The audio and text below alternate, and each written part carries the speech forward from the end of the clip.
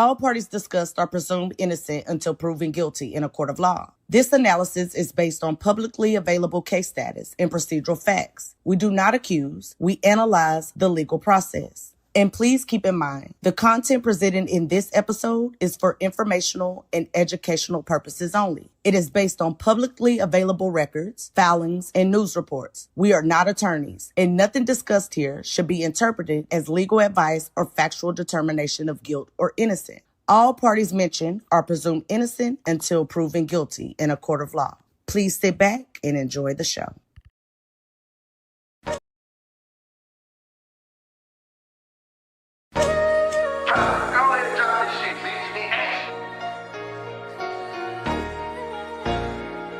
God. On Bubba, nigga. 3G4L, nigga.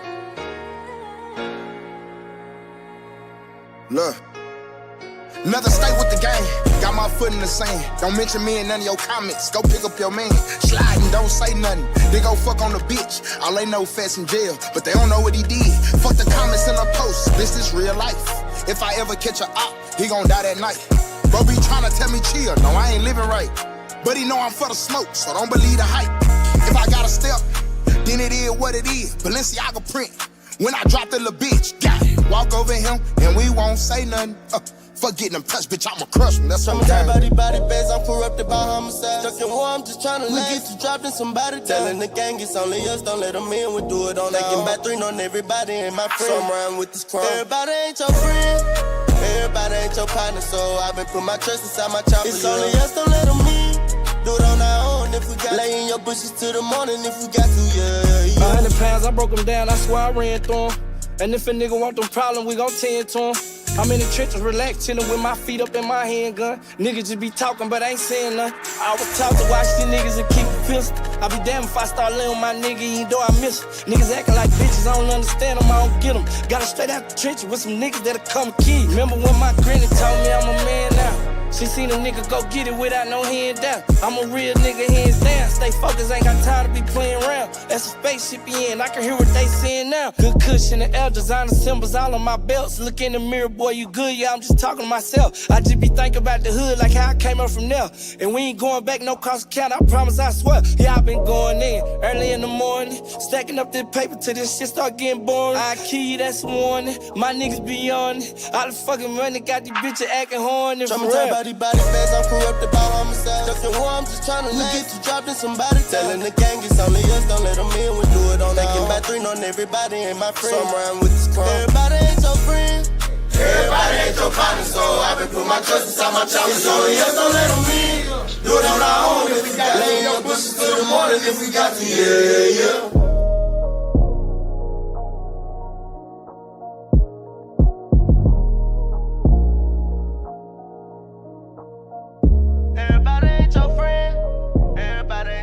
So I've been putting my trust inside my chopper. It's only us, don't let them in. Do it on our own if we got. Lay in your bushes till the morning if we got to, yeah.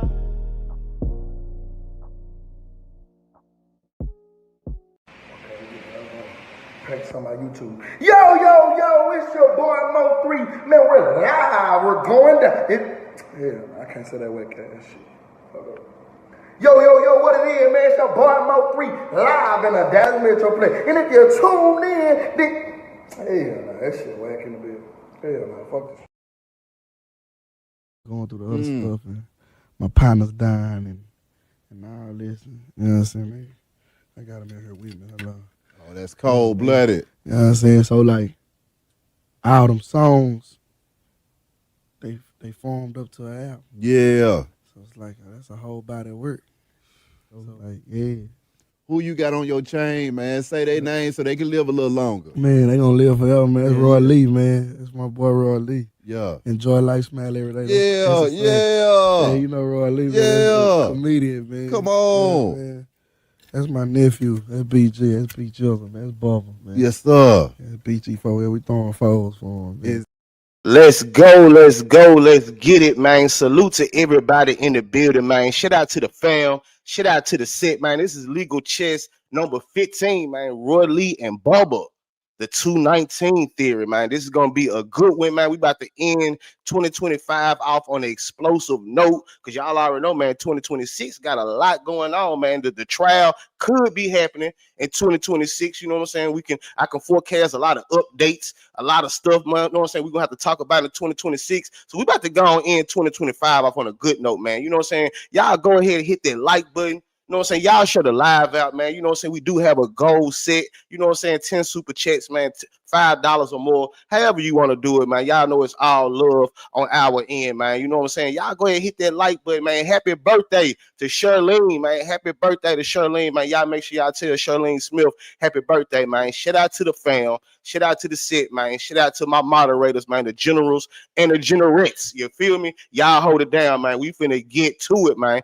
Hey, man, this episode here finna be good as a bitch, man. We finna break it down like a pound. Grab your pad, grab your pen, because CB and Josh about to go the fuck in. Let's get it. I ain't saying I don't think he was looking to cloud. I think he wanted to get some stuff off his chest. Mo's been putting out hits in the city. Like, you go to a club, they drop a couple Mo songs, and people know the words. Yeah, like, he is one of the only rappers in this city where you drop a couple songs, and you'll see, look around the club, people know all the words to the verses. Yeah, but he's been doing right very well. To get out of the city. No, this is a personal thing that he felt he needed to do. Right. You know, and he did it. And back in the day. You can't say they won't go to MO3 and be like, look at this, 219, happy birthday, Roylee. Look what I didn't say they did. I just think he's probably a little smarter than to just totally snitch himself up. Man, TK did it. Now look at him. Let's go. Hit the like button, man. Put the gorillas in the chat, man. Long live MO3, long live Bubba, long live Roylee, man. GT4L. Let's get it. Hey, why they lying to them people? Like, tell them people the truth. So they been misled, they been misinformed. Like, nah, niggas ain't no diss round. Diss round, niggas. My partner dead and gone, nigga. Had birthday though. You niggas know what's up with me in real life though. That's okay. Don't hurt nobody, don't do them bad. Don't do them bad. Cause I've been traumatized, blame it on my past. If I say so, my youngest go crash. Oh, they gon' crash. They better lay low, cause no, they don't want that. This is for my enemies, please don't tell on me. They heard about my background, got too much felony. For real, knowing I won't back down, that weapon stay on me. And I'm yelling 219, that's my memory. Yeah, they don't wanna talk about the real shit. Go tell them people how them boys got hit up. How they do it? Gunfire slugging, I pull up with sticks, huh? What? They shoot something, this ain't no motherfucking stick up. It ain't clip, take to the chopper, nigga, this the one. Lurking with 30, heard the op trying to get rid of us. You heard about a rapper sprinter in a crossfire? Yes sir, I did, I heard that bitch got extra ripped up, gang. Just got out the phone with Mr. Hit that old. He like chill, but I ain't trying to hear that shit no more. Nah, I don't see these boys, I'm on a different flow. Whack something, then I'm gone, won't nobody know. All their partners got hit up, you better check the scope. I'm conniving late night, they won't tell us I won't. Rapping that nigga do a trick or something. But I put that little bitch in a figure 4. Yeah, all on IG with that real rap. Scrolling down my timeline, I'm like, here you go. I know the niggas hear me through their stereo. I leave some bullet holes bigger than the Cheerio. They was on my dick about a year ago. Believe in God, little nigga home for a soul.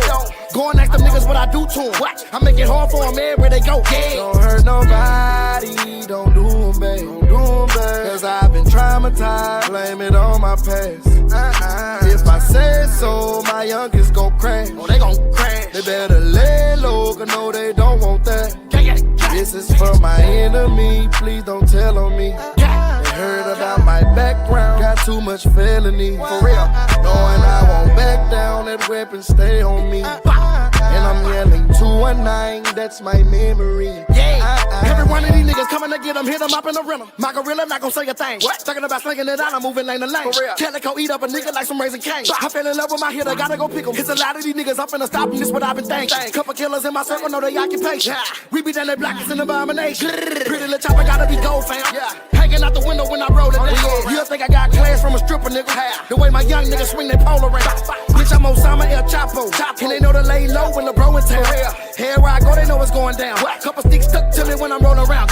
No Freddy Cougar, I'm Michael Myers. Black monkey suit and a ski mask. Black on black chopper with 3 flags. I ran a handle, bitch, I'm Rambo. Don't make me mad. Pull up with a stick and make that eat flag. I was thinking about buying me a G-Wagon. I be in the cut, nigga, keep laughing. I don't know about no beef, I'ma keep smashing. Don't hurt nobody, don't do them bad. Don't do them bad. Cause I've been traumatized, blame it on my past. If I say so, my youngest go crash. Oh, they gon' crash. They better lay low, cause no, they don't want that. This is for from my enemy, please don't tell on me. They heard about my background, got too much felony. For real, knowing I won't back down, that weapon stay on me. And I'm yelling 219, that's my memory. Yeah.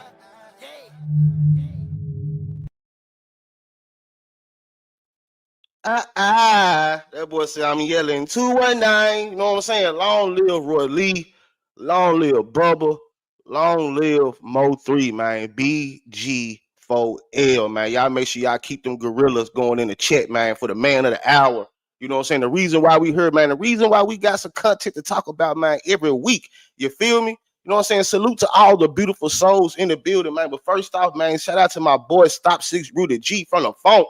You know what I'm saying? Coming through already, man, getting us one step closer to our goal, man. The 10 super chats, man, $5 or more, man. You know what I'm saying? We appreciate you, brother. Undying love, man. You know what I'm saying? Salute, though, man. Salute, man. Welcome, y'all. Welcome everybody to Legal Chess episode 15, man. You know what I'm saying? In my spirit, in my gut, I feel like this is gonna be a good one, man. You know what I'm saying? But let's get to these shout outs, man. You know what I'm saying? But hold on, before we get to these shout outs, hold on. Well, let's go and get to these shout outs real quick. Let me scroll to the top of the chat, man. Y'all make sure y'all hitting that like button for your boy. You know what I'm saying? Shout out to Replay Gang. Y'all make sure y'all hit the like button on the replay. You know what I'm saying? Make sure y'all hype the video up as well, man. Even the people in the chat, man, when y'all get done with the live, double back and hype the video up, man. You know what I'm saying? They say that helps. You know what I'm saying? So let's make sure we do that, man. You know what I'm saying? Shout out to the set. You feel me?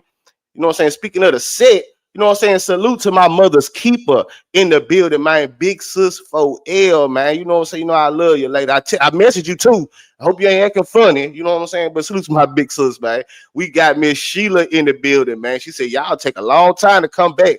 Let's go real uncut news. You know what I'm saying? Yeah, we got that real uncut, man. This shit ain't stepped on over here, man. You feel me? But salute to you, man. 2026, you know what I'm saying? I'm trying to up the content at least 20%, man, on this channel, man. I'm trying to up the content at least 20 to 30%, man. You know what I'm saying? In 2026, you know what I'm saying?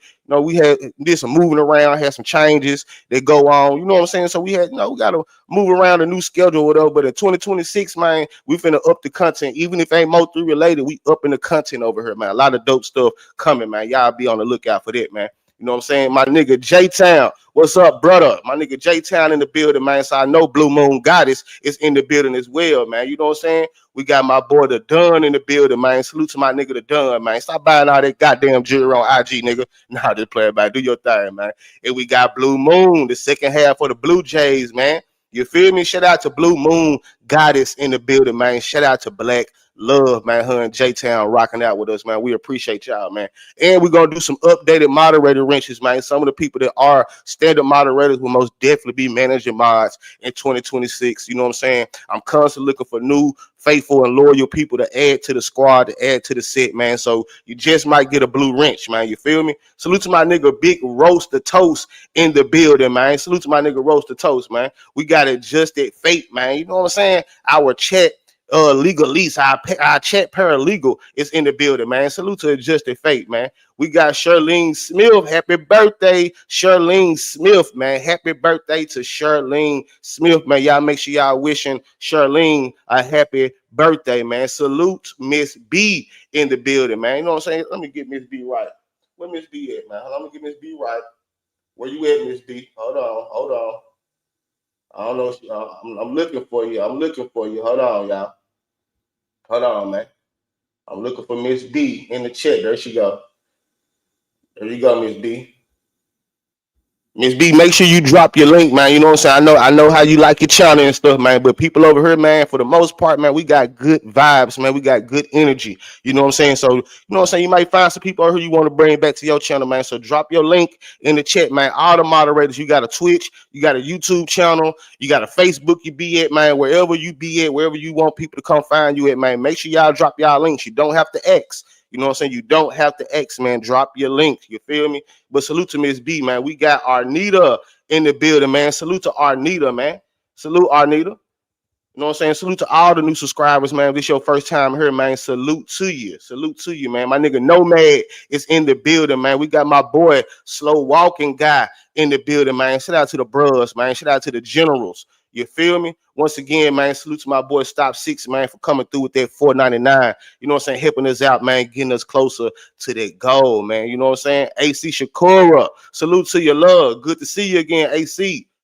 Who it is? Tat to tat or tot to tot. Man, I hate if I'm sorry if I'm butchering your name, but salute to you, man. Good to see you in the building. She come through with the man. They coming through with those gorillas, man. You know what I'm saying?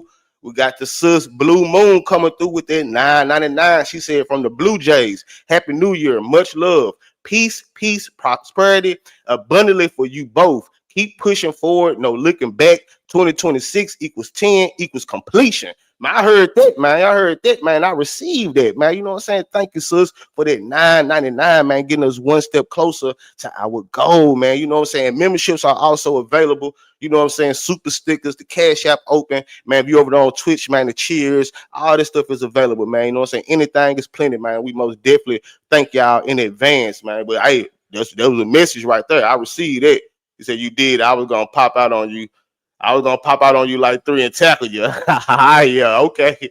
Let's go, man. We got my boy Frog Gang in the building, man. You know what I'm saying? We got GBO Manning in the building, man. We got Adam in the building. What to do, Adam? Who else we got in here, man? Shout out to everybody coming in, man. Don't forget to hit the like button early so y'all can kick y'all feet up, man, and enjoy the rest of the show. You feel me? We got Leisha B by way of Scale Gang, Sidewalk Gang in the building, man. You know what I'm saying? We got Brown Sugar, baby. We got Brown Sugar in the building, man. Salute, Brown Sugar, man. You know what I'm saying? Who else we got in here, man? I'm scrolling. I'm making my way down. Okay, I think I'm at the bottom. I hope I ain't miss nobody. I hope I didn't miss anybody, man, in the building, man. But salute to y'all, man. Salute to everybody in the building, man. If I miss you, man, charge it to my head and not my heart. You feel me? Bahama Mama, last but not least, she coming through at the buzzer. Salute to the sis Bahama Mama, man. You know what I'm saying? Salute to all my sisters in blue. You feel me? All my sisters in blue, man. Love y'all, man. Y'all already know what it is, man. Y'all hold a nigga down. Y'all hold this channel down. Y'all hold us down, man. We appreciate y'all, man. You feel me? You feel me? Like I said, man, moderators, man, y'all got any channels, any platforms, man, don't be shy to drop your link. You don't have to X. You don't have to feel like you clout chasing, man. You know what I'm saying? We all in this together. You feel me? But y'all know what it is. Y'all know what it ain't. Y'all know exactly what the fuck it should be, man. But just in case you don't, you know what I'm saying? This is your first time here, or if you just need a reminder, salute Quick. I see you in the building. This is your boy, Big Josh, aka Josh World TV, aka Pastor Josh, man. You can catch me over there on New World TV, where we getting our praise on. This is a faith-based channel. You feel me? So, man, look, salute to y'all, man. You know what I'm saying? Y'all already know. Hold on, let me switch her around. Baby. You got your background. I don't know what that is in your background, but you kind of noisy over there a little bit. You good? No, I don't know. I'm noisy. Ain't nothing playing. Hold on one second. Hold on. No, you just loud. Hold on. Let me fix your volume. Let me fix your volume real quick. Let me fix baby volume. Hold on, y'all. Give us a little minute. Hold on. Come on mute, baby. Come on mute so I can edit your mic. Go ahead. Yeah, I'm just gonna turn you down a little bit. Oh yeah, you on 200? God damn. Who did that to me? Golly. I don't know. 200 is crazy. You trying to make sure you heard today, y'all. You must got some good shit for us, man. You know what I'm saying? But y'all already know, man. Y'all got the love of my life with me. You know what I'm saying? The host / co-host of the Legal Chess. You know what I'm saying? The one that drive this thing. You feel me? The one that drive this thing, man. We got CB the G, aka CB the author in the building. How you feeling, baby?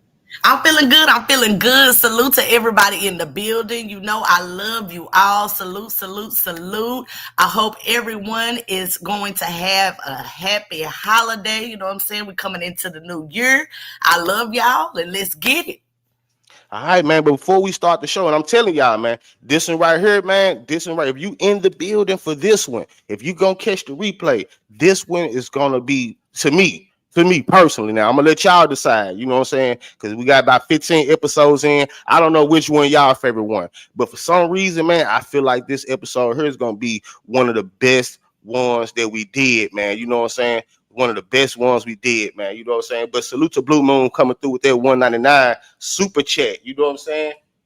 She said y'all click those links in the chat. Yes, man. Y'all click all the links y'all see in the chat, man. Y'all go support, man. You know what I'm saying? Support, man. But look, before we get started, we got a couple church announcements. You know what I'm saying? We got a couple church announcements. Man. Give y'all a little time to hit the like button. You know what I'm saying? All that good shit.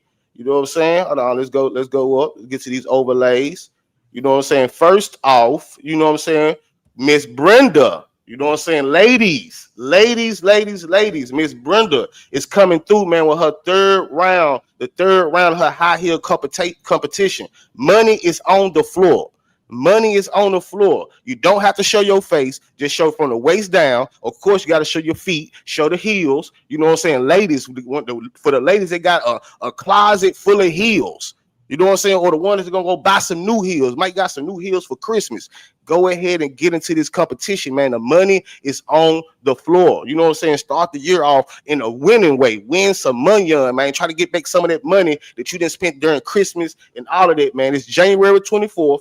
2026, 7:30 p.m. man, and on the ones and twos, man, is YouTube's best DJ, Buddy Lee, man. You know what I'm saying? If you want to be in a competition, you know what I'm saying, y'all make sure y'all hit up Miss Clark, you know what I'm saying, Miss Brenda on Instagram, man, at bclark315. You know what I'm saying? At bclark315. I seen somebody in the last live say they wanted to be a part of the competition, but y'all need to hit up Miss Brenda, man, at bclark315, or you can reach out to me if you have my Instagram. You can reach out to me, you can reach out to CB, and we'll make sure we get y'all name over to her. You know what I'm saying? So look, January 24th, 2026 is money on the floor, man. Y'all go get that money, ladies. Ladies, go get the money.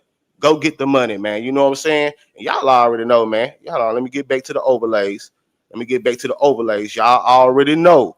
Still Her is still available. You know what I'm saying? Y'all make sure, I'm pretty sure that link is going to be in the chat as well. Y'all make sure y'all go cop Baby's book, man. CB's book, man. CB the author, man. She wrote a book. You can get the ebook, you know what I'm saying, or you can get the copy, man. It's on Amazon right now, man. It's still going up. It's still doing good numbers, man. I think she's well over 100 books sold. You know what I'm saying? So support the purpose, man. Support the cause. Y'all go cop that book. Baby, you got anything you want to say about your book? No, nothing about the book. Just go cop it if you haven't got it yet. I mean, come on now. It was #1 on Amazon. I mean, what the fuck are you doing? Let's go. What the fuck are you doing? You know what I'm saying? What the fuck are you doing? You know what I'm saying? But you know, it would always last. It will always be there. But I did want to drop an announcement. Family, I just dropped the link in the chat for our Fuel the Hope campaign through Hope and Health Alliance. If my story, my work, or Hope and Health Alliance has ever touched you, this is how you can help me keep going. Every contribution fuels real people, real healing, and real hope. I love y'all. Let's build together. If you have it in your heart to donate to Fuel the Hope campaign, please do so. I will be making different kits for people living with HIV, people with families of people living with HIV, to give back to my community. Y'all know that's what I'm trying to build. That's what I am building, not trying. That's what I am building. So if you feel it in your heart to give to the Fuel the Hope campaign, please do. It is going in the Hope and Health Alliance bank account, and we will use that to give back to the communities of those living with HIV. Most definitely, man. It's a non-profit organization, so you ain't got to worry about nothing coming out. Everything, she'll be in trouble. You know what I'm saying? She messed them funds up, messed with them funds or anything. You know what I'm saying? So, man, y'all go ahead and support anyway, anyhow, man. It is all love, man. 2026, some big things coming over here, man. Y'all be on the lookout, you know what I'm saying, for a lot of big things coming over here, man, from Room 901, from me and CB. All right, man. We are here, man. You know what I'm saying? We are here. The gang here. You know what I'm saying? Everybody here, man. Everybody rocking. You know what I'm saying? Everybody rocking. Let me take this banner down. You know what I'm saying? One more time. Y'all make sure y'all cop that book, man. It's on Amazon. The link will be in the chat, man. You know what I'm saying? But y'all see the title, right? Y'all see the title. This is Legal Chess, episode number 15, Roylee and Bubba. You know what I'm saying? Roylee and Bubba, man. We already know the story, man. We already know how this go. You know what I'm saying? But just in case you don't, you need a refresher.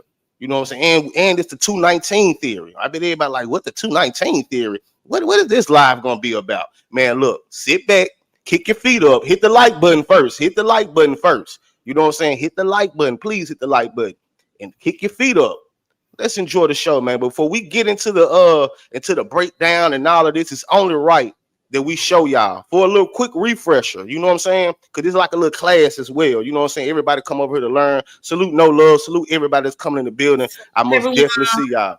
Salute to everybody in the building, man. Look, we finna run this documentary real quick. You know what I'm saying? We finna, so go ahead. Wait, let's go, bro. He said, please light up and pull up. You feel me? Light up, pull up. You know what I'm saying? Kick y'all feet up. Go get you something to eat. Let's go, Tanya. Salute to you, man. Thank you for finding us, man. We are blessed to have you. Thank you for finding us, and we are blessed to have you, man. Welcome to the set, man. Welcome to the set, man. You're gonna love it here. You feel me? And you hear, hey, you caught a very good episode. You heard me? Because it's about to go down. It's about to go down today, man. So let's get into this documentary real quick. Let's watch this video. You know what I'm saying? Because it's only right, you know what I'm saying, that we show y'all how Bubba and Roylee fit into the overall feud, the overall war that took place, man, with MO3, Trap Boy Freddy, Yella Beezy, so on and so forth. You know what I'm saying? Because it's one thing for us just to isolate them, which we're gonna do, but we gotta show y'all how all of this fit into the grand scheme of things as we talk about this war, this feud, man, that a lot of people lost their lives in, man. And rest in peace to everybody that may have lost their lives throughout this whole feud and war. So I'm about to pull this up once again, man. Y'all kick y'all feet up. You know what I'm saying? Let's enjoy this, man. We're gonna get into it.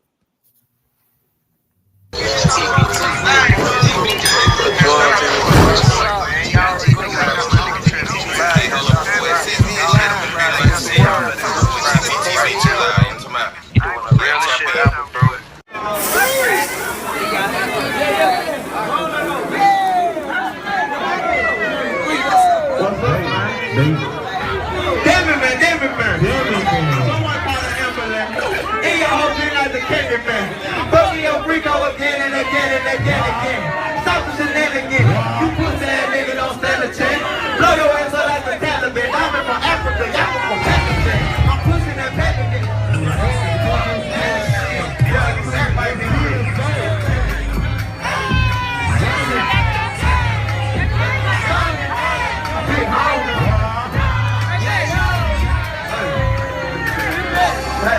Make a young nigga pop with this fuck nigga, man. Make a young nigga pop up.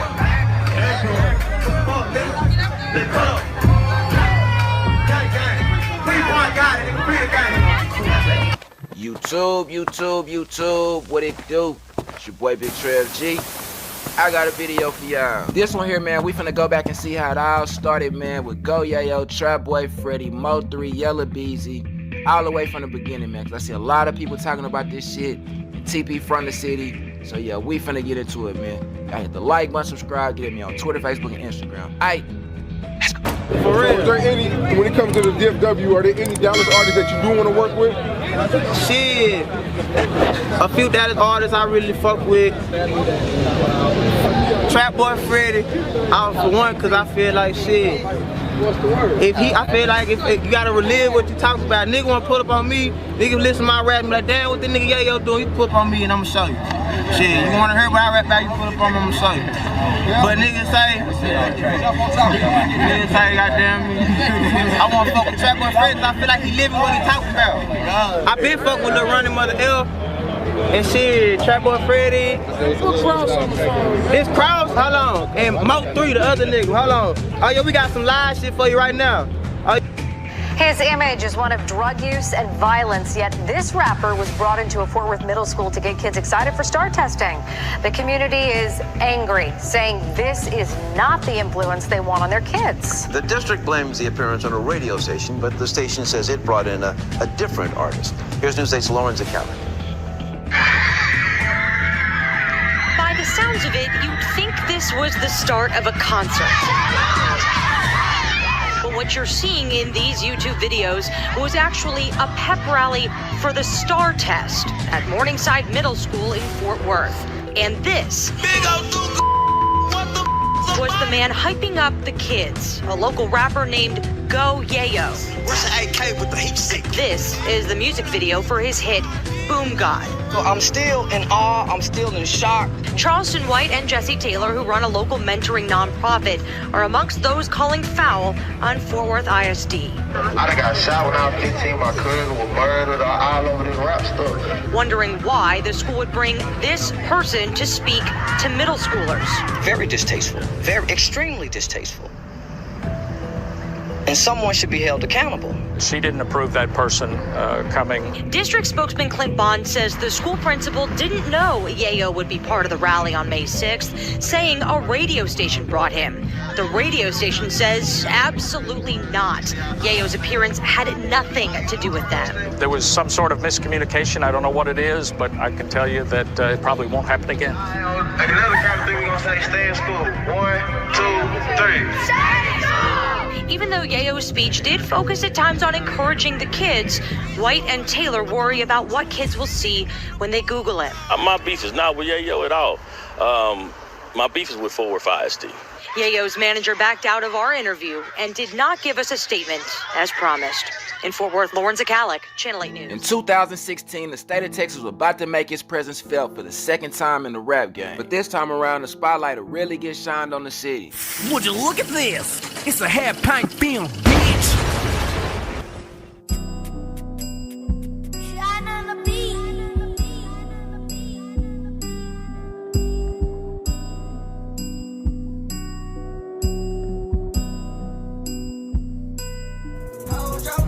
Cause you might say something I might not like. And if you do, then you just might lose your life. Money, young niggas getting money, we ain't worried about night. We ain't worried about night. Illegal lights, illegal water, young nigga trapping out of bike. When I entered the room, young nigga bringing the boom like a typhoon. Buffet part 2 coming soon. More gold than that Pharaoh and Tune. Young nigga boom. This was a new sound in the city and a lot of people gravitated toward it. And in those days, it was a formula. You had to have Shine on the Beat produce it. You had to have Half Pint shoot the video and Say Cheese to post it. And it worked. Yayo had the hottest 2 songs in the city. And a lot of people also tuned in to his beef with Stop 6 Low Key and Spud Boom. This shit is real hood content, nigga. Fuck hood fun. Real shit, pussy nigga. Catch me in traffic, pussy nigga. You Spud Boom, bitch. I'm the original boom, bitch. Ain't no wrong with me, pussy nigga. MVP, nigga. Gang. Put a hit out on Lil' Kyron. Fucking Yayo, tell my niggas go find me. He told me pull up, but really he high. Shoot up his house and bring her side. It's a homicide on the southwest side. Where you was raised, your life is a lie. You never had a hustle, might as well get a job. You went to Atlanta, act like you get signed. Ain't worried about niggas is no competition at all. I so pussy that I mentioned. I was really in the kitchen. Me and Fofo really busted down midge. Now during this time, Yayo would beef with damn near every Fort Worth rapper that was coming up. Also, a beef with him and Dallas rapper BFG Strap would start after Yayo got paid for a feature and didn't follow through. That my mixtape was dropping the next day, and I got a song called Power Part 2, to where I gotta let me get this video out first. I ain't had no problem with doing that video. I wanted to get mine out first, cause this is my lingo. This is. Now thank God nothing happened in this situation other than a couple of diss songs and Instagram Live. The next beef would be with MO3. Nana was scared to get on the phone. Nana was scared to get on the phone, so he put Yayo on the phone, you know.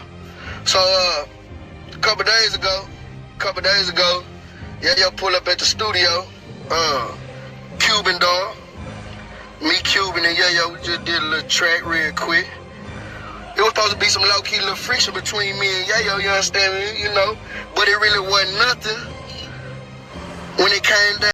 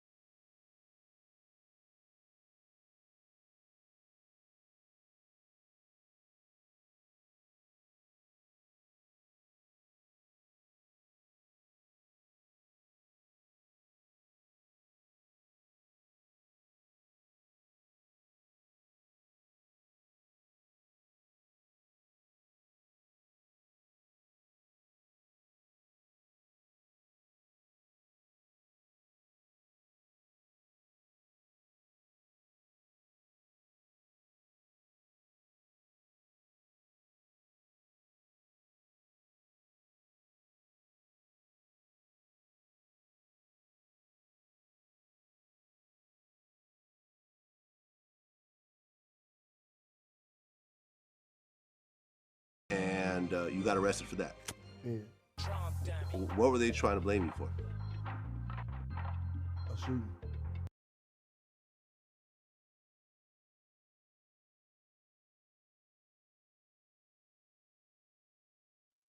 Salute to everybody coming to the building. KK, we see you, baby. We love you more. So salute to everybody coming to the building real quick. You know what I'm saying? Once again, we are showing how Roylee and Bubba fit into the overall timeline before we isolate them and break it down into the legal chess and what it's going to mean to the MO3 trial. We got to show y'all how they fit into the overall feud, the overall war. You know what I'm saying? Because we don't want to make it seem like these are just isolated incidents, man. Instead, there's an ongoing war, an ongoing feud that went on in the DFW, man. Long live everybody that lost their life during those times, man. Let's go.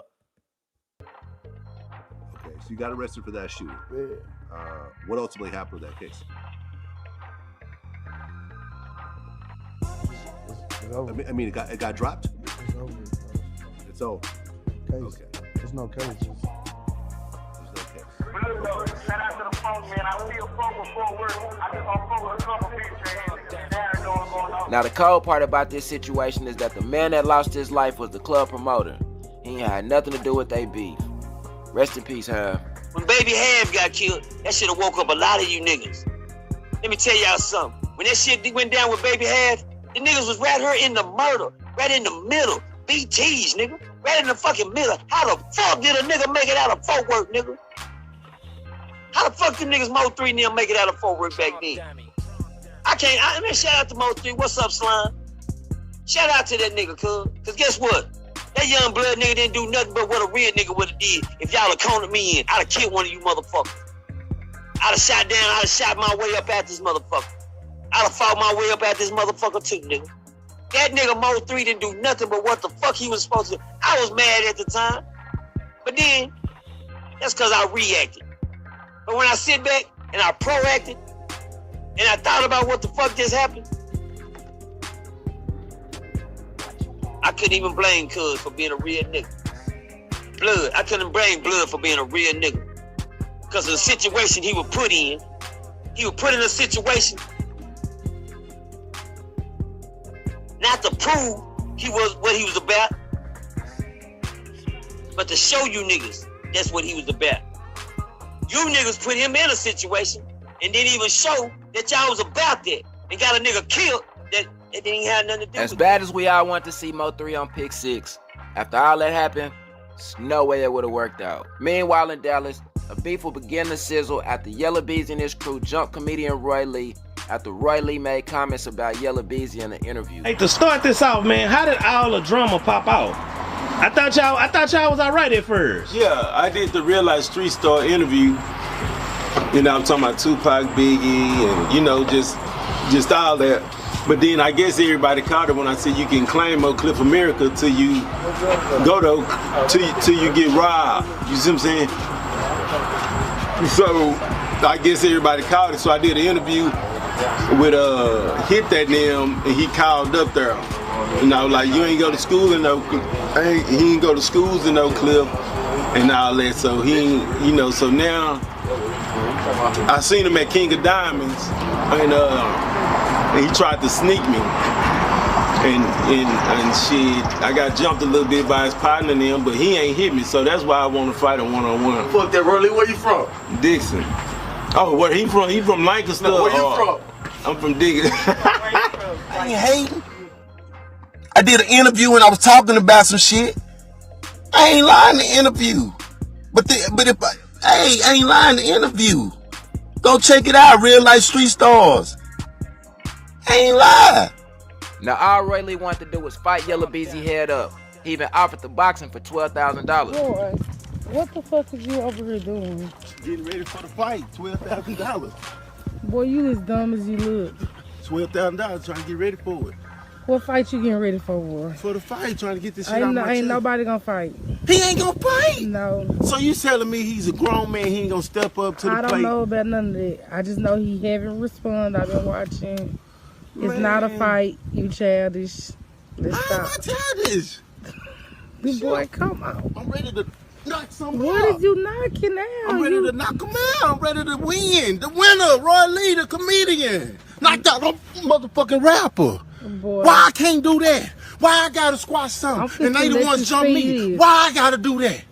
Why? Okay, they jumped you, let it go. Why I gotta let something go? Why they saved him like they walked him to church last week? Why? Right. Fuck it, man. Fuck it. Come on, man. God damn. Hey, everybody gonna see that you ain't speaking up for yourself. You a grown man. You ain't speaking up for yourself. You can't act like you too busy. Everybody busy. Everybody got something going on in life. So what you gonna do? I want to fight for $12,000 in the ring for the kids' charity for $12,000 and we give it to whoever. That's easy. If you don't want to do that, just call me and we squash it that kind of way. But I need to hear something. Extortion. That's what it's gonna turn into because everybody see that you're not speaking up. You're not talking for yourself. P. Point blank period, I'm serious. Extortion, y'all say it with me. Ooh, that bitch sound good. You gonna get extorted, P. You gonna get extorted. That's gonna be funny. Extortion, how much you owe this city? How much you owe that city? Ooh, extortion, and your partner them ain't gonna like that. How you gonna get extorted? Nigga, you don't go with him. Down, nigga. You can't wave right. You don't go with him. He don't let you go with him. Extortion, they gonna extort him in every city. Ooh, extortion, you ain't say nothing to Roylee. Let me take your chain. You ain't say nothing to him. Extortion, $12,000. What you gonna do? What you gotta do? What you gotta do? Enjoy life, smile every day, fuck whatever I say. Boom on the hate nigga ass. Looking back in hindsight, man, I kind of do wish Roylee would have let that shit go. But at the same time, you really can't blame him. Niggas always want their lick back, man. You're not finna just hit me and I can't get at you. You know what I'm saying? It don't work like that. So I understand his frustration straight up. But unfortunately, Roylee would be shot sitting in his car after he had went to go pick up a back end. I had surgery yesterday. I'm doing all right. I'm doing good. I just wish they would give me an ice box and microwave. Baby, no. Roylee would later pass away from complications from his injury. And after this one, things will never be the same. See, sometimes you just gotta get your hands dirty so you can live clean. The bigger the city, the bigger the dream. This dirty, dirty Dallas, homie. But you can call it the Triple D. Police say 26-year-old DeAndre Conway was shot 3 times and was still conscious and breathing when he was transported to a nearby hospital. Conway told investigators he was out with friends and had dropped them off in Louisville. All right, so boom, Roylee gets shot. A couple weeks later, he died from the complications of the shot. Then hours later, the next day, but it was like because Yella Beezy got shot in the wee hours of the morning, like 2, 3 o'clock in the morning. So hours after Roylee was shot, Yella Beezy get hit up. You know what I'm saying? We all heard about how that went. You know what I'm saying? Thank you to Flip Mode for that love over there on Twitch, man. Thank you, thank you, thank you. Let's go. And was on his way home when he was fired on. Police say more than a dozen rounds were fired into Conway's vehicle. Investigators are hoping businesses and/or tollway cameras will lead them to the suspects. Investigators say it's unclear if Conway knew who fired the shots or if the attack was random. Dear Heavenly Father, I know that I sing in the city. They talking, they know what I did. And this 219. This is 219. Follow the timeline, y'all. Hit up that rapper, you made him famous. Yeah, he barely made it, but we're not again. All I see is yellow, taping Berettas. Outside I ain't lacking, don't think that I'm me. You making all this talking about you done hit sprinters up, boy. Stop playing with us. Oh, my mama shot the tollway, boy. You rapping good in the hole, boy. You need to cut it out, boy. Nigga, wipe your nose. These good rapping ass niggas be having y'all fooled. And Fort Worth, y'all so weird. My city weird in the bitch. This nigga was whole just, y'all remember, y'all was talking shit when Half died the day before. Everybody was like, oh shit, Yayo done ran MO3 out the club and boom boom ran him out the city. Yayo be tripping, he back on this shit. Then that nigga Half died the next day and y'all was like, oh fuck Yayo, that nigga such, all that weird gay ass shit. I don't give a fuck, nobody gonna fuck with me though. But I'm saying though, like a month later, y'all was singing the shit out there, and all that fuck shit. Stop playing with me. Stop playing with me. Y'all niggas singing all this Sierra song shit. This nigga that stole Sierra song. Y'all just really loving that shit. Now around that same time, Trap Boy Freddy's Sprinter Band would get shot up. But after these 2 hits, MO3 would take a loss. Tanya McDaniel challenging the Dixon Avenue area of South Dallas to break the silence and speak about the murder of James Browning Jr. Who's known as Bubba to his family, friends, and the community. That's what I referred to him from here on out as Bubba, was shot and killed at this location. March 13th in the 3700 block of Dixon Street in front of Dixon Grocery. The employees know him. They didn't have a problem with him being here until all of a sudden some guys drive through in a white SUV, looked to be like a Dodge Durango, coming down Dixon. Bubba is standing right next to the front of the door, just hanging out, standing calmly, not being bothered, obviously not knowing what these guys were about to do to him. And then they began shooting? Once they pull around to the side of the building, they stop. Two of those individuals get out in dark clothing. One seems to be... But Bubba might have felt like something was up. Watch. He glances at the white SUV going round back. As soon as it's out of his sight, he casually starts to walk away. He's in the parking lot and takes a quick look over his right shoulder just before the bullets fly. Need a house without a strap, I'ma keep that. Niggas off and up talking that flap, we gon' sweep that, yeah. You gotta feel my pain. After Bubba got killed, Trap Boy Freddy would take losses. Gotta be cautious. Lot of an apartment building located at 1400 West Wheatland Road. Dallas Fire Rescue responded to the scene. One of the victims was in critical condition, suffering a wound to the head. The other victim suffered a less serious wound. Both victims were transported to a local trauma center for care. Police believe the two men were about to get into a car when the unknown suspects opened fire. Dozens of casings were located. Still early in the investigation, police have no motive and no suspects. Ready up, fofo, ready we hop out on feet, dig up under my nuts, nigga. Yeah, there they go, we fetch them, hit Goofy and Donald Duck, nigga. Yeah, put one of them up, the other one they hollin' shake back. Okay, it's cool, we'll smoke him later like a shake set. Every time somebody got shot, MO3 would rap about it. I know some shit that they don't know, I never told, man. The last nigga that we smoked, he was a no-name. Ran in the spot and gunned them down and left the cocaine. Bitch, I'm HSM for real, this shit here propane. Cut those game. There was a lot going on in the city at that time, and MO3 would make it a point to capitalize off of every situation. Hold the fuck up. I cannot believe my motherfucking eyes. Bitch, is my puss ass op laid up in a hospital talking about he got in a car wreck? Boy, fuck that, talking about you broke your leg. Tell these niggas you really got hit up.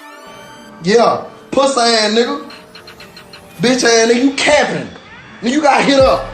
Everybody know you got hit up when your pussy ass went to the hospital. You telling people don't record it, don't put it out there, woo, cause you want motherfuckers to think in the city you untouchable. Nah, bitch, it's pressure. Nigga talking about he broke his leg in a car wreck. You goofing the hoe. I bet your partner sitting up there looking like, bro, so he just gonna act like he ain't get shot? A couple weeks ago, he gonna act like nigga ain't hit him up and be live? Stop playing. I don't know who did it, I'm just saying. Why you capping like your leg got broken in a car wreck? Pussy ass back up down. Yeah, nigga. A week after this video was made, MO3 would be shot and killed on I-35. Man, whoever got the motherfucking freeway blocked out need to get y'all shit together, dog. God damn. Nigga can't even get on the fucking freeway. Man, Lord got the freeway blocked off all the way on Pope, dog. Fuck they got going.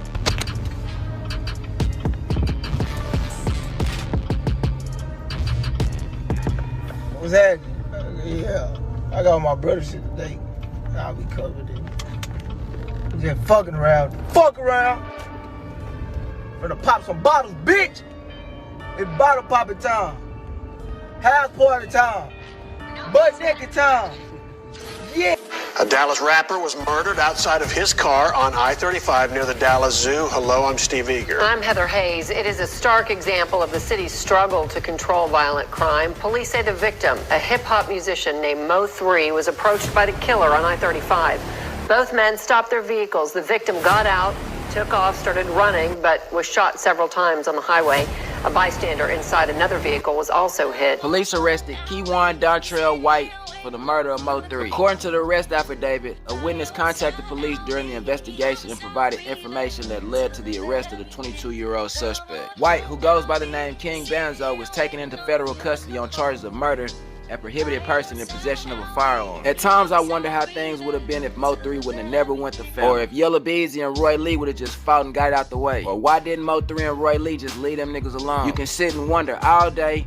You can even place blame on everybody from the artists to the fans, the blogs, the industry, Nizzle, etc. But instead of doing all that, how can we make sure that something like this never happens again? The only thing that this beef did was brought out the beast in these rappers and they made a whole lot of bank. But that doesn't account for the families that's mourning the loss of their loved ones. It's safe to say that this rap shit is a blessing and a curse.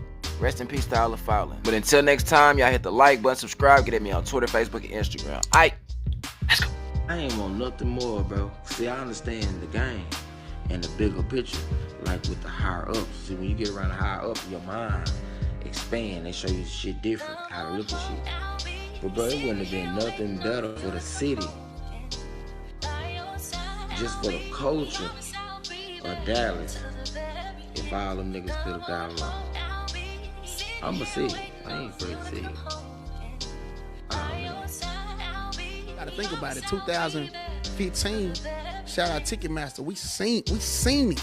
After we watched motherfucking me that NWA video, nigga, come on, man. It's gonna be Trap Boy, MO3, Yellow Beezy, and my nigga Maserati. Free my nigga. Yeah. Them was gonna be the niggas. Facts. And who was standing in the middle of that motherfucker? I remember that. We seen it. Yeah. We seen the forefront, nigga. To that? Man, know what I'm saying? What's so crazy? Know what I'm saying? Like before, like when the song was supposed to got done, the nigga who was doing the recording, because they had some songs together. The nigga who was doing recording couldn't do 3 with the right auto tune, so did nobody record. And after that, it just went left, my nigga. Niggas telling me, Say I got you. When it's fucked up and get fucked up, just hold it down and keep it silent. And when you're not around, I protect your name. I won't let a nigga talk about you. Pussy niggas killed half, went back to their city. Club still playing that music, DJ fucking with them. Oh, laughing about it on the book. Nigga make.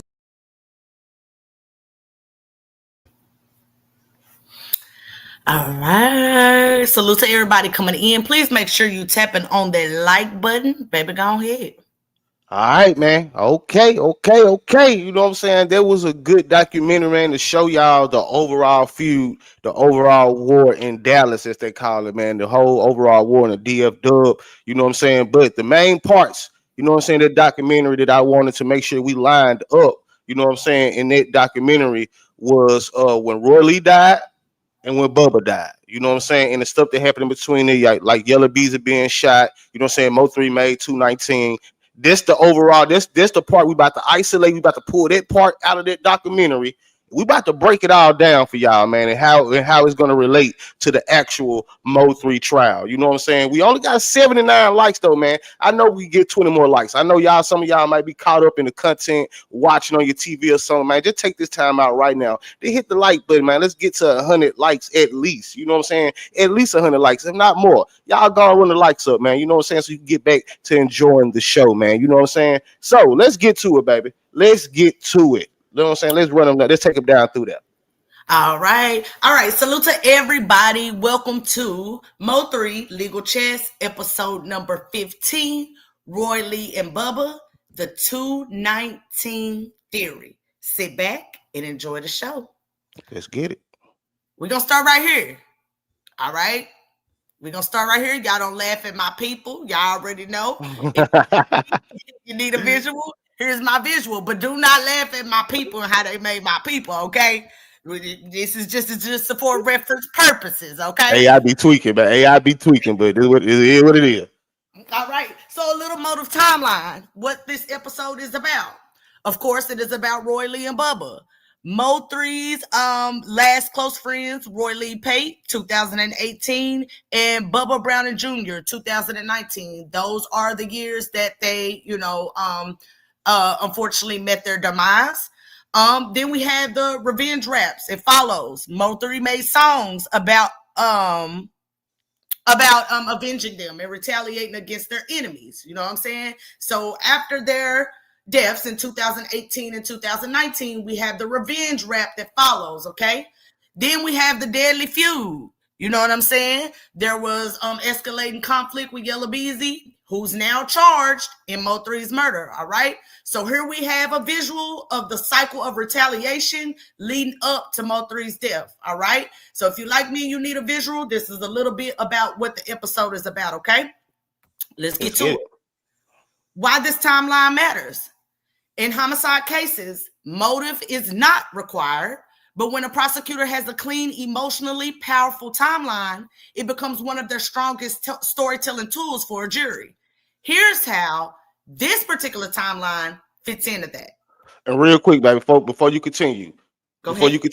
I want to hone in on the jury part, right? The jury, right? Because a lot of people say they got to prove without reasonable doubt. No, they're going before a jury. This trial would be before a jury, y'all.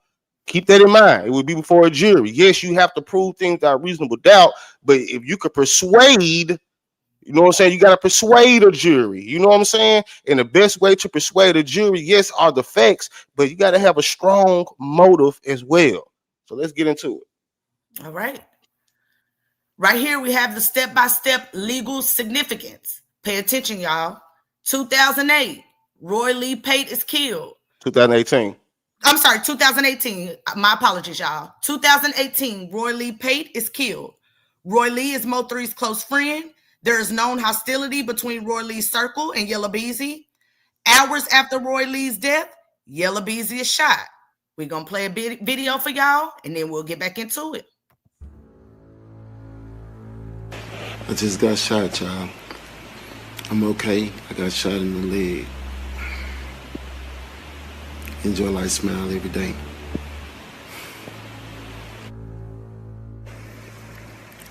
Hey, y'all. I just got shot in the leg. Enjoy life, smile every day. Y'all remember that. Best thing going. I'm okay. Fractured my leg bone, whichever one it is. I'm all right.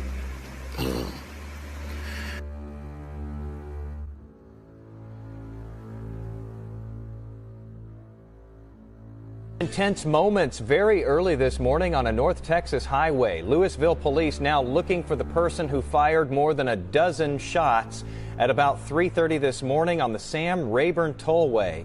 3 of those bullets hit 26-year-old DeAndre Conway near Parker Road.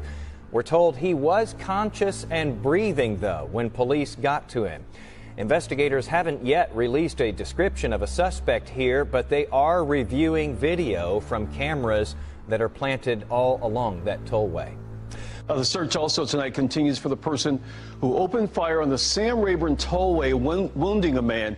That gunfire happening on that tollway about 3:30 this morning in Louisville. Police identifying the victim as 26-year-old DeAndre Conway. He had been shot 3 times. Friends say Conway is actually known on the Dallas music scene. Here's a video of him, rapper Yella Beezy. He was on the actually an opening act for Jay-Z and Beyonce when they had their tour stop here in Arlington just last month. He's always a real humble, real nice guy, very likable. You know, it's funny type of guy, but he just seemed like he was just happy for the success he was having, and he was just enjoying life at the moment. Louisville police say Conway was conscious and breathing when he was rushed to the hospital. Detectives are still looking, however, for the person who opened fire, as well as a motive for that shooting. Let's go, man. Shout out to Blue Moon Goddess. Let me highlight this real quick. Shout out to Blue Moon Goddess, man, for getting us one step closer. Y'all, my bad. I had the last go. I said it for 30 minutes. I forgot to change it for 3 hours. You know what I'm saying? But thank you, Blue Moon Goddess, man. We still keeping up, man. We still getting closer and closer to meeting our goal. Thank you, Blue Moon Goddess. We love you, sis. Thank you, sis. Enjoy that upgrade you got, man. You know what I'm saying? Check it out, man. You know what I'm saying? Check it out. All right. So we know Roylee Pate was killed in 2018. What is the legal implication? This establishes an active, escalating feud and a climate of retaliation. The jury doesn't hear random violence. They hear conflict, death, retaliation, more conflict. Right, because as y'all know, or some of y'all may know, and y'all may hear in some of the interviews, and we're going to expound on this as well. A lot of people say that Roylee was speaking up when he was, you know what I'm saying, going to Yella Beezy. He was speaking up on behalf of MO3. You know what I'm saying? A lot of people say that Roylee was most definitely speaking up on behalf of MO3 and riding for MO3 by fucking with Yella Beezy. You know what I'm saying? So Roylee gets shot weeks after. You know what I'm saying? He died from the complications of getting shot, where he get jumped first by Yella Beezy and them. You know what I'm saying? We know that for a fact that he got jumped by Yella Beezy and them. Then he ended up getting shot. You know what I'm saying? Then he ended up dying for those complications.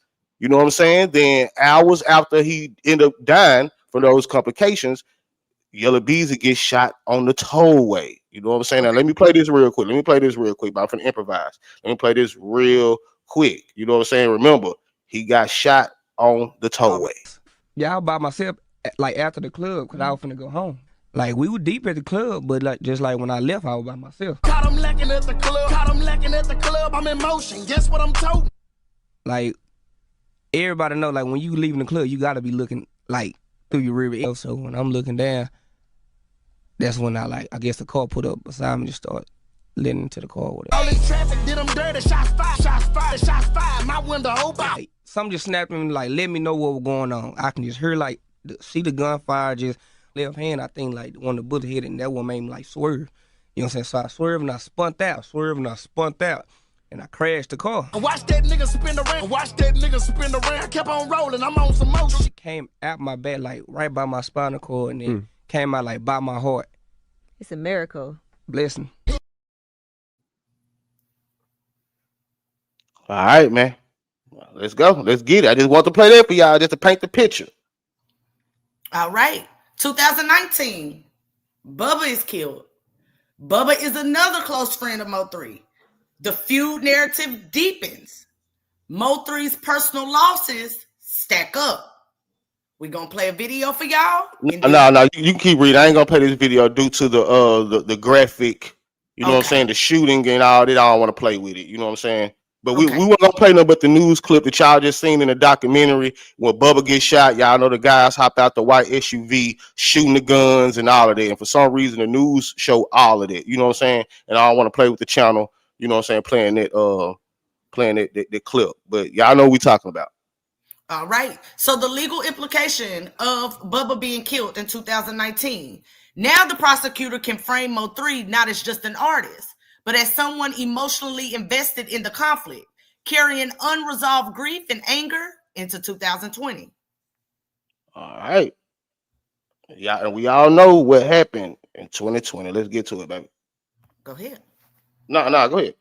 All right. Late 2019, MO3 releases music about Roylee and Bubba. MO3 publicly raps about the deaths of Roylee and Bubba, vengeance, unresolved beef, legal implication. The state doesn't use lyrics as proof of murder, but they absolutely use them to show emotional state, ongoing hostility. The feud never cooled off. The conflict was still very real in the months before MO3's death. This supports motive context. And one of the most famous songs, you know what I'm saying, in between the time, because Bubba was still alive. Like, Bubba died. Mo3 dropped 219 in February of 2019, correct, baby? Yeah, February of 2019. Then a month after that, give or take, less than a month or whatever, Bubba died. So he was killed. Let's be correct. He was shot and killed. You know what I'm saying? So we're gonna get into 219. So put a pin in it. Put a pin in the music part. You know what I'm saying? Because we're gonna break down the whole 219 and all of that. Like, we finna bring it to y'all how they may present it in trial when it comes to building a motive. All right, let's get it. 2020, Mo3 is killed. Now the jury sees year, event. 2018, Roylee killed, Beezy shot. 2019, Bubba killed. 2019, Mo3 publicly raps about revenge. 2020, Mo3 killed. What is the legal implication? This becomes a cycle of retaliation narrative. The kind juries instantly understand. So y'all peep the timeline real quick. 2018, Roylee was killed, then Beezy was shot. 2019, well, you could put in between 2018, right? So I'm gonna do it like this. 2018, Roylee was killed, Beezy was shot. 2019, Mo3 drops 219. We all know 219 was dropped for Roylee's birthday. We're gonna get into that. You know what I'm saying? Then later, 2019, a month after that, Bubba was killed. You know what I'm saying? After that, the ongoing feud happened. Y'all know the whole stuff about Frisco and nigga sprinters getting hit up and all of that happened. You know what I'm saying? Then 2020, Mo3 was killed. So peep the timeline, y'all. Peep the timeline. No way that they're gonna be able to say this was an isolated incident. This had nothing to do with nothing. This was a random act of violence. No. Correct. Go ahead, baby. Okay, so we about to get into 219, right? Correct. So right here, we're going to play the video. Now, baby, you wanted to play the video right here? Yeah. Before we get into 219. Yeah, before we get into 219. Now, I personally put this one together. You know what I'm saying? I personally put this together because it's about the 219 theory. All right? It's about the 219 theory because I believe out of all of the songs, right, 219 will probably will more than likely be the song that get brought up in court, especially when it's time to establish this timeline. Now, we're going to tell y'all why, and we're going to tell y'all how. But first, let's watch this. Let me pull this up. Boom. Down. All right, let's get into the 219 theory. Let's go. Get into the 219 theory. Roylee. Enjoy life, smile every day, man. Hey, y'all. I just got shot in the leg. Enjoy life, smile every day. Y'all remember that. Best thing going. I'm okay. Fractured my leg bone, whichever one it is. I'm all right. I'm okay, man. Enjoy life, smile every day. I just want to tell y'all, give y'all the information. Love y'all. 5 weeks after being I had to get rushed to the hospital, man. And even when I had spoke to him, he was telling me that it was a setup. Well, he got shot right here in the driver's seat. The 3 bullet holes went through right here. You don't know how bad I miss you. Never gonna get this time. Sometimes I wanna break down and cry, fly away. Hey, we're going to that land where joy shall never end.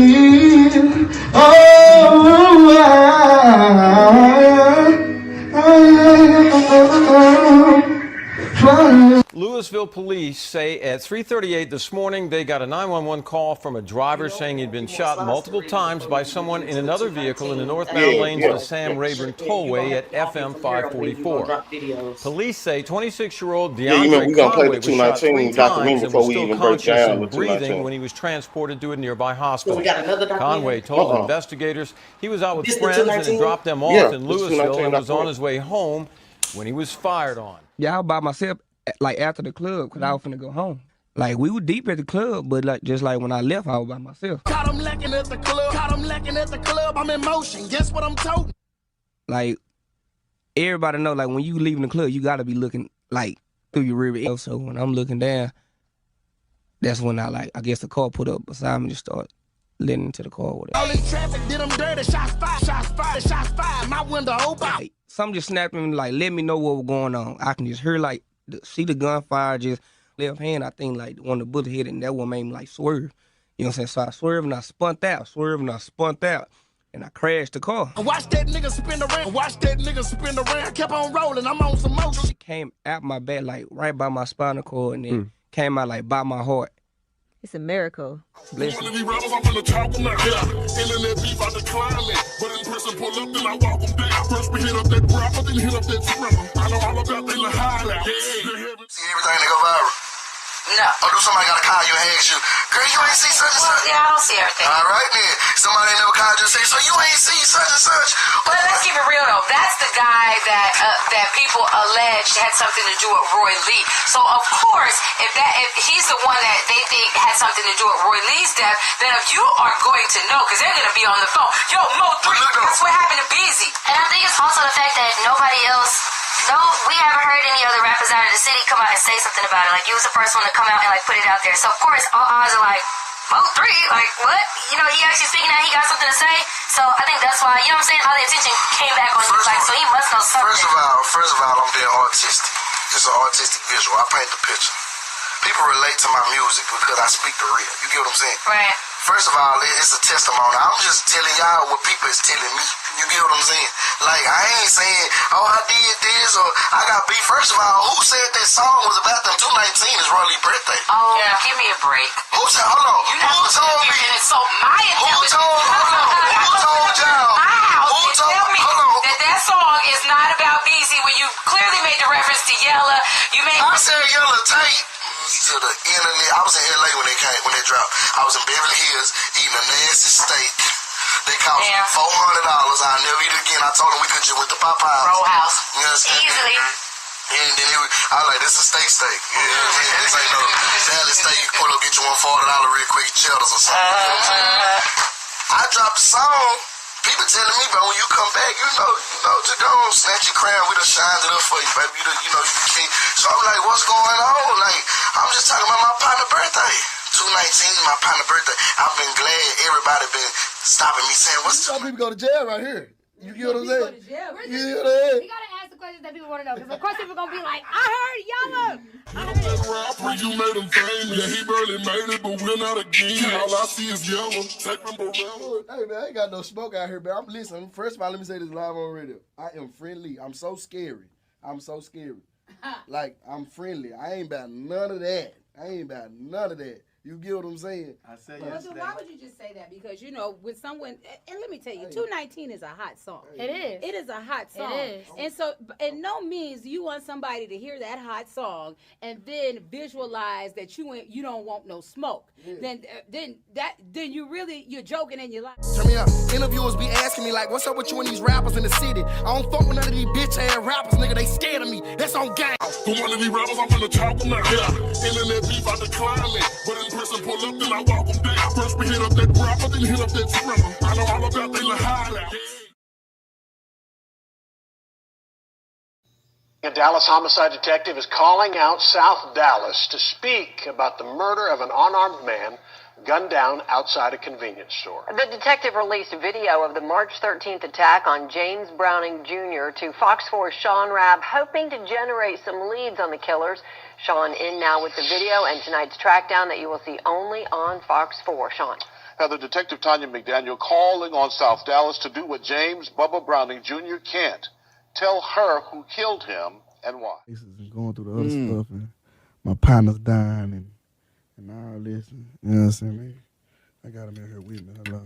Oh, that's cold-blooded. You know what I'm saying? So, like, all them songs, they formed up to an album. Yeah. So it's like, that's a whole body of work. So, like, yeah. Who you got on your chain, man? Say their name so they can live a little longer. Man, they gonna live forever, man. That's Roylee, man. That's my boy Roylee. Yeah. Enjoy life, smile every day. Yeah. Hey, you know Roylee, man. Yeah. That's a comedian, man. Come on. Yeah, man. That's my nephew. That's BG. That's B Children, man. That's Bubba, man. Yes, sir. That's BG for we throwing foes for him. Man. Exactly. I mean, what is it like not being able to pick up that phone?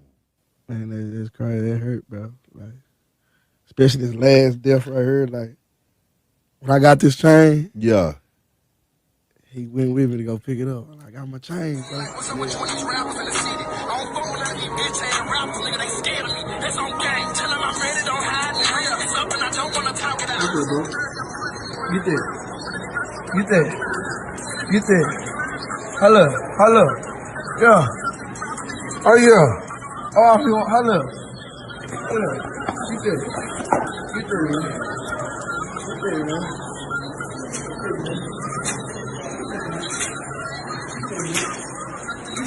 Yeah, we been doing this. Yeah, nigga. We doing it for real. Yeah, nigga, we doing it for real, nigga. Yeah, that way. Yeah. Oh yeah, my boy gonna like that. All people want to get that bitch. Oh yeah, that heavy. Yeah, that heavy, ain't it? Yeah, I know it, man. I got my chain. You know what I'm saying? Like, about 9-10 months ago. Yeah. I go get my chain. He went with me. You know what I'm saying? That was his last video on Instagram of me getting this chain. He recorded. I'm throwing the money. Yeah, man, you know, this is what we doing. Woo, woo. Woo, woo. Then, boom, I got to put him on I'm in New York. And for my deals. Yeah. With the RCA and Republican and all them. And before I go to my labor meeting, I got a phone call. You know, they just smoked my partner. You know I ain't even want to go to the labor meeting no more. I feel you. You know what I'm saying? So, you know. How do you stay focused during those times, though, Mo? I'm silent. Yeah. You know what I'm saying? I'm built for whatever. So, you know. Music is music, streets is the streets. I'm 100% on both. So. Yelling murder, murder. Tell them better be careful when we swerve up. They say they gon' murk us, gon' hurt us. Guess I got a dirt one, go get a shirt from. All right, so boom. Y'all done seen the whole breakdown of how 219 came to be. You know what I'm saying? The speculation. Hold on. Let me add this back up. Boom. Boom. All right, bam. There we go. All right, the whole speculation after 219 dropped. Yes, Mo3 made a lot of songs. I seen somebody put Word Around Town. Mo3, y'all know Mo3, everything that went down, you know what I'm saying? Mo3 rapped about whether it was true or false. You know what I'm saying? We don't know. We ain't here to put no jackets on nobody. You know what I'm saying? But whether true or false, everything that went down, Mo3 most definitely rapped about it. But 219 at that time was one of the songs that shook everything up. You know what I'm saying? They shook everything up. You know what I'm saying? And you know, like I told y'all, man, that song there, when it comes to building a motive and fitting into the timeline, it can very well be used, man. You know what I'm saying? So we got to break it down for y'all, man. Let's get into the 219 theory, my love. All right. Let's start with this. How prosecutors use this for motive. This is what they don't say. I need y'all to pay attention. Prosecution does not say, because of this, the defendant did it. They say, this is the environment. This is the conflict. This is the emotional history. This is why this killing makes sense inside that world. That's motive through context. Motive through context, y'all. Motive through context. Again, they ain't saying, you know what I'm saying, that he did it or not. But hey, he rapped about it. He expressed how he felt, and that's enough. That's one of the ways. You know what I'm saying? There's one step in a motive.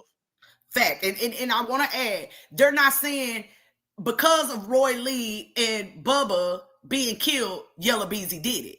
They're basically painting the environment for the jury to be able to say, hey, this was some, emotional, some things were going down. Some events were taking place. You know what I'm saying? That could tie in to this particular motive and through context. Remember that, y'all. It's all through context.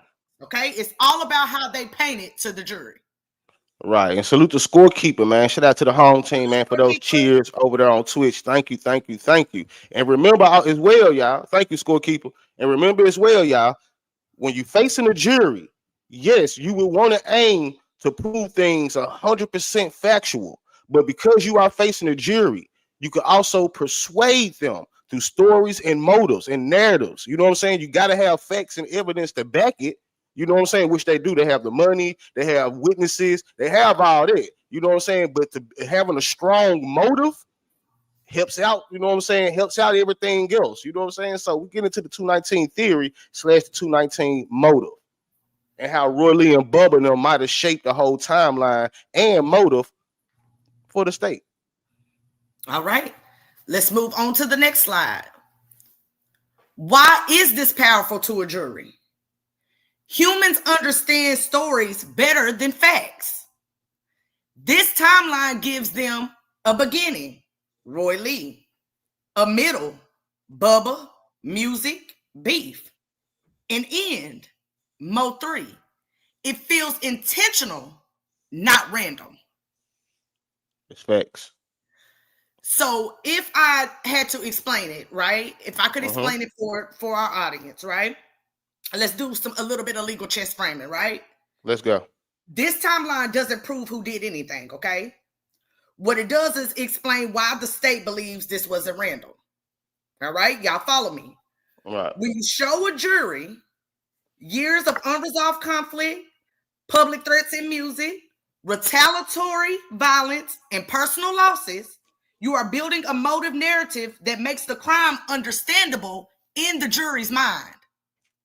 Exactly. And in that including the first documentary that we showed y'all before we even started the show, y'all. The first documentary well, I didn't put that together, but the guy who made that documentary, he mapped out the whole beef, the whole war in Dallas from Go Yayo all the way up until Trap Boy Freddy partners got unalive, all the way up until Mo3 died. So there's no way, even if they can't say it's premeditated, they can't say it's a random act of violence. It's gonna be hard for them to say that. It's an isolated event. But there are some things they're gonna be able to play with. And we also gonna get into the defense side of this too. Because it's legal chess. It's only right we give y'all both sides of the chessboard. All right.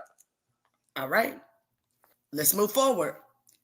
How this timeline creates motive, and this is explained simply. In a murder trial, the state doesn't have to prove motive, but when they do have one, it becomes one of the strongest parts of the case. This timeline gives them exactly that. When jurors hear that Mo3's close friend, Roylee, was killed in 2018, hours later, Yella Beezy was shot, then another close friend, Bubba, was killed in 2019, and after both deaths, Mo3 released music talking about them and about revenge. What the state is really showing is years of unresolved conflict.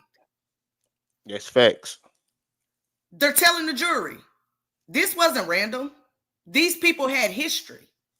The music doesn't prove anything by itself, but legally, it helps establish emotional investment, ongoing hostility, that the feud never died down, and that the conflict was still active leading into 2020. So when Mo3 is later killed, the jury is no longer looking at one isolated event. They're looking at the final chapter of a long story of retaliation, loss, and escalation. That's what motive is in court. Not proof, but context that makes the crime make sense. And that's why this particular timeline matters. Exactly. And let me address bro Ruder real quick. He said people keep saying Yella, but Trap lost the most in September of 2020. Him and Three were shooting at each other. I believe Trap have more to do with it. Hey, we can make that argument as well. But as of right now, Yella Beezy is the only one being charged with it. Right now, we're gonna get into how the defense might play it. But the onus is on Yella Beezy to bring Trapper to this fold in this aspect. You know what I'm saying? We can only deal with how it's being handled legally during legal chess. You know what I'm saying? So legally, you know what I'm saying, Yella Beezy is the only one being charged with this as far as, you know what I'm saying, him and Trap go. You know what I'm saying? But we could have most definitely threw Trap in there as well, as we all know. Mm-hmm. All right. So we have a video to play for y'all. Sit back, enjoy, and then we'll get into the next segment of Legal Chess. All right, so let me pull this up. You know what I'm saying? Let me pull this up real quick. What we about to do now is, let me remove this. We about to take a listen to 219. All right, now replay gang, I don't know. This part might be edited out. You know what I'm saying? You had to be here for this one. You know what I'm saying? This music part. I don't know if they're gonna make me edit it out for monetization purposes or whatever the case may be. You know what I'm saying? But we about to take a listen to 219, man. You know what I'm saying? We're gonna break down the lyrics. All right, we're about to listen to 219, and we're gonna break down the lyrics. We're gonna pull up the lyrics, we're gonna break them down, and we're gonna see what we can find in there, y'all. You know what I'm saying? With the help of y'all. Y'all help us out with this. You know what I'm saying? Y'all help us out, chat gang. All right, let me go to share screen. Do this. Boom. All right. Hold on. Let me go down. Oh, where we at? There we go. All right, hold on. Let me make sure. Make sure the ads and stuff go through. Yes, we got an ad. Hold on, y'all. If y'all haven't hit the like button, please take this time to go ahead and hit the like button. Thank you. Don't forget, we do have a goal as well. If you feel it in your heart to give to the channel, if you're enjoying this great content, go on and give. But the like button is free. Thank you. All right, so let me pull this up most definitely, baby. All right, let me pull this up. All right, y'all. You know what I'm saying? Y'all put y'all listening ears on. Hold on, this is tripping over here. Let me do that. Boom. All right, we good. So y'all put y'all listening ears on. You know what I'm saying? And let's listen to 219, man. You know what I'm saying? Let's listen to 219.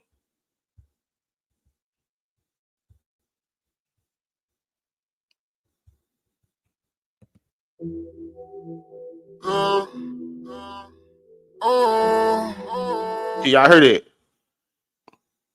Can you hear it, baby? Is it playing on y'all end? We can hear it. Yes, I can hear it. All right. Okay, cool. All right, let's get it, man. Long live MO3, long live Bubba, long live Roylee, man. You know what I'm saying? And Pete, the album after they passed was Osama. You know what I'm saying? The album he made during this whole time was Osama. That's when he turned to Osama. We're gonna get into that. Before I lay down with this heat, I pray to God he let me see. I'm tired of having bad dreams. And if I die today, one of these niggas they gon' meet they maker. I'm gang. Turn me up. Interviewers be asking me like, what's up with you and these rappers in the city? I don't fuck with none of these bitch ass rappers, nigga. They scared of me. That's on gang. Tell them I'm ready, don't hide now. It's up and I don't wanna talk it out. Stick dirty, I'm clutching it, riding round. For one of these rappers, I'm finna talk them out. Yeah, internet beef, I decline it. But in person, pull up, then I walk them down. First we hit up that rapper, then hit up that sprimmer. I know all about they little hideout. Yeah. The Heavenly Father, I know that I see. In the city, they talking, they know what I did. I hit up that rapper, you made him famous. Yeah, he barely made it, but we're not again. All I see is yellow, take them Berettas. Outside, I ain't lacking, don't think that I'm me. My reflect in the mirror, the devil a nigga. When I tell a soldier, go handle my business. Say she's trying to get in my business. I can't tell him too much, he's a blogger. But he seen that video, nigga. Oh, he did. So he know that I'm down when I'm talking. That's on God. Y'all asking about a body in Fort Worth. What? In my show, but I do not recall. I don't know. You heard that rapper got shot on the tollway? No, I don't. Who? What you call it? Gang. Yelling murder. What? Murder. Tell them better be careful when we swerve up. They say they gon' murder us. Gon' hurt us. Guess I got a dirt one. Go get a shirt for me. This is murder. Boy, and I ain't worried. I'm not scared of them. Ride with that 30. Catch them lurking.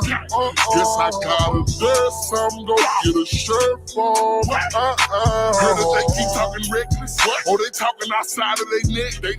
Heard he put 10 on my head. So a shooter gon' end up in dead. For real. How you gon' pay for a body? But tell the police I'm a threat. Who's a hoe? They on IG playing gangster. Sir, I will not respond to that mess. Yeah. Body for body, we catch them necking right outside of the lobby. Tell them come down the block with that thing. Yeah. Police conviction, cause these niggas snitch. Keep it in the streets, I will not say a thing. No. This rap shit is politics, I am not with it. They say that it's smoke, but they writing down names. What? And this my apology for anybody that jump in my way. Take that to the grave. They say they gon' kill me with hurry up. What? Cause my son and my nephew gon' murder something. We catch them lacking, they on the run. Yeah. We walk them down with about 30-something. I'm in no clip that my daddy shot. What? On Saint with Sean, I ain't scared of name. Cause really, I live what I rap about. So these niggas know how I'm coming. Gang. Hey, please leave me alone. I don't want no smoke. I don't want no friction. I'm scared. I'm a scary, friendly rapper. Please leave me alone. These niggas telling on me. I don't want to go to jail. I don't want to do none of that. Please leave me alone. Yelling murder. Tell them better be careful when we swerve up. They say they gon' murder us. Gon' hurt us. Guess I got a dirt one. Go get a shirt for me. This is murder. Boy, and I ain't worried. I'm not scared of them. Ride with that 30. Catch them lurking. Guess I gotta do something. Go get a shirt for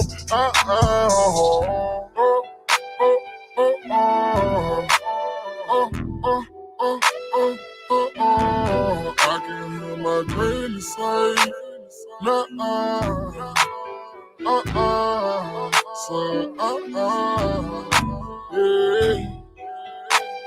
I want summer 3 lines, gang. HSM. It's 219, nigga. R.I.P. Roylee. Enjoy life, smile every day, nigga. For real.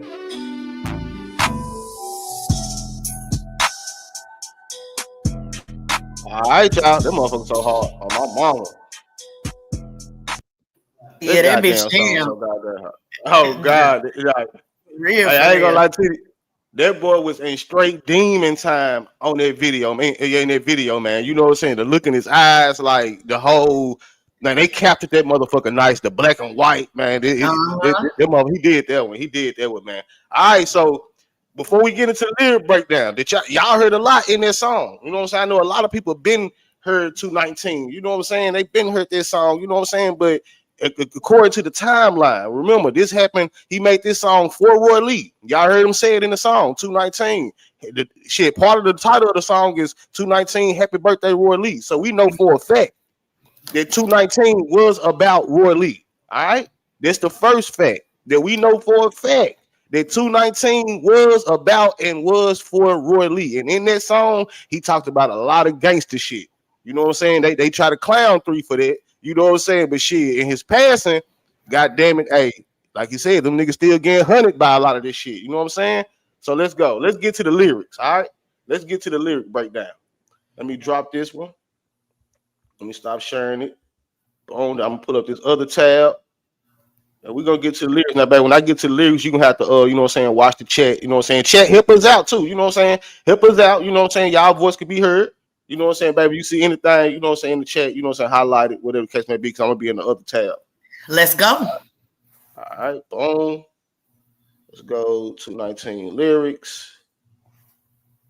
Let's get it. If you haven't hit the like button, please go ahead, like, share, and subscribe. Go on and hit that like button. The like button is free. Do not forget, we do got a goal set. If you feel it in your heart to go ahead and give to the channel, by all means, do your thing. But again, the like button is free, and we appreciate the support. Most definitely, man. Most definitely, man. You know what I'm saying? Hold on, let's do it like this. Hold on. Let's do it like this so they can see it. Boom. That's better, ain't it? That's better. All right. Let me full screen this, then out of full, because I don't know why I do that. You know what I'm saying? When I share the screen like that, it shows a very small on my end. All right, boom. We back. All right, so let's get to these lyrics. Let's get to the lyric breakdown. You know what I'm saying? Let's get to the lyric breakdown. All right, move that. Hope no ass pop up or nothing like that. All right. Let's go. We right here. Let's go and demonstrate, baby. Let's go on and demonstrate now. And look, I'm freestyling this now. I ain't got no notes. We ain't got no notes. You know what I'm saying? Or nothing. We just finna read it, and whatever sticks out to us as it pertains to the legal trial. You know what I'm saying? The trial. We ain't just finna point out, you know what I'm saying, whatever. But you know what I'm saying? Because remember, 219 was a song about Roylee. You know what I'm saying? And it was for Roylee. 219 is Roylee's birthday, February 19th. All right. 3 even said it in his song. So that's step one. We know for a fact, because MO3 said it out his own mouth, that 219 was for and was about Roylee. All right. That's point number 1. If you got a pad, got a pen, go and write that down. All right. So since we know this song is for Roylee and was about Roylee, you know what I'm saying? And even if you got a visual of the video, you know what I'm saying? You know how it look, you know how, you know what I'm saying, sinister it look and all of that. You know what I'm saying? So we know it's going to get on some real wretchy gangster shit. All right. So let's see what he's talking about. All right. He said, yeah, before I lay down with this heat. You know what I'm saying?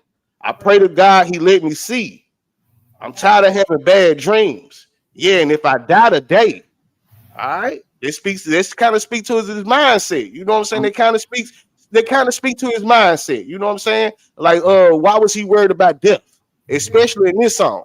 You know what I'm saying? Before we get into any other lyrics, you know what I'm saying? MO3 was already worried about dying. You know what I'm saying? He was already thinking about it. I can say worried. You know what I'm saying? He had death on his mind. You know what I'm saying? Let's go. He said, if I die today, one of these niggas, they gonna meet their maker. You know what I'm saying? He said, interviews be asking me like, what's up with you and these rappers in the city? Bam, right there. Without saying any names. You know what I'm saying? Because names are already in the fold in the aftermath. You know what I'm saying? We're looking at this in retrospect, but now that there's an actual trial where MO3 died, MO3 was killed, there's an actual trial, and got Yellow Beezy on trial. So we know for a fact who the rappers is now. All right. We know who the rappers are. Plus, you got to keep up with the timeline. He said, interviews be asking me like, what's up with you and these rappers in the city? Right there, boom. They let you know. Got conflict. Got some conflict. I don't fuck with none of these bitch ass rappers. Nigga, they scared of me. That's on game. He said, tell them I'm ready, don't hide now.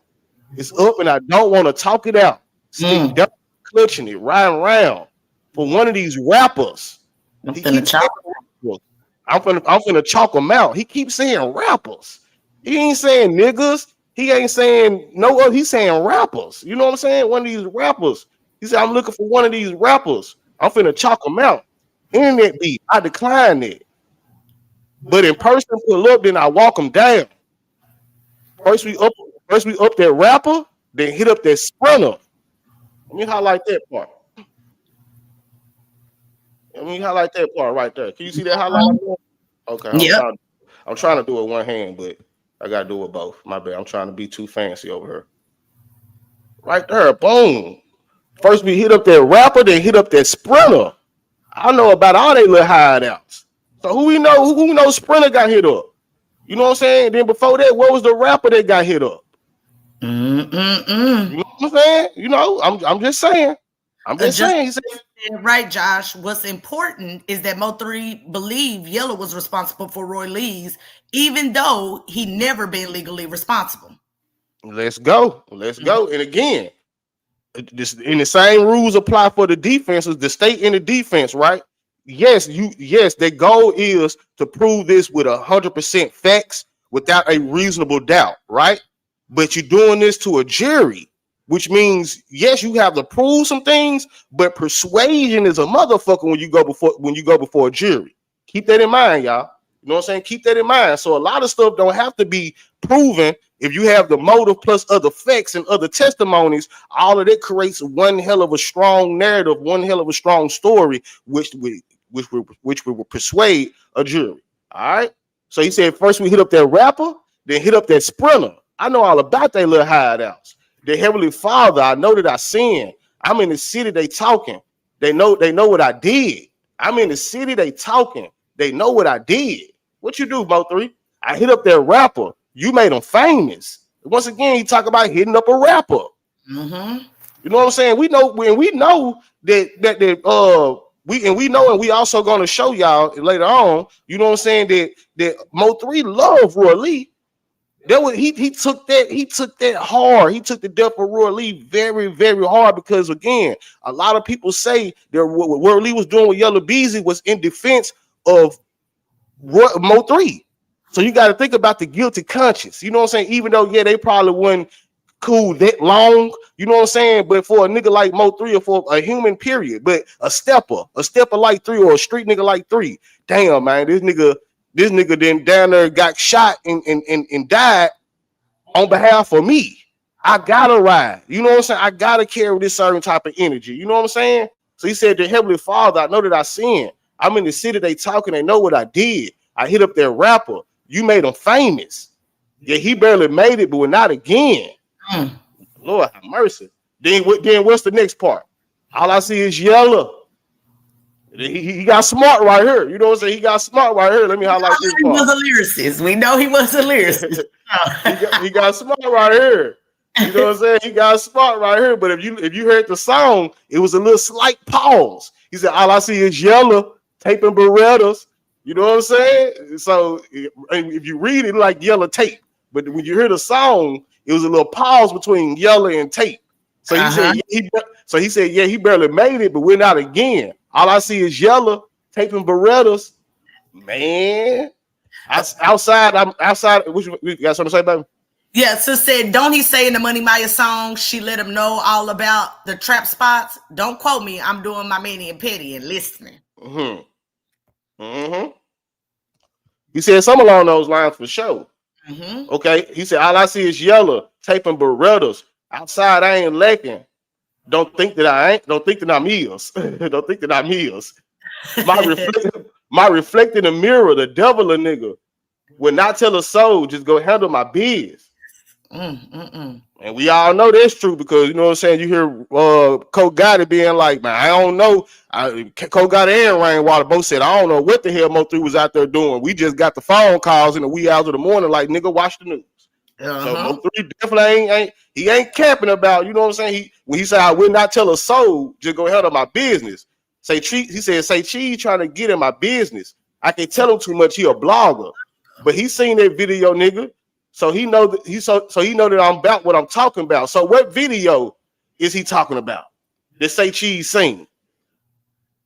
He said I can't tell him too much. He's a blogger, but he seen that video, nigga. So he know that I'm about what I'm talking.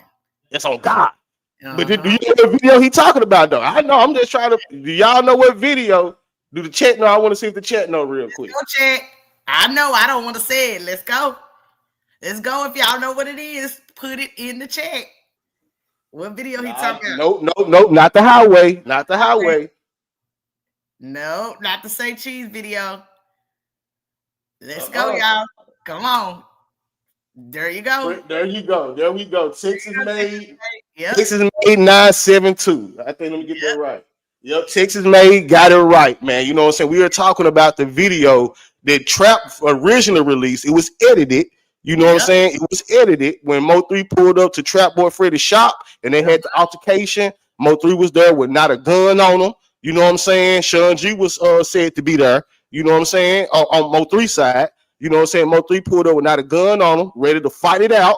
You know what I'm saying? Trap came out with the chopper, with the big chopper. You know what I'm saying? You can see that motherfucker in the video. You know what I'm saying? But when Trap Boy Freddy put it out, allegedly he edited it up, you know what I'm saying, to make it seem like Mo3 ran or Mo3 didn't want no smoke or whatever. You know what I'm saying? So that's the video that he talking about.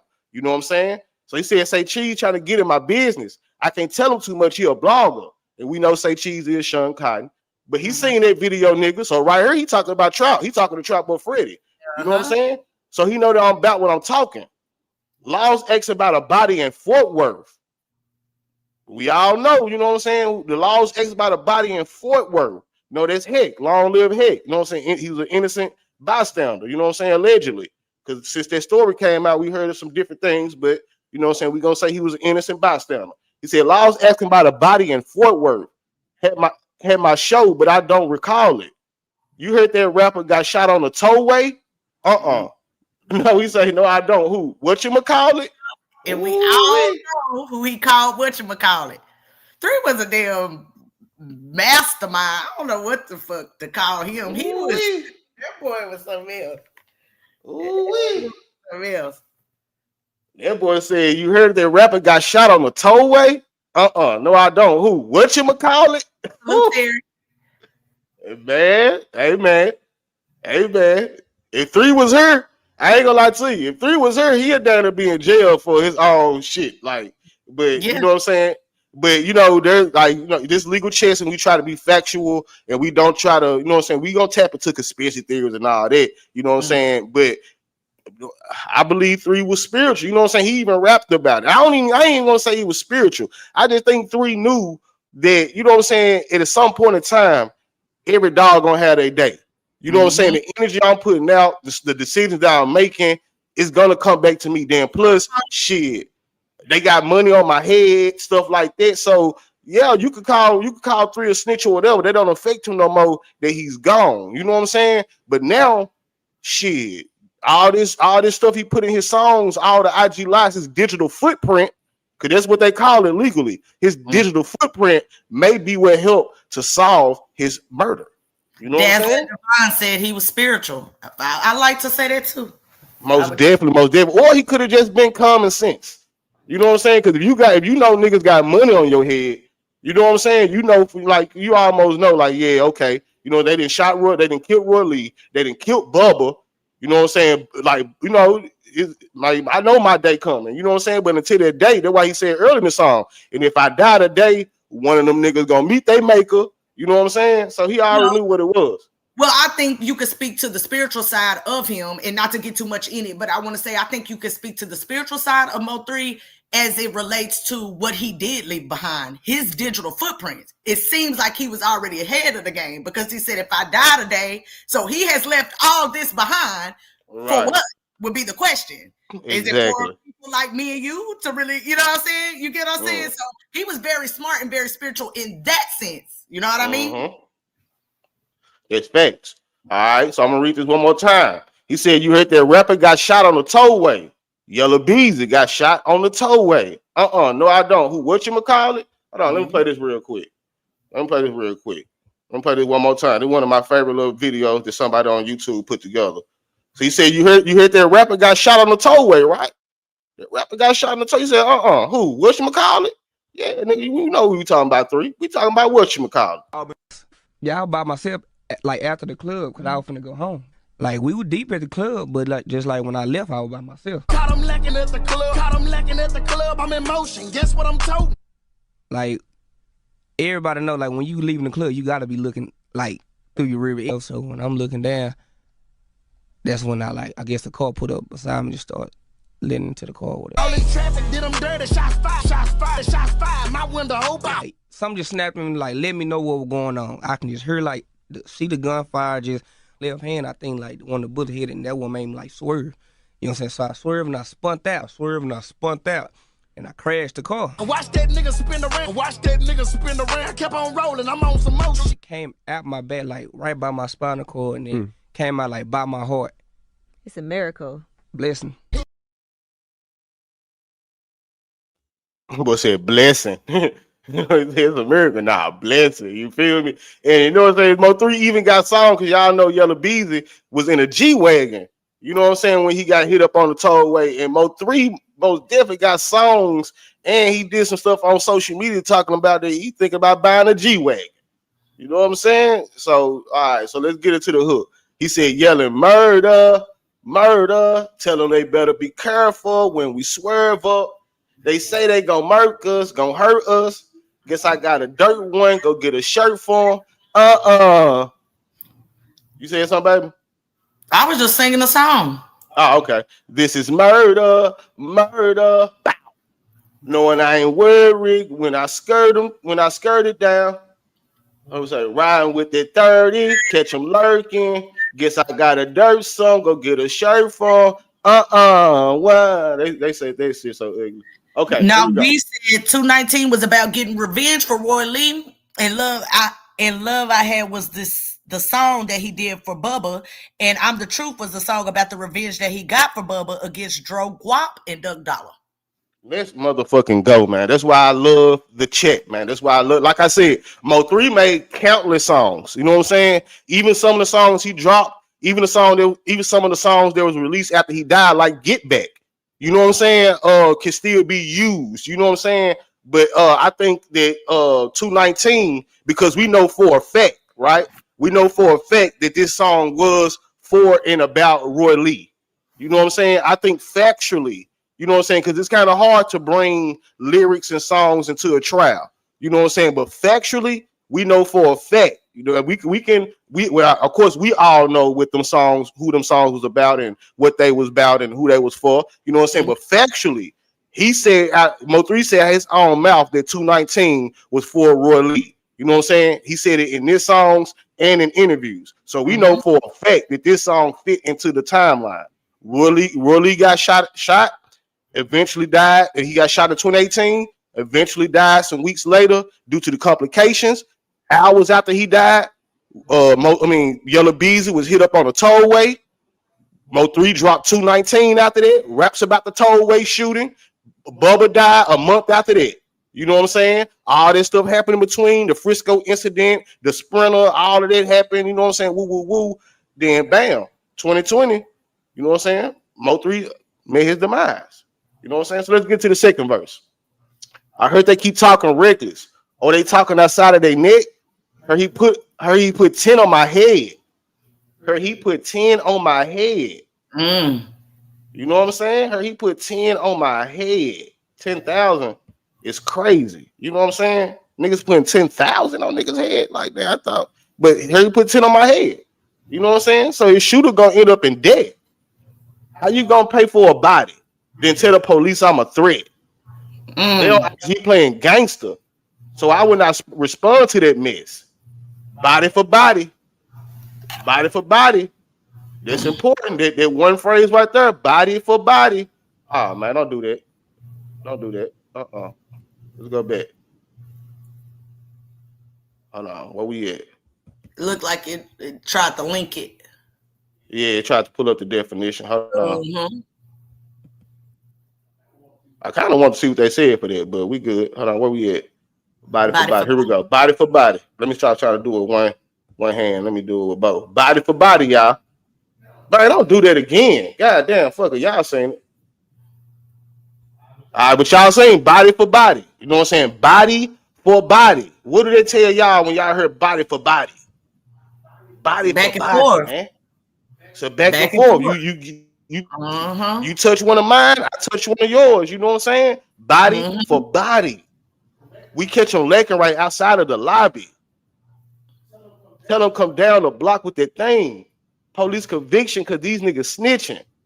Keep it in the streets. I would not say a thing. The rap shit politics, I'm not with it. He keep talking about the rap. He see it. One thing that stands out to me in this song is he ain't just talking about niggas. He talking about rappers, the rap politics and all of this. You know what I'm saying? Yeah. So we already know. One thing we can't infer for a fact that whoever MO3 had smoke with was also rappers. Okay, it was also rappers. You know what I'm saying? All right. So he said the rap shit is politics. I'm not with it. They say that it's smoke, but they write down names. And this is my apology for he said this before. He said this one fast. He said, this is my apology for anybody that jump in my way. They take that to the grave. What he say next? They say they gonna kill me once again. You know what I'm saying? Death threats, thoughts of death. You know what I'm saying? Rumors of money on his head. People gonna kill him. All of that stuff. You know what I'm saying? He said, well, hurry up, cause my son and my nephew gonna murder some. Now we know his nephew ain't Bubba. Now we ain't gonna get into this, but his son and my nephew, do your homework. You know what I'm saying? Who is MO3's son and his nephew? Do your homework. You know what I'm saying? We ain't gonna get into all that. He said, because my son and my nephew gonna murder, and he ain't talking about Trey Day. He is not talking about Trey Day. You know what I'm saying? Or he ain't talking about Cole Gotti's son. He ain't talking about them. He is not talking about them. But he said, because my son and my nephew gonna murder some. Watch them lacking. They on a run. Walk them down. We catch them lacking. We catch them lacking. They on the run. We walk them down with our 30-something. Let's go. I'm in Oak Cliff at my daddy's shop. That's Big D. On Santa with Sean G. I ain't scared of nothing. Cause really, I live what I rap about. So these niggas know how I'm coming on game. He said, hey, please leave me alone. He talked this part. He said, hey, please leave me alone. I don't want no smoke. I don't want no friction. I'm scared. I'm a scary ass, friendly ass rapper. Please leave me alone. These niggas telling on me. I don't want to go to jail. I don't want to do none of that. Please leave me alone. Then he get back into the hook, y'all. Yelling murder. We already read that. You know what I'm saying? We already read that. And that's the end. Then right here, he said, I can hear my granny say, nuh-uh. You know what I'm saying? He said, I can hear my granny say, boy, don't do it. Boy, don't do it. You know what I'm saying? But he said on something with three lines, gang. Okay. HSM. And here go the part right here. It's 219, nigga. RP Roylee. At the end of the song, it's 219, nigga. Roylee birthday is February 19th. RP Roylee. You know what I'm saying? So we know for a fact that this song is for and about Roylee because the name of the song is 219. Happy birthday, Roylee. You know what I'm saying? All right.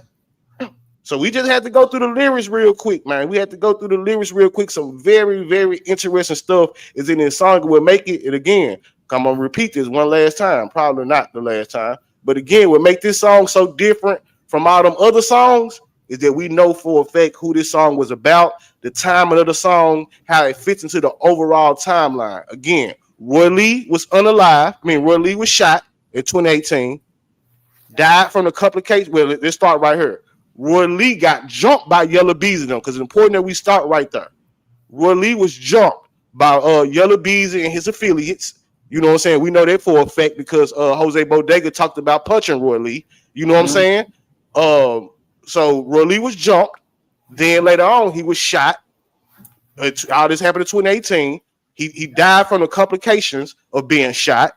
Hours after that, not even the next day, even though it was a separate date because Yella Beezy got hit up on the tollway in the wee hours of the morning. So hours after Roylee passed, you know what I'm saying? Yella Beezy was shot.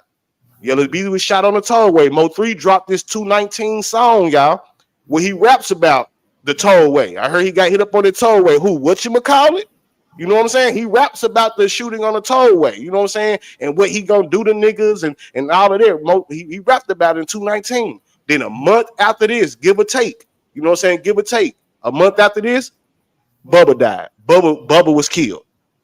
All right. So 219 fits into the whole retaliatory timeline. All right. And it also give you the mindset of Mo3. All right. So let's get up out of here.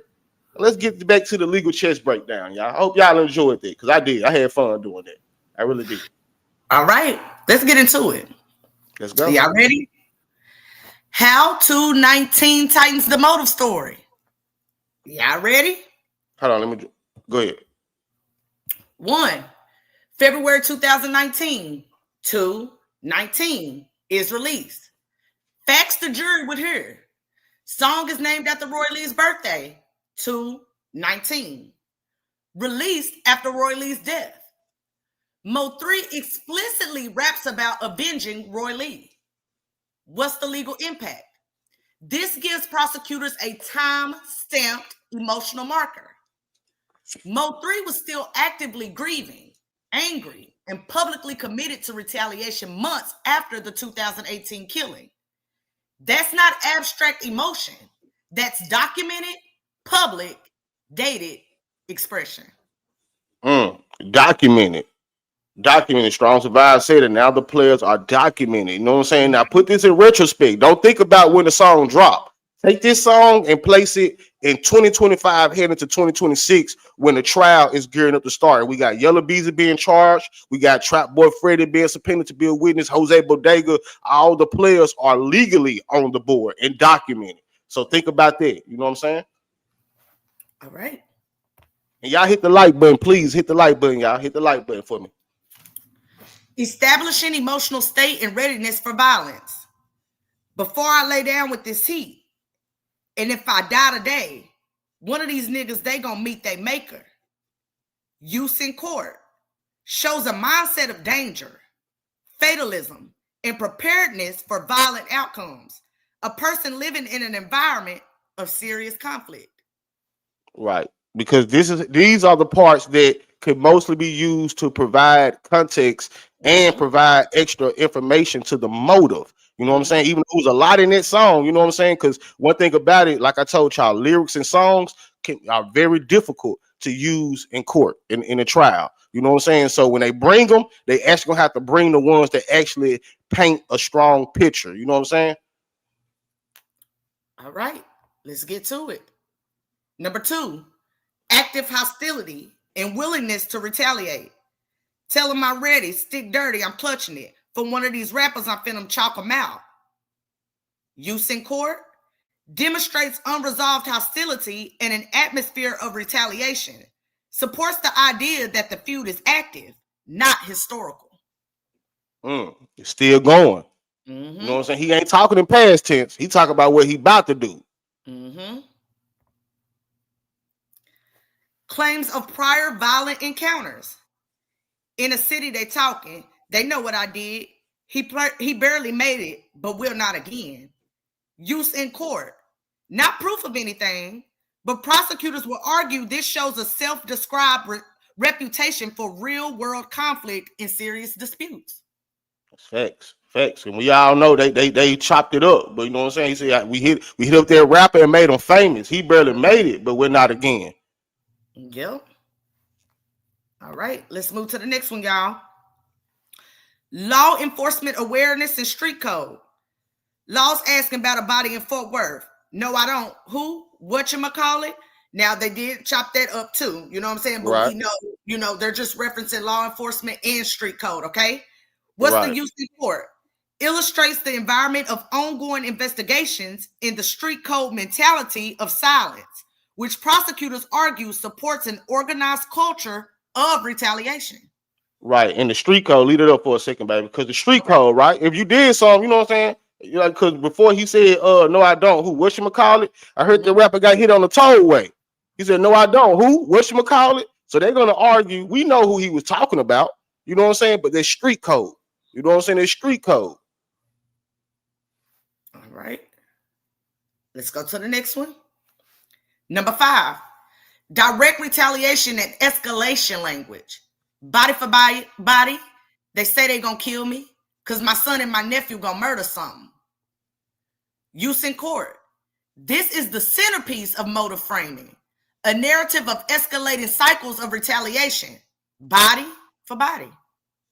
Exactly. Body for body. You know what I'm saying? And plus, if you add that into the overall context, you know what I'm saying? For those that seen the documentary play before we got into the show, you know what I'm saying? We documented and we laid out the whole war in Dallas.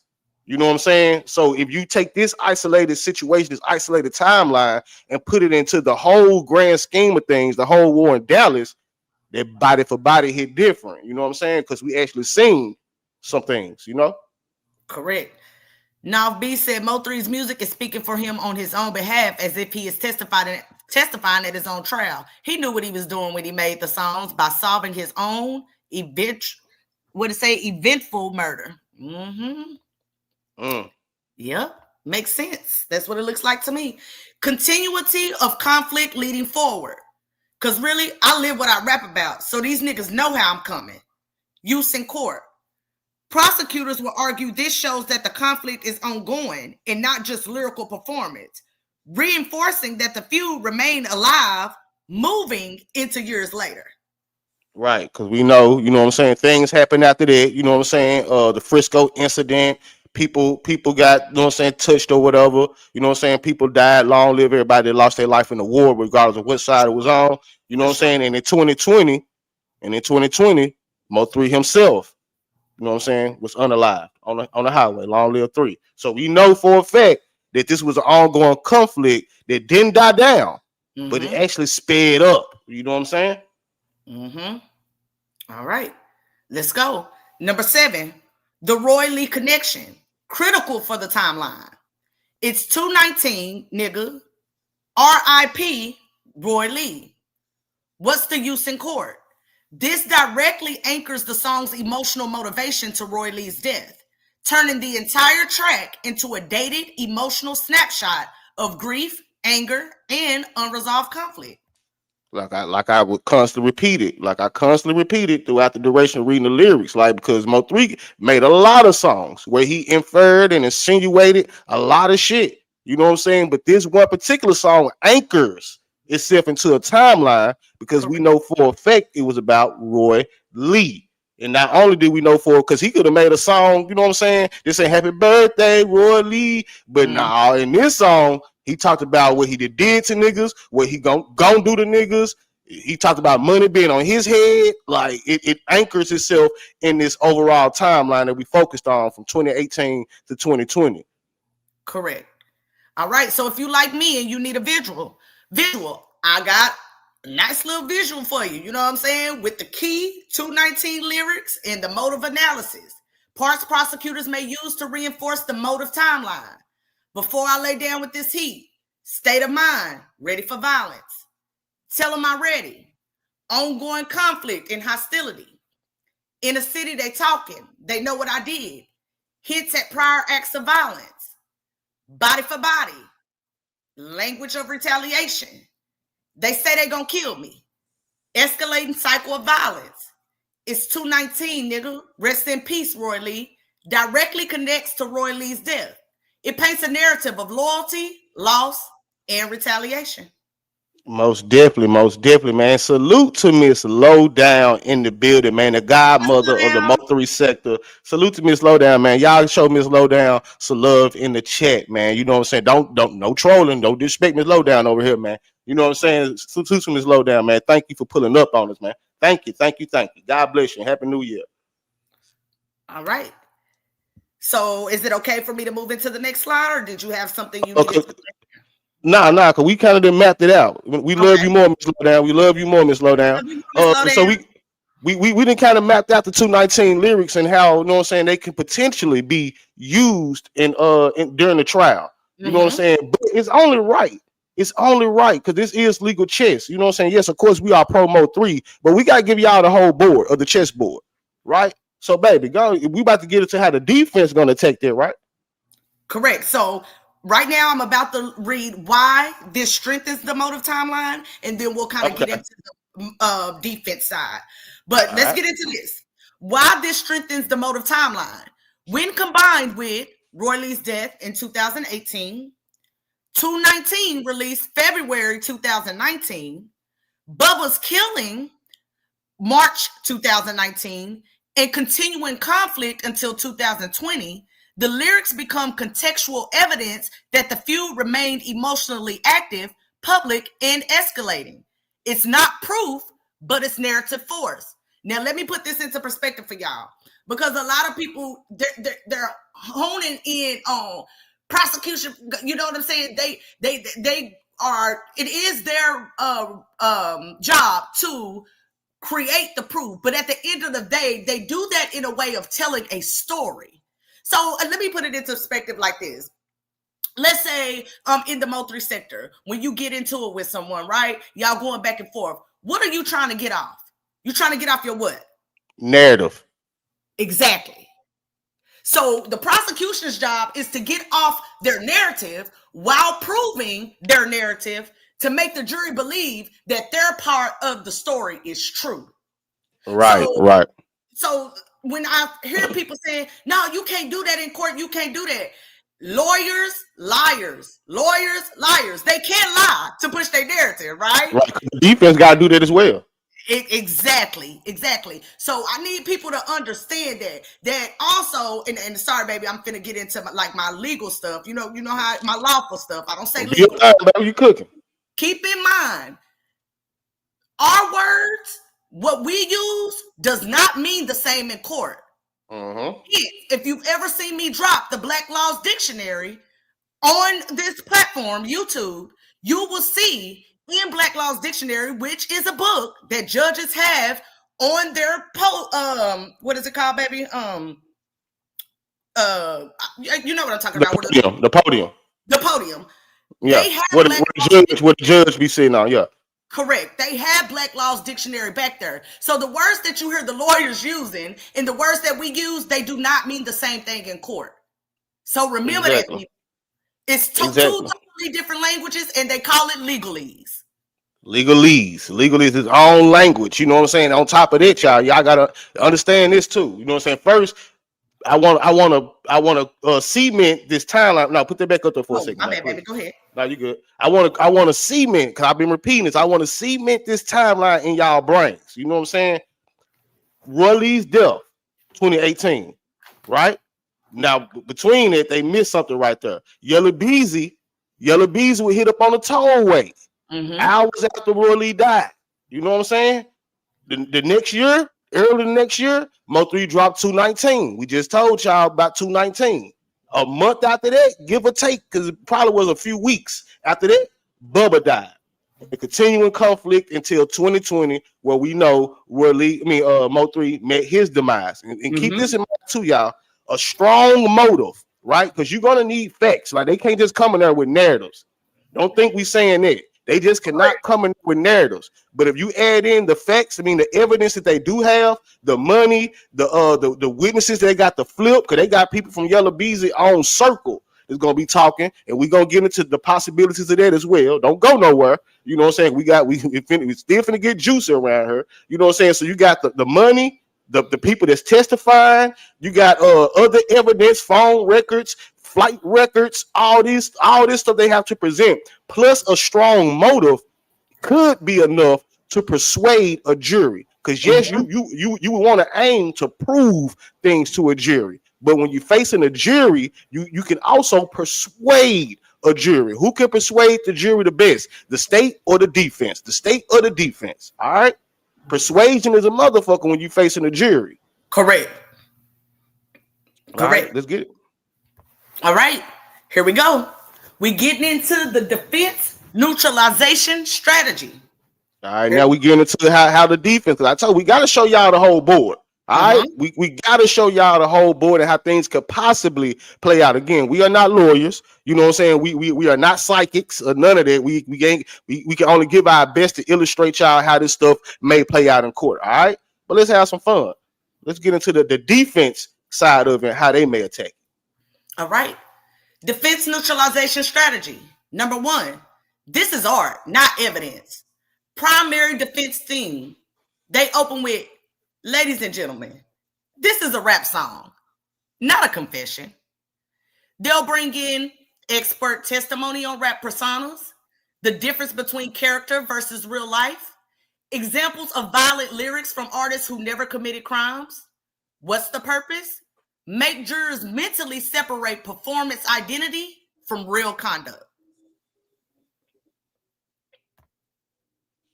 All right. Let's get into the reframing.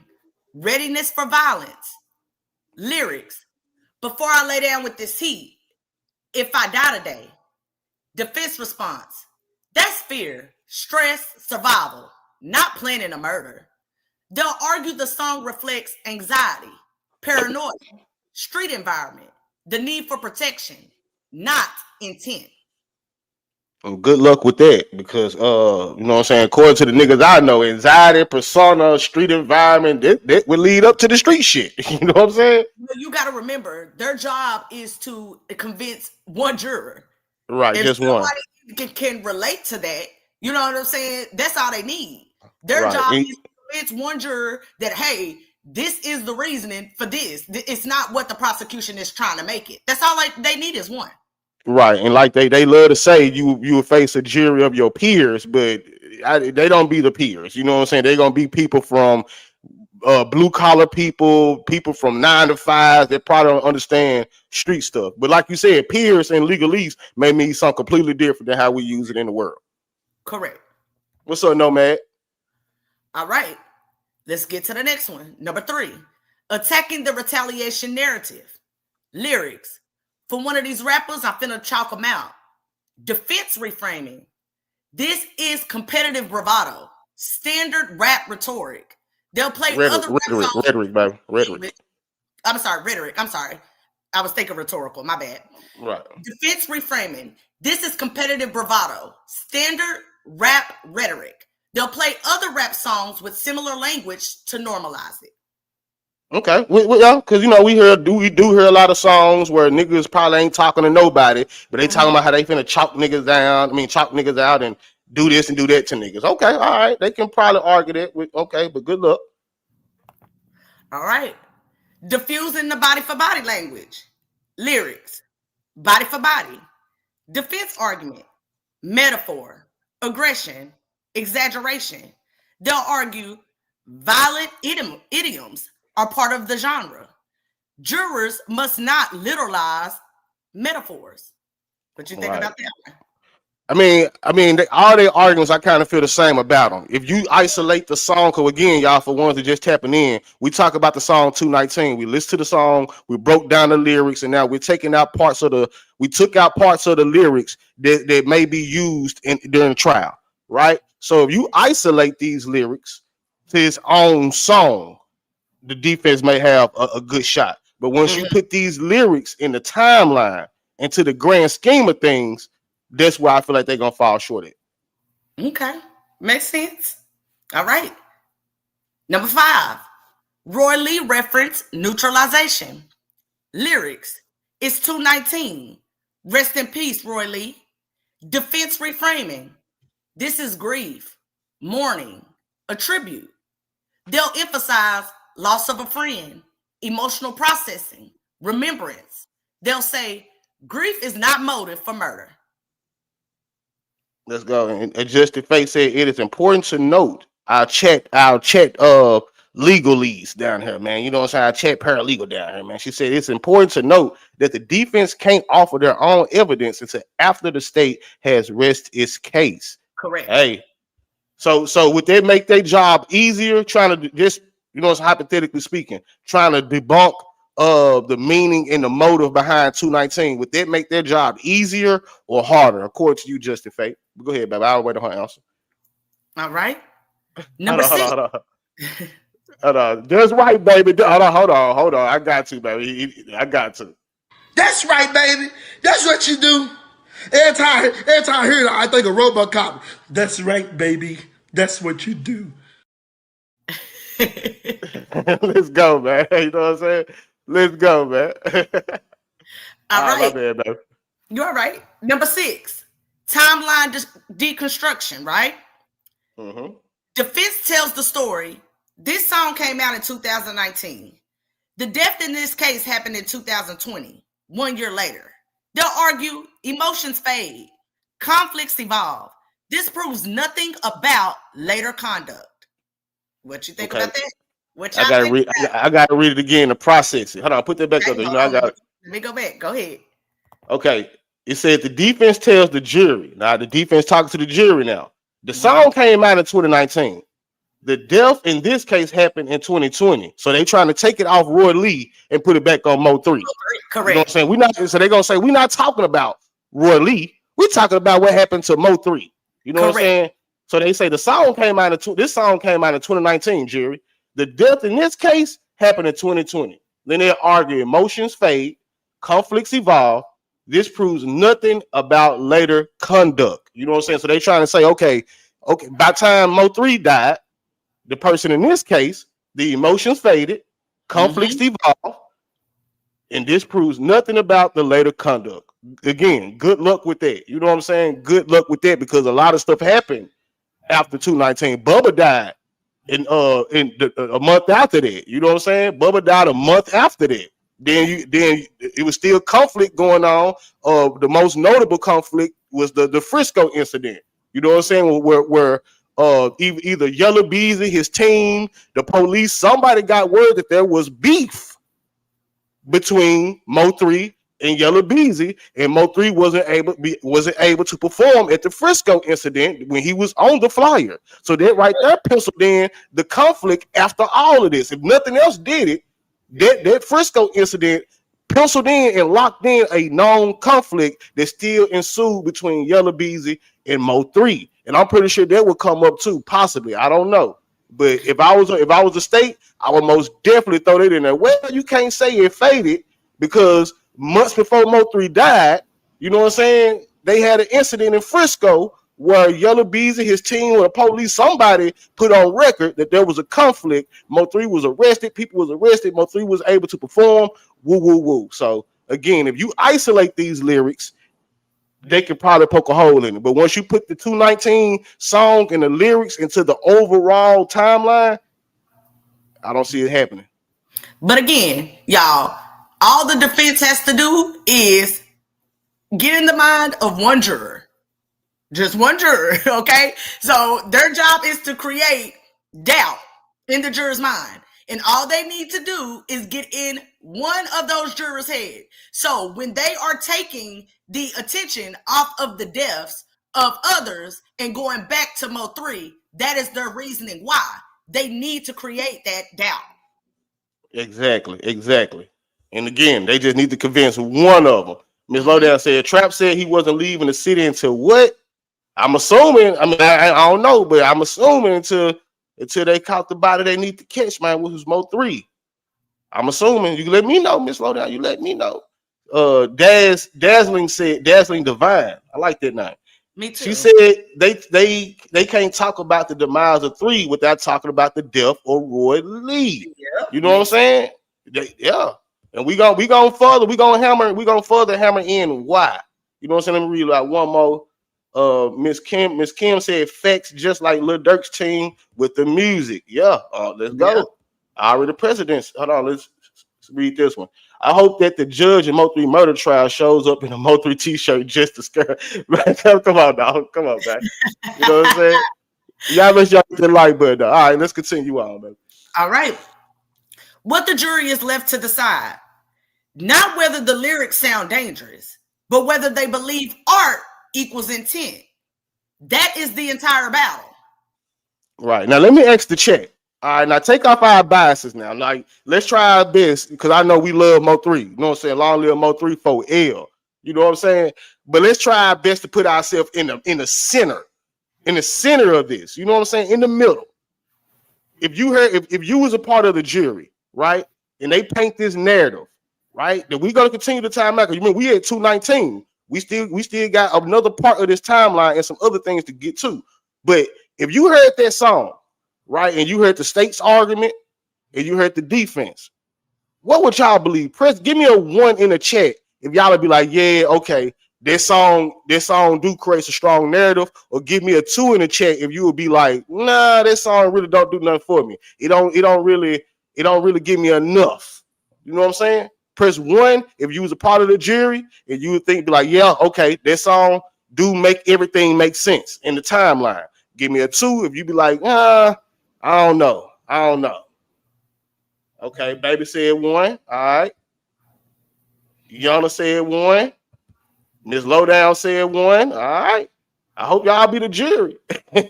Quee said 1. Strong Survive said 1. All right.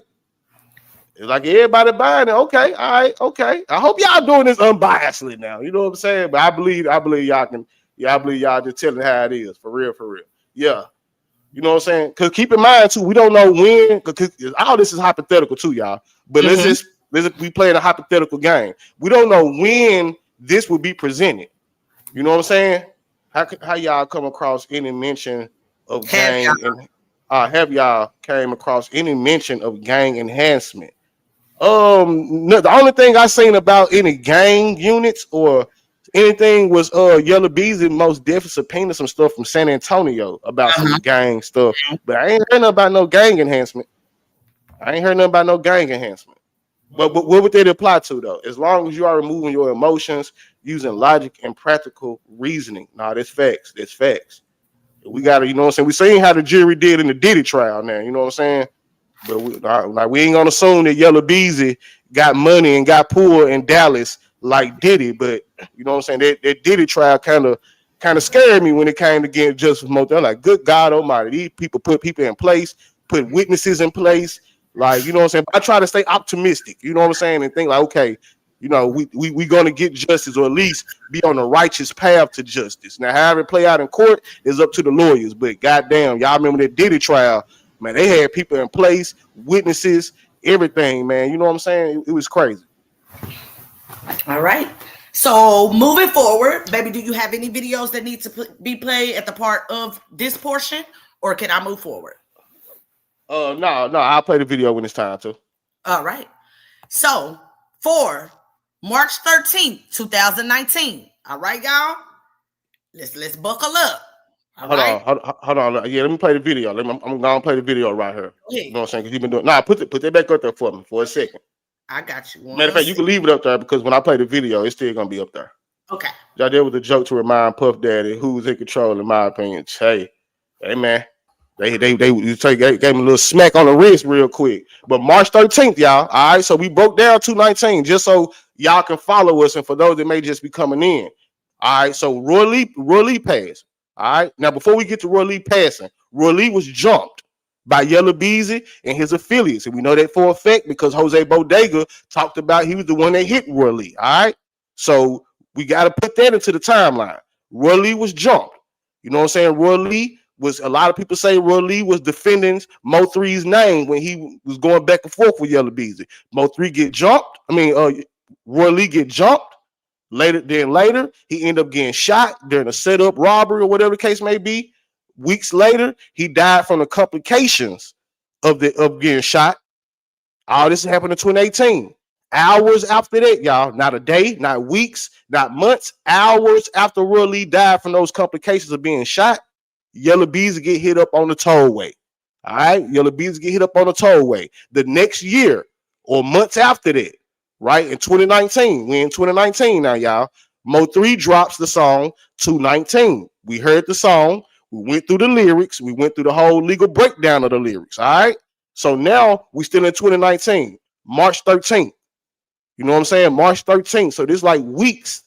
This like weeks after. You know what I'm saying? This like weeks after, or a month after give and take 219 drop, Bubba is killed. All right. So let me pull up this video. Let's get into this. Let's learn about Bubba, man. Because we hear a lot about Roylee. You know what I'm saying? We hear a lot about Roylee, and we all know Roylee because he was a famous comedian, and he you know what I'm saying, he used his voice. But Bubba didn't really say too much. You know what I'm saying? You got to kind of be from Dallas or kind of be in the know to know exactly why Bubba was killed and the stuff surrounding his whole situation. So let me pull this up. This is a 5-minute video. You know what I'm saying? Let's watch it, man. popularly known as Bubba. Take that down, parking man. lot.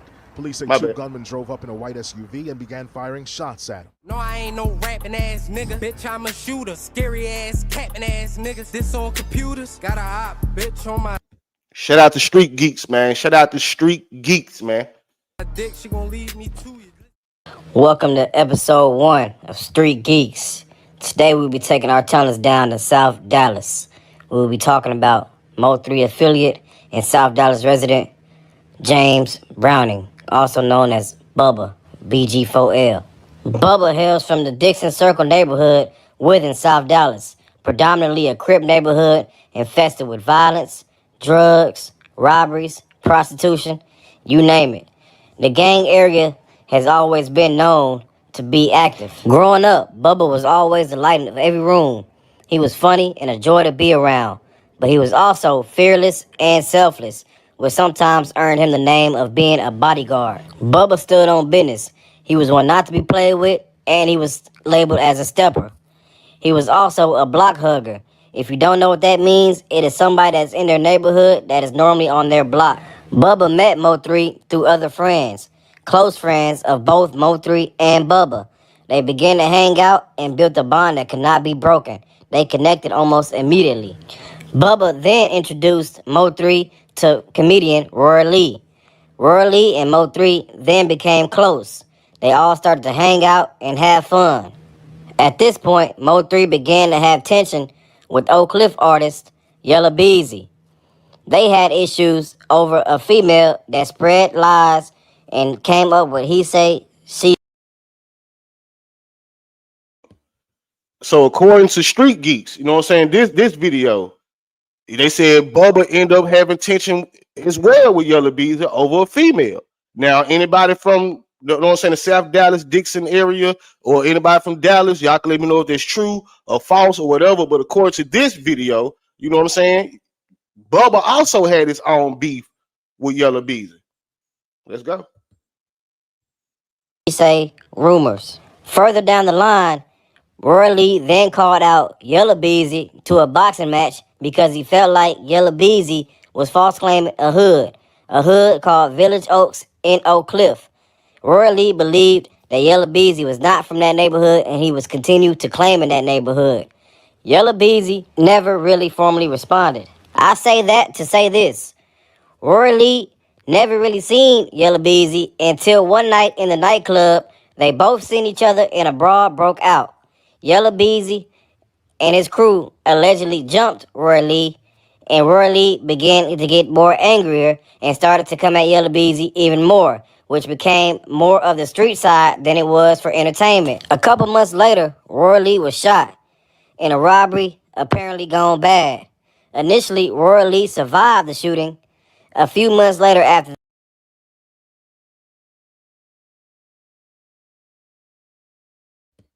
My bad, I forgot to come out mute. Let me read this from North B. All right, and we talking about the speculation, the rumor that Bubba had his own beef with Yella Beezy about a female. All right, North B, he said, don't know how true it is, but according to some reports from the streets, Bubba was driving when Mo3 had shot Yella Beezy. Remember, Bubba was big and tall with a recognizable appearance. You know what I'm saying? We know, you know what I'm saying, allegedly, I'm gonna say allegedly, Bubba was most definitely the gorilla. You know what I'm saying? He was the stepper. He was a young guy too, man, about 18 or something when he was unalive. You know what I'm saying? Young guy. Let's go. that, he passed away due to the injuries. This obviously sparked up the beef between Mo3, Bubba, and Yella Beezy. Bubba and Roylee are both from South Dallas, and they had a connection that could not be broken as well. You would begin later to hear diss songs from Mo3 to Yella Beezy, and you would see such things go on the internet and subliminals coming from Yella Beezy's side. On the night of October 14th, Yella Beezy was leaving a nightclub in Dallas on the highway where he was shot 8 times. The vehicle was totaled out and eventually crashed. Yella Beezy was rushed to the hospital where he eventually recovered. Rumors began to circulate in the streets and on the internet that Mo3 and Bubba were responsible for this shooting to Yella Beezy on the highway. Here where things started to get tricky. approximately 5. Before we get into where things get tricky at, we heard it, we read in 219 and we heard in 219. The city talking. Mo3 said in 219, the city be talking. They know what I did. I don't know. So could these rumors be true that Mo3 and Bubba was the ones that slid on Yellow Bees on that tollway? You know what I'm saying? Allegedly. We don't know. You know what I'm saying? But Mo3 said the city be talking. They know what I did. He said that in 219. Let's go. 5 months after the shooting of Yellow Beezy, Bubba was outside of his hood store in South Dallas. As I told you guys earlier, he was known to be a block hugger. He known to play games. So 5 months, because I don't know if y'all can hear the guy voice or not. You know, he got a funny little voice changer thing on there. So 5 months after Yellow Beezy was hit up on the tollway, damn near a month after Mo3 dropped 219, Bubba meets his demise, man, outside of the store. Inside of the store, gambling on the gambling machines. He would be there for hours and hours at a time. On a dark night in South Dallas, in front of the grocery store, Bubba could be seen walking on camera in front of the front entrance where a vehicle pulls up alongside of the store and rang shots. Shots fired hit Bubba multiple times where he was pronounced dead. Dallas homicide detective is calling out South Dallas to speak about the murder of an unarmed man gunned down outside a convenience store. The detective released video of the March 13th attack on James Browning Jr. to Fox 4's Sean Rabb, hoping to generate some leads on the killers. Once news began to circulate that Bubba was shot and killed in front of his store in South Dallas, Mo3 then began to take his music career to another level as far as things going on in the streets that we will speak about in another video. Street Geeks TV.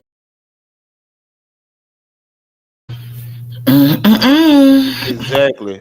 Hold on, let me read this real quick. Dazzling Divine said, "Was Yellow Song remix That's On Me was like a collab?" And I always wondered, the Mexican that's rapping, was he saying because what was he saying? Because my take on the song was it was some kind of rebuttal to three. A lot of people say That's On Me and Headlock was a diss song, and y'all know that. I think I don't listen to Yellow Beezy like that, but I do remember a Yellow Beezy lyric where he talk about putting holes in a nigga muscle t-shirt, and y'all seen the kind of shirt that Bubba had on outside this store. It was a muscle t-shirt. Salute Cool Cup. You know what I'm saying? Yellow Beezy most definitely rapped about putting holes in a nigga muscle tee. And just so happened, you know what I'm saying, that Bubba, when he was shot in front of the store, he had on a muscle t-shirt. You know what I'm saying? It's just the face said 5 months about the time it took Yellow to heal. Hey man, what's up, Panda Sus? Panda, what's up with you, sis? Hold down the back pew for me. Yeah, man. He said, but I don't remember Yellow rapping on a remix either, just them Oak Cliff. I don't know. I gotta check out this song, but I most definitely heard people say that That's On Me and Headlock was some sort of diss song. Correct. Now Yellow Beezy has you know what I'm saying, he has denied that. You know what I'm saying? I seen it in a little sit down interview he did. I think it was Say Cheese or somebody. He denied it. I'm gonna be credible and be fair. He denied it, but people did say that. All right. So we just watched, a little video on Bubba. Long live Bubba, by the way. Long live Bubba, man. Long live Mo3. But again, I don't hear us really speak about Bubba. So I was very interested in kind of hearing his story and what he meant to the community. But let's get into it. Hold on, and one thing that stood out. Salute, Nika. What's up, Empress Sis? Salute to you, sis. Nika, love you. Happy New Year. Happy New Year. And one thing that stood out to me, because we all know, because Mo3 was famous, he rapped about it, that losing Roylee meant a lot to Mo3. But Bubba knew Roylee before Mo3. They was both from the same hood. So imagine how Bubba felt after losing Roylee. And they actions, you know what I'm saying, kind of point the finger at who they think has something to do with it.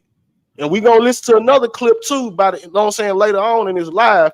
Somebody else close to Roylee said something too that was very peculiar. You know what I'm saying? But Bubba, you got to know, Bubba probably took that hard too. He was down there closer to Roylee than Mo3 was. I believe Mo3 took it hard because damn, I feel like this nigga died on behalf of me. That blood on my hands. He died. He started beefing with these niggas because he was speaking up on my behalf. But Bubba, this a nigga from my hood. You know what I'm saying? We both from South Dallas. You know what I'm saying? So you imagine how Bubba felt about losing Roylee. So you know, Happy New Year, Southside. Happy New Year, Southside. All right, let's get into it, y'all. March 13th, 2019, Bubba is killed. Weeks later, after 219 drops. Okay? Now, the timeline looks like this. We have the date, we have the event. 2018, Roylee killed. February 2019, 219 released. Vengeance for Roylee. Now hold on. Because I don't know why they didn't put this right there, but 2018, Roylee killed.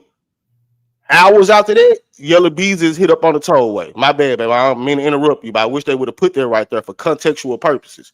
2018, Roylee is killed. Hours after that, Yellow Bees is hit up on the tollway.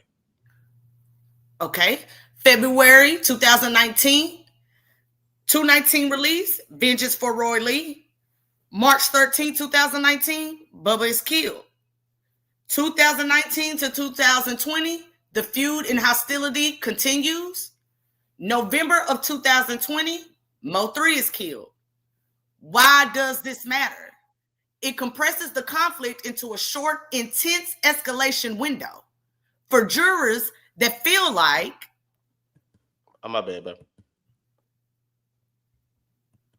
What? No, I was moving the banner for you so it won't cut your stuff off.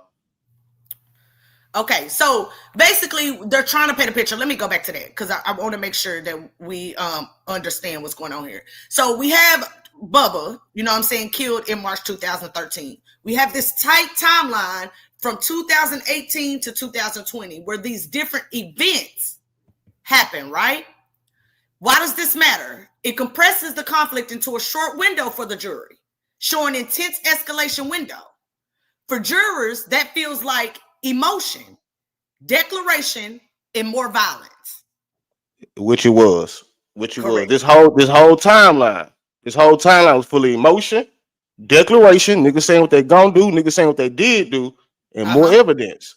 You know what I'm saying? Because you look at 2019 to 2020, again, a lot of stuff, more stuff happened. It ain't like Bubba died and that was it until Mo3 died. Nah, it was a lot of beef, a lot of songs.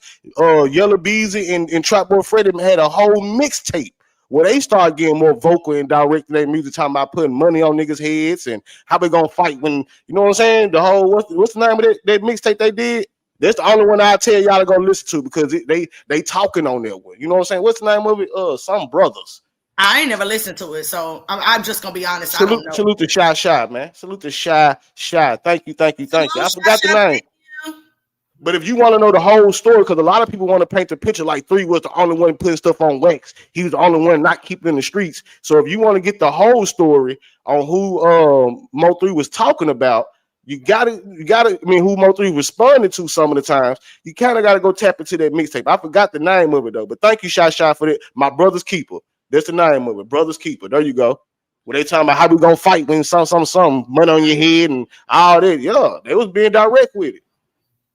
All right, y'all. So moving forward, what this does to motive legally.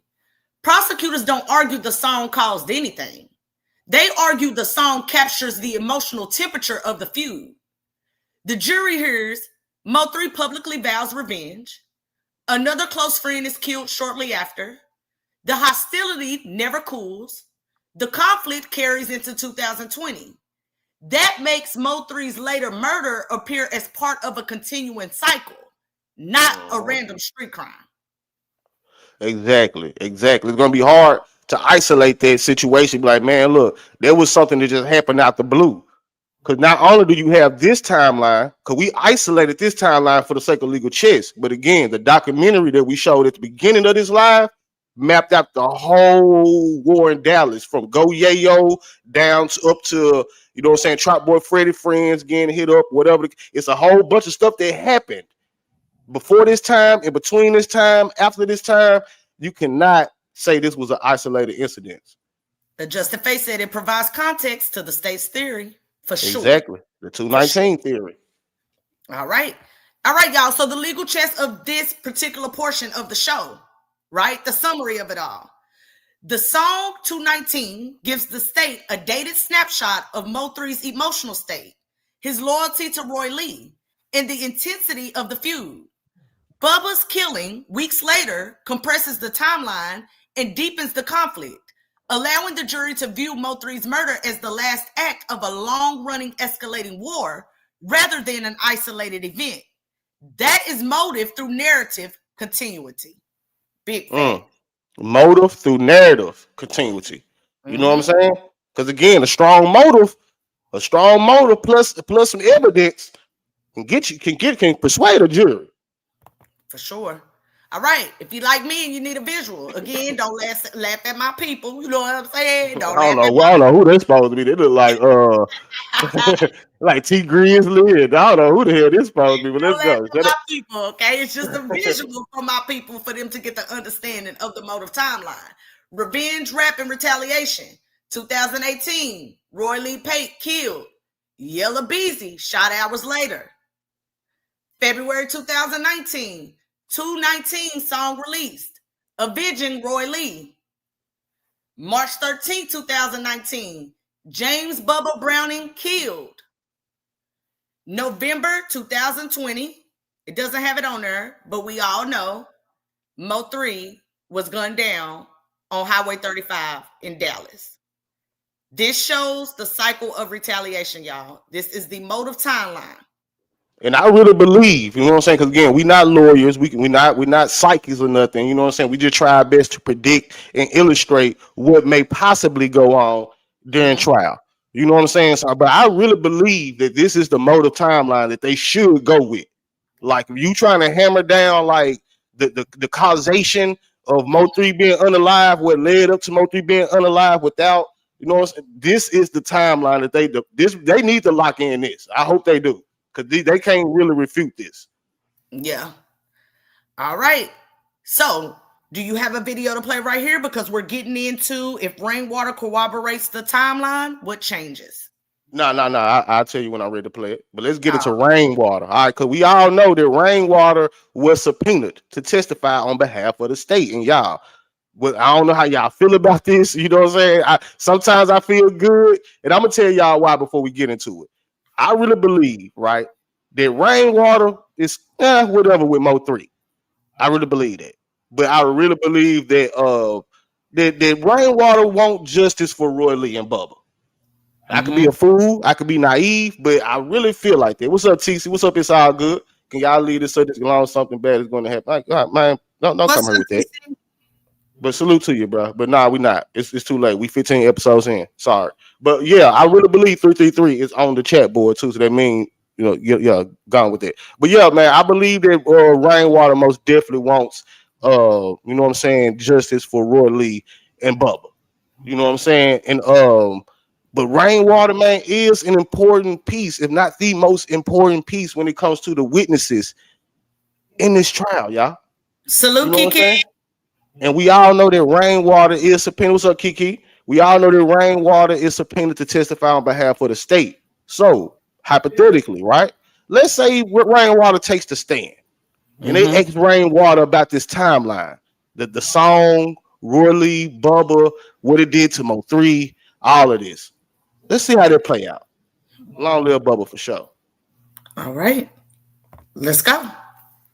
So, if rainwater corroborates the timeline, what changes? When a subpoenaed witness like rainwater confirms key pieces of the timeline, the state's motive theory becomes far more concrete. Not just, this is what we think happened, but here's a witness telling you this is how the conflict unfolded. Now, let's be clear on this. We all know that rainwater said he can't wait to tell his story. Right. He can't wait to tell it. Right? All right. And for anybody that think that rainwater is just gonna be asking questions about the phone call, this and that, I disagree. You know, I ain't gonna say y'all wrong. I just say I disagree. You know what I'm saying? But go ahead. They're gonna break it down. Go ahead. All right. Next slide. What this does for the prosecution. Number one, motive becomes personalized. The jury no longer hears abstract dates and events. They hear a person describe the relationships, the tensions, the aftermaths of Roylee and Bubba, the ongoing hostility. This gives motive human weight. Most definitely. Strong Survive said, hold on, I want to address this real quick just to give people clarity. Strong Survive said, Johnson CB, as of right now, Rainwater subpoena has yet to be served. And yes, and it's mainly because when they found those motion of continuances, right? Y'all remember the episode where we showed that to y'all, and y'all probably seen them in the portal y'allself, because I know y'all do y'all own research too. When they found those motions of continuances, as far as the legal strategy go and the whole chessboard, everything get pushed back. You know what I'm saying? So they'll pop up. He's gonna be subpoenaed. He's gonna be there. You know what I'm saying? It's just that motion of continuance, push their trial dates and everything back, so everything kind of follow that suit. Just to be quick with it. All right. Number two, motive becomes continuous. If Rainwater ties Roylee, 219, Bubba, ongoing conflict, MO3, then the state now has a continuous chain of hostility instead of isolated incidents. That's extremely persuasive. Extremely persuasive. Because now you just take it from the lyrics, take it off rumors, so now you have a person that was there, you know what I'm saying, saying this is what it is. You know what I'm saying? This is what it is, this is what it ain't. You know what I'm saying? So. All right. Number three, the jury's perception of random disappears. Once the timeline is corroborated, MO3's death is framed as the foreseeable end of a long conflict. That doesn't prove guilt, but it explains the killing in a way juries understand. And you know what stuck out to me? That What's the up? foreseeable end of a long conflict. Because that's automatically how I looked at it. So if I'm a part of the jury, you know what I mean? Like, and I was putting this all together, I would see MO3's death as the end. Now stuff is stopped. Exactly. Ain't no more beef. Ain't no more songs. You know what I'm saying? Ain't none of this stuff going on no more now that MO3 passed away. Correct. All right. So before we move on, let's get into the mindset of Rainwater, right? Let's listen to a couple clips of Rainwater. You know what I'm saying? And some of the things he had to say about this subject, Roylee, Bubba, how it affected MO3 and all of it. Because who better else would know than Rainwater? You know what I'm saying? That's why I think he's a centerpiece, you know what I'm saying, to this whole trial. And I don't know how I feel about that. I kind of like, why it has to be Rainwater? But I just hope and pray he do the right thing. But let's listen. Passing away, like, man, and could these things be prevented? Could this have been prevented, do you think? Yeah. Let me tell you though. Let me tell you about three though. Let me tell you. One thing I liked about him. If he stand for something, he stand for something. He sat there and the shit escalated when Roylee passed. Roylee just wanted to have a one-on-one fight with Yellow Beezy. And when that didn't happen, Roylee gets shot. Hold on. So real quick, boom, right there. He directly he said things escalated when Roylee passed. Right? Then he went on to say Roylee just wanted the one-on-one with Yellow Beezy. So if I was to insinuate, if I was to use my context clues, he drawing a direct link from Roylee passing to whatever happened between him and Roylee and Yellow Beezy. And he also said things changed for MO3 after that. All right, listen close. You know what I'm saying? Use your context clues. You know what I'm saying? This Rain first interview. This before he got internet savvy. You know what I'm saying? Before he knew how to lie his way out of situations and deflect. He became a master of that. It was his first interview. Shot. It hurts me deep down inside. Gotcha. Now that's one person. You talking about a nigga with clout, with money. That one person that it fucked up 3 heads so bad. They didn't care about nothing else. When we left Roylee's funeral, he didn't care about nothing else. Like, that was his partner. And he could act like nothing happened, like life goes on, but he always used to just sit back and just think about Roylee and laugh about like past shit from Roylee. And that hurt through like that hurt, like that touched his heart. Roylee died. You know what I'm saying? So after this, like, it wasn't no turning back. But I naturally feel like this though. He always say, stand for something or die for nothing. You know what I'm saying? And so, like, it wasn't no turning back after he seen Roylee in that casting. You know what I'm saying? Like, hey, it is what it is. It wasn't no turning back after he seen Roylee in that casket. That when Osama was born, y'all. That's when Osama was born. All right, so this clip one. He said, quickly said, I just don't trust Rain. Me either. But man, I just hope he do the right thing. You know what I'm saying? I hope he do the right thing. Okay, so that was his first interview. Now let's get into the later version of Rain. You know what I'm saying? Let's see what Rain had to say about Roylee Bubba and his overall knowing of this war that went on. You know what I'm saying? This feud, this war where a lot of people lost their lives. Again, rest in peace to all of the fallen brothers, man, that lost their life during this war. Whatever side they came from, you know what I'm saying? Rest in peace to all of them, man. You know what I'm saying? But listen to Rainwater, man. This is one of his latest interviews. Braided up Rainwater. So, and let's walk through this because, Roylee did come on our platform, and I'm not gonna lie to you, he did interviews that we never even put out about that because it stopped becoming unfunny, and then Roylee was kind of upset because he, the situation in the club, he just really wanted his lick back. He wanted a fight that never happened. People are saying that Mo3 was Roylee's best friend. And can you clear up, because I think you had a closer relationship with Roylee than 3 at first. Nah, the whole time. Oh, yeah, the whole time. I brought them together. Right. I had a closer relationship with Roylee. I talked to Roylee every day. We talked on the phone every morning, all day long. I watched him grow as a person.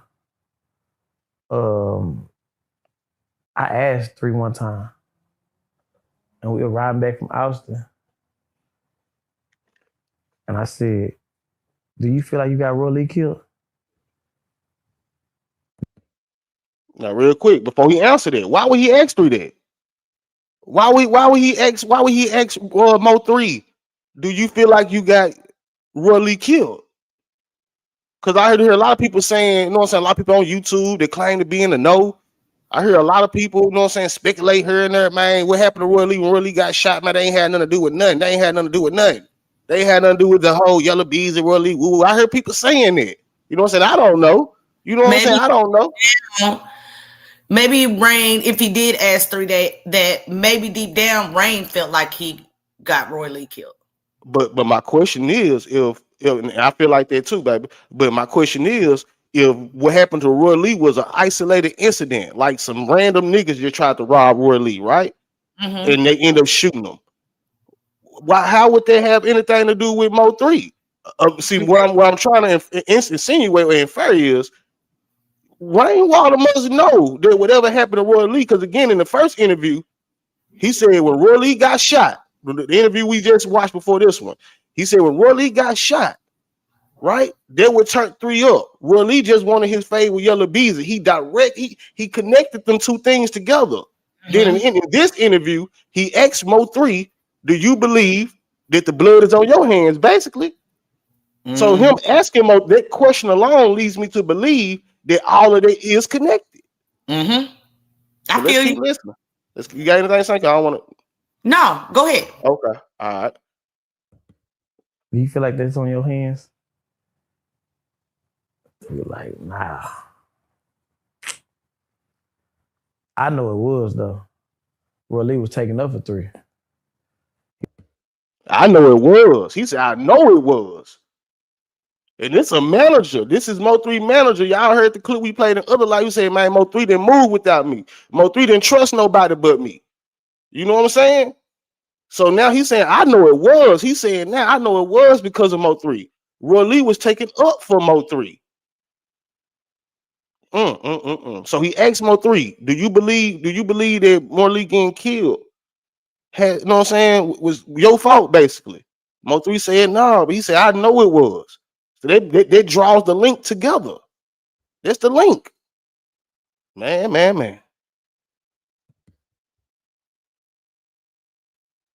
He was the only voice to take up for him, with the voice that meant something to take up for him. So, you know, that what hurt me the most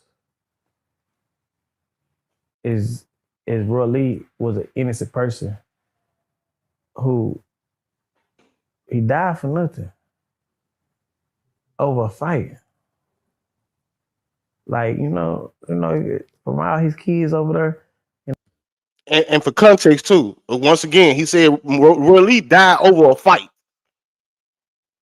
Keep the words. Just don't let these words, these sentences, these phrases fly over y'all head. He said Roylee died over a fight. I'm gonna listen to Rainwater before I listen to a blogger, before I listen to anybody that claim they know, who say, man, they ain't had nothing to do with nothing. Rainwater out his own mouth is saying that Roylee died because of a fight. We all know that Roylee wanted to fight Yella Beezy, and it never happened. That's the direct link. So in a roundabout way, Rainwater is saying Yella Beezy is the situation. Yella Beezy is the reason why Roylee was shot and eventually died from the complications of being shot. All right, and for context purposes, this interview, if y'all want to go watch this whole interview, this was the first Rainwater's first interview when Yella Beezy got arrested for the unalive of the MO3. Look at the emotion in him. He ain't like a lot of these interviews. Y'all see Rainwater, you know what I'm saying, happy in his troll bag. You can see the emotion in Rainwater face when he talk about this stuff. They would make me believe, like, maybe, just maybe, like, you know, he feel a little more. He feel a little sadder about Roylee and Bubba, what happened to them, than Mo3. Not saying he's a bad person because of that. I'm just saying because his relationships, you know what I'm saying? His relationships with Roylee, Bubba, and all of them, you know what I'm saying? But they're people gang. They celebrating, talking about Mo3 is my nigga. But I gotta think about Roylee. You know, I gotta think about Bubba. Bubba was 18, 19 years old in between this whole war. You know, the city. I want, well, they heard it. I ain't gonna replay it. He said Bubba was 18, 19. Now the phrase that stuck out to me is he said Bubba was 18, 19 in the middle of this whole war. Mm-hmm. It lets you know. It lets you know that Rainwater knew that there was a war. You know what I'm saying? Rainwater knew there was a war. Not saying that, I ain't saying like this ain't no blind Rainwater. I'm just saying, as somebody that's subpoenaed on behalf of the state, there's no way Rainwater's gonna be able to take that stand, y'all, and be like, man, look, I didn't know nothing about nothing. I don't know nothing about this. I don't know nothing about that. When he just sat up here on the blue couch and told y'all, Bubba was 18, 19 years old in the middle of that war. Peep the phrases, y'all. Peep the phrases. You know what I'm saying? Peep the phrases. Appreciate that, brother. You know what I'm saying? I got one more clip for y'all that's gonna let y'all know that Rainwater knew what was going on, man. You know what I'm saying? And the effect. It's interesting. Go ahead, baby. I'm sorry. I just, it's interesting. You know what I mean? It's like, it's really truly a whole story. You know what I'm saying? Like, it's crazy. Yeah. But like the reason why this, like those two clips I showed y'all, right? The first interview Rainwater ever did, and that interview, the reason why those are two of my favorite Rainwater interviews, because I watch a lot of Rainwater interviews, y'all. You know what I'm saying? I kind of, you know what I'm saying? I kind of learned from Rainwater a little bit on the business side, how you think, how to use stuff for your, you know what I'm saying? I ain't gonna lie to y'all. I kind of learned from Rainwater a lot when it comes to that, because I actually seen him grow up into the space that he in now. I didn't actually argue with the nigga before a lot of times, you know what I'm saying? But say what? I said you done picked his mind and everything. And he didn't pick mine before. I told the nigga before he was subpoenaed, bro, you gonna be subpoenaed. At first he was telling me, man, I ain't gonna have to testify. Testify for what? I'm like, bro, ain't no way, bro. You're gonna go to trial. And I told him, I said, I just hope you do the right thing when it's time. Bro, you can lie to me all. I told that nigga this. I said, bro, you can lie to me all day, bro. I just hope that when it's time to do the right thing, bro, you do the right thing. because you're gonna be called to testify. You're gonna be on this stand, my brother. You know what I'm saying? I told him that. You know what I'm saying? But the reason why those two clips I showed y'all are my favorite two Rainwater interviews, because the first one is before he got trained by the MO3 sector. Shout out to the MO3 sector. All the arguing he did with us, you know what I'm saying? All the accusations we put on him, it made him tougher. It made him learn how to talk, made him learn the game and how to deflect and how to lie, how to throw people off. He became a master of miscommunication, if you want to call it, by way of the MO3 sector, right? So the first interview was raw. It was before he had that internet training, right? Because a lot of things he said in that interview, he probably wouldn't say today. You know what I'm saying? Then the second interview, you see the raw emotion. You can see the sadness in his face. Now, I don't believe Rainwater is that good of an actor. I don't think this nigga Denzel Washington. I think the facial expression, the body language, Facial expression show everything a lot. Exactly. Right on, baby. You know what I'm saying? I believe those was his true emotions. You know what I'm saying? So I always reference those two interviews when I want to get the real from from Rainwater. Last clip, and we're gonna move on. Another clip that let you know that Rainwater not only knew what the fuck was going on. This is play the clip. And he got caught slipping, so everybody was sad about that situation because everybody thought that 3 was gonna be undefeated with this situation. But I'm not gonna lie to y'all. Every time Yella popped out, we was going to funerals. Every time Yella popped out, we was going to funerals. And he never said a word. One nigga I was always scared of in this whole situation is Yella. Yella never talked about nothing.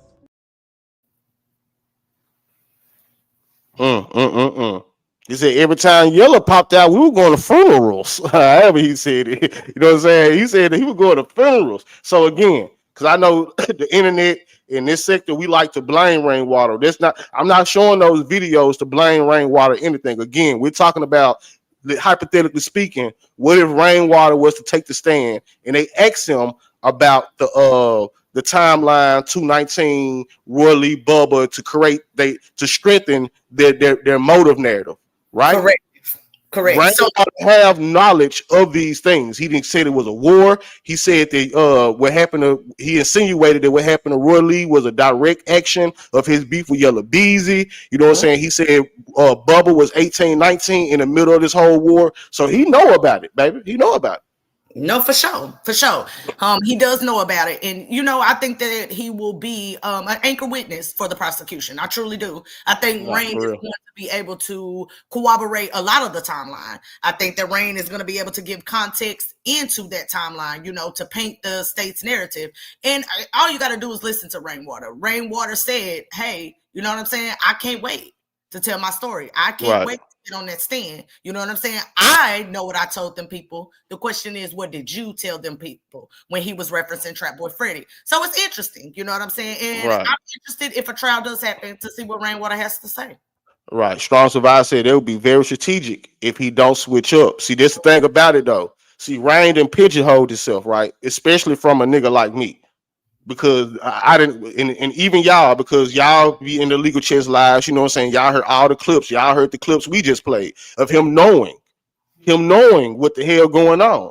So if Rainwater take that stand and act like he oblivious, or he don't know what the hell was going on, man, I don't know nothing 3 had going on. I'm just a manager. If he go up there, that's gonna be very, very telling. So he kind of pigeonholed himself to have to tell the truth, and I don't think he have a problem with it. Unless he has something to do with it. You know what I'm saying? Allegedly. Not saying he do, but I'm saying if you go up there and switch up, then the state, the people, all gonna be looking at you like a nigga. You know what I'm saying? Like, I don't even think they'll use Rainwater, because before he take the stand, they're gonna prep him. They're gonna talk to him. They're gonna grill him like the defense is gonna grill him to prep him, right? So I don't even believe they're gonna let him take the stand if he get up there and say, I don't know nothing. They only gonna use him. They only know they can use him because he already made statements. But go ahead, baby. Yeah, I just don't see how that would benefit Rain. I think that Rain is pretty smart. I think he knows what he's doing. When he comes to the MO3 sector, he jokes around, kids, plays, lies. You know what I'm saying? But I honestly think, like when he goes to these bigger platforms, as well as when he's on the stand, I believe Rain is going to tell the truth. I believe that the state has him for a reason. I also believe that, like we did in previous episode, Rain is the state's anchor witness. Mm-hmm. Why? Most It's definitely. proximity to Mo3. Right. He can let you know everything Mo3 had going on. Why? He was in Mo3's business. That was Mo3's business partner. That was Mo3's manager. He was with him all the time. And Rainwater said that out his own mouth. He didn't move without me. He didn't catch a flight without me. He said everybody switched up on Mo3. I was the only person he trusts. He was stuck with me. They came out of Rainwater mouth. You know what I'm saying? On the Boss Talking. Y'all can go check out the old lives. I don't know if I still got it in the stream yard, but they came out of Rainwater's own mouth. You know what I'm saying? We not done with Rainwater as far as with the legal chess either. You know what I'm saying? We still got we got another matchup to see how it could potentially play out in court. You know what I'm saying? We got another matchup that he got to face this one. You know what I'm saying? All right. Hank said he got to stick to the story because the fight plays a part too, for sure. Exactly. Salute to my nigga Hankin TV, man. Y'all drop Hankin TV link in the chat for me, man. Salute to you, OG. Let's move forward, y'all. All right. How the defense attacks this. Okay. Y'all ready? So this is how the defense will attack Rainwater taking a stand and corroborating the timeline. So we about to get into how the defense will attack this. We got to do the whole board. All right. How the defense attacks this. A good defense will not argue every fact. They attack the meaning of the facts. Defense strategy number 1. Narrative does not equal proof. They'll tell the jury, you're being given a story, not evidence of who did what. They'll argue that motive is emotional context, not proof of murder. Again, if they isolate it, but the whole timeline plus Rainwater's narrative, good luck with that. Like I'm always say with the defense. Hold on, I'm grabbing Hank and Link real quick, but go ahead. All right. Defense strategy number 2. Attack Rainwater's credibility. They will dig into prior statements, criminal history, motives to cooperate, benefits received, inconsistencies. If they weaken Rainwater, the timeline's power drops. Now that is where I could see it working. It. Hold on, I'm talking. I'm double texting, multitasking real quick. I can see. Yeah, I can see that because you know what I'm saying. Rainwater, they're gonna Hank and TV link in the chat, man. Y'all go subscribe to OG, man. You know what I'm saying? I can see because Rainwater does come across as having a lot of interest, monetary interest. Put that back up real quick. I want to read the points. Right. It's a prior statements, criminal history, motives to cooperate, benefits received, and inconsistencies. You know what I'm saying? The two that stand out to me is the benefits received and the inconsistencies. You know what I'm saying? Rainwater does have a lot of inconsistencies in his story up until this point. Now we don't know when he take the stand, but you know what I'm saying? Rainwater do be all over the place. So 1 minute he says the jealous baby daddy. You know what I'm saying? So if I was a defense, I could be like, well, Rainwater, weren't you on interviews and wasn't you on other platforms and other things saying that all this came from a jealous baby daddy? No rapper had nothing to do with this. It was a jealous baby daddy.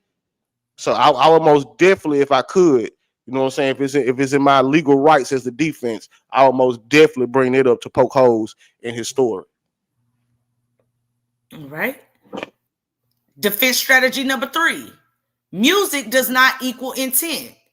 They'll argue the songs are artistic expression, persona, marketing, not real world planning. They'll try to separate art from action. 333 again. You know what I'm saying? I can see, and it's up to Rainwater. You know what I'm saying? Rainwater get up there because I have heard Rainwater say, man, MO3 just made stuff up in his songs. I've heard him say that. I've heard Rainwater say that. You know what I'm saying? I done heard him say that in interviews on platforms. Man, MO3 just was rapping. Man, MO3 didn't do none of that. You know what I'm saying? So who knows how this gonna play out, man? All right. Defense strategy number 4. Alternative interpretations. They'll suggest multiple enemies, other motive, unrelated street conflicts, coincidence. Their goal is not to erase the timeline, but to cloud its meaning. Like I said before, get in the minds of the juror. Like, hey, for instance, multiple enemies. Okay, how do we know this happened to Mo3 and Yellow Beezy did it? He had multiple enemies. How we know Trap didn't do it? That's where it's gonna get interesting right there. Uh-huh. And I believe, I could pull this up. I could pull this up. I don't know if it was time for it, but we just go ahead. Let's play with it. I could pull this up. You know what I'm saying? Just one of them. Strong Just one Savasi. of 'em. Rainwater can say he was in character and he wasn't under oath at the time. Yeah, he can most definitely say that.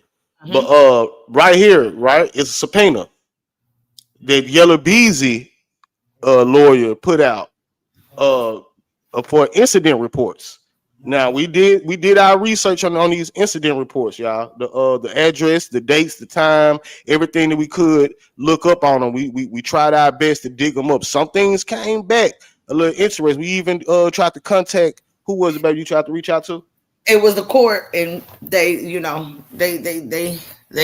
you call me? That's what they wanted me to do. I need you to call me, because what is you digging into, basically? Yeah.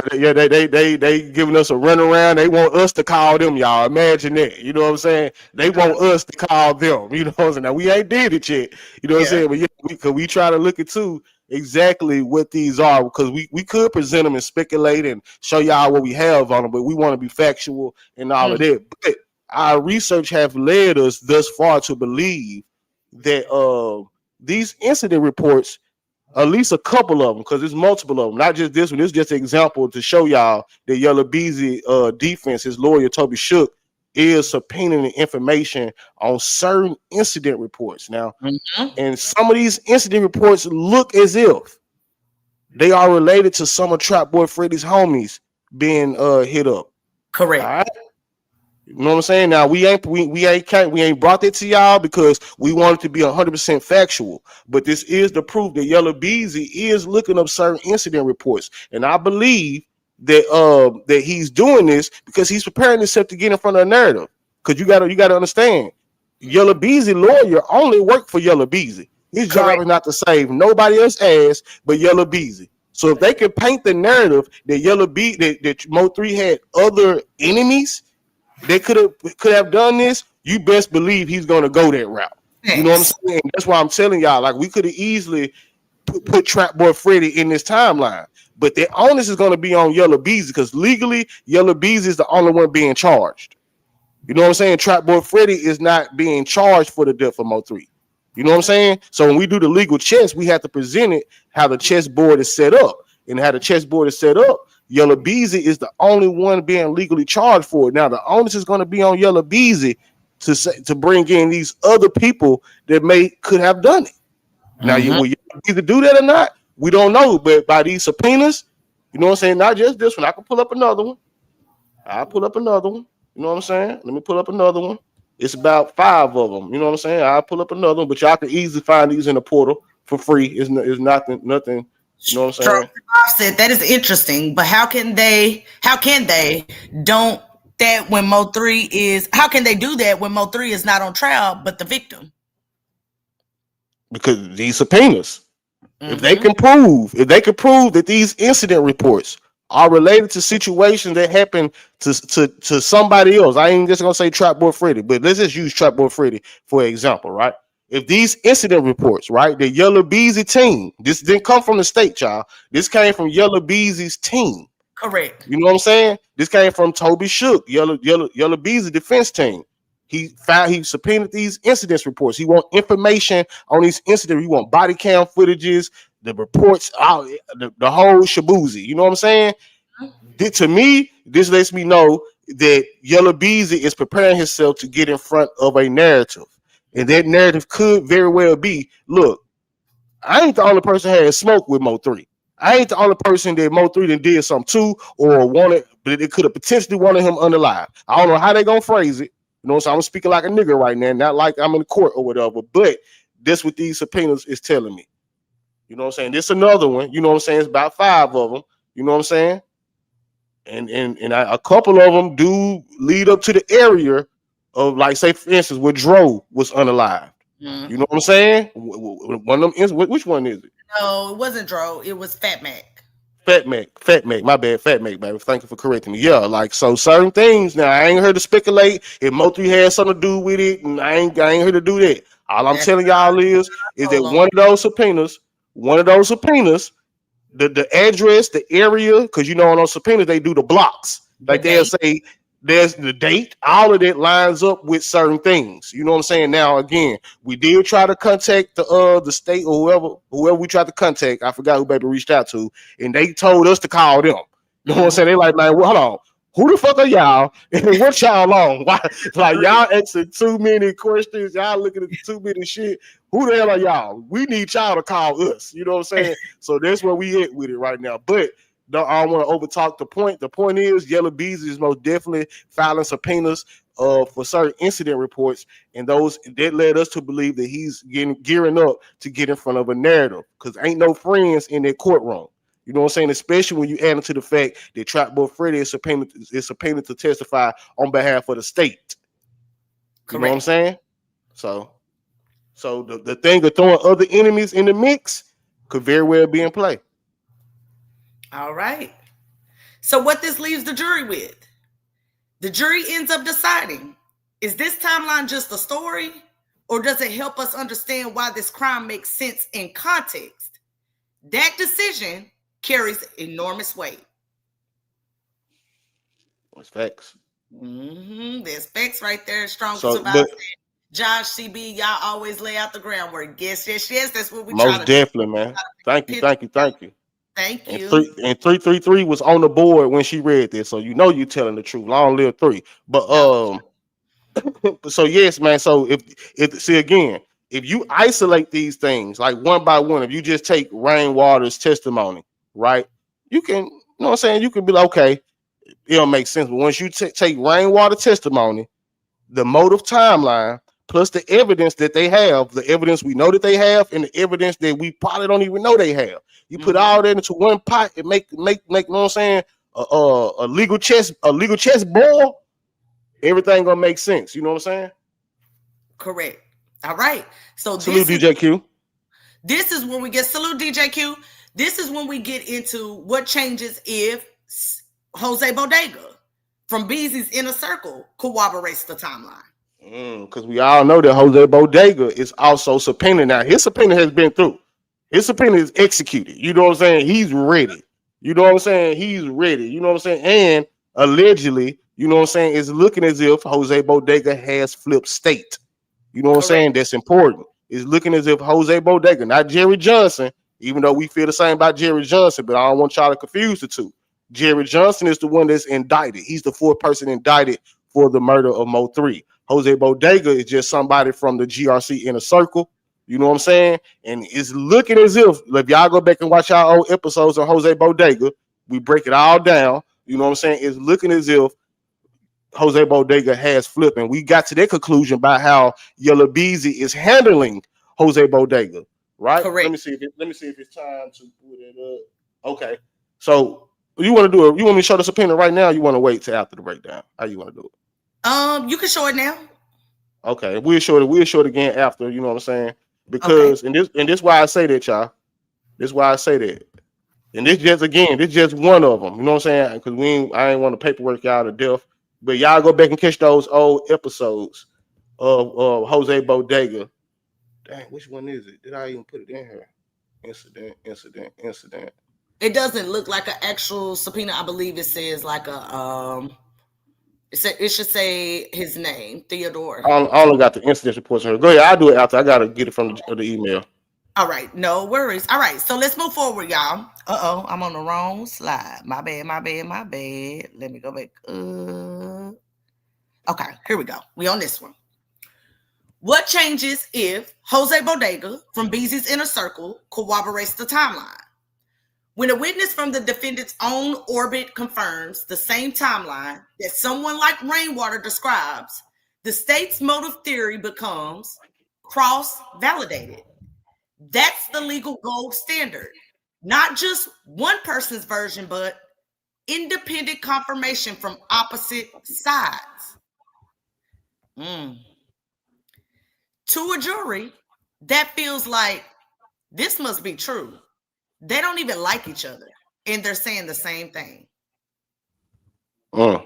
Two independent niggas from different sides. Correct. And this could very well happen again, y'all. We not lawyers, we not psychics. You know what I'm saying? We just trying out to the best of our abilities to kind of show y'all how this stuff might play out in court. You know what I'm saying? How it might play out during the trial. So this could very well happen, or it might not. You know what I'm saying? But you know, because they also got Trap Boy Freddy. You know what I'm saying? They also got Trap Boy Freddy subpoenaed. But you know what I'm saying? Somebody gonna corroborate something. Not for sure. All right. What this does to motive.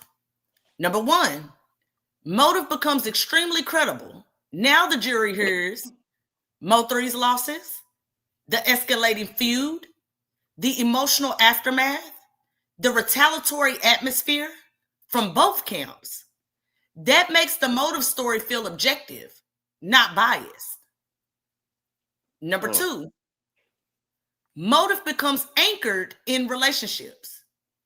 Jurors connect emotionally to relationship-based explanations, loyalty, revenge, betrayal, loss. This is how trials become persuasive. Right. So if Jose Bodega can tell us how Yella Beezy felt about being trolled, how he really felt about being trolled and being called out by Roylee, right? What led up to y'all jumping Roylee? You know what I'm saying? Was he mad enough to have anything done to Roylee? You know what I'm saying? What happened? How did Yella Beezy feel after he was hit up on the highway?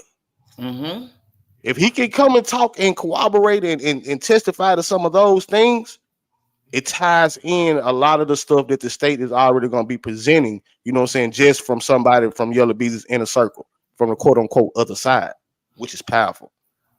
Correct. All right. How will the defense attack it? Right? So a skilled defense still has tools. Attack number one, they're coordinated. Defense will argue these witnesses have talked, their stories are aligned, and they're feeding the same narrative. They'll imply contamination of testimony. All right. Attack number two, y'all. Credibility and incentives. Y'all ready? Let's go. They'll cross-examine hard. Plea deals, immunity, sentence reductions, probation status, benefits from cooperating. What is the goal? To make the jury question why they're saying this now. But this why I believe they'll use Jose Bodega as the anchor witness for the other side, if not Trap Boy Freddy, right? Because we don't know how Trap Boy Freddy playing it as of right now. You know what I'm saying? But Jose Bodega, because he didn't take a deal in this situation. You know what I'm saying? He's not even indicted for this. See, Jerry Johnson, if he get up there and start talking, it'd be easy for them to poke holes in it by saying, look, he got an incentive. He taking a deal. He doing this for a less, and the jury don't like that, right? The jury don't like that. You know what I'm saying? But Jose Bodega is independent from the MO3 case. Now, he got other cases that he may have some incentives on, you know what I'm saying? But as far as the MO3 case, he's not indicted. He's not charged for anything related to MO3. Correct. So they might use Jose Bodega for this portion, you know what I'm saying? Because it's gonna be hard for them, you know what I'm saying, to say all those things about. But they don't mean they ain't gonna try, because he do have other felony cases going on too. Correct. All right. Attack number three. Motive inflation. Defense will say, yes, there was conflict. No, that does not mean my client killed anyone. They separate emotion from action. Karen said, Yella said himself his state of mind after being shot. I remember on Vlad TV, Yella Beezy said, if you shoot me, it's one thing this ain't verbatim, but it's basically what he said. And we played it in one of those old lives. But I should have had all this stuff saved in the laptop, because I should have played it to show his state of mind. But Yella Beezy basically said, look, man, it's one thing if we beefing and you rapping about doing something to me, all right. But if you shoot me, I'm gonna get my get back. That's basically what he said. He said, man, if you didn't shot me, ain't no coming around. And this was after he got shot. He said, "Ain't no coming around me acting like woo woo woo. I'm gonna get my get back." He said, "Him strong survive though. Get his lick back." He said, Yeah, get his lick "You know what I'm back. saying?" But again, y'all, the sign. Okay, so I got the subpoena now with a subpoena application. Okay, go ahead, You know what I'm saying? And can you read that? Can you see that better than I can? Yeah, I can see it. Okay, because this one of the many, you know what I'm saying? Again, well, one of the few subpoenas that Yellow Beezy team has put out to get information on Jose Bodega. And this how they would led us to believe that Jose Bodega is flipped because they're treating Jose Bodega like a state witness. They're not treating Jose Bodega, they as in Yellow Beezy and his defense team, they're not treating Jose Bodega as if he's a he gonna get on a stand and do something in favor of Yellow Beezy. They plan on attacking him like a state witness, which means take his credibility, criminal history, all of this stuff they're gonna use to poke holes in his story.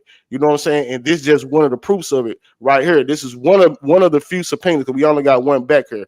This is one of the few subpoenas that Yellow Beezy has put out for can you read that? What they trying to get from him? Because I can't see this smile on my end. Yeah, of course. So this is a subpoena application. This is from Yellow Beezy's defense team. They are asking for a complete and true copy of the entire pretrial services file for Theodore Thomas. They give his date of birth 11/29/1991 to include but not limited to monthly reports, drug test results, and outside correspondence or complaints.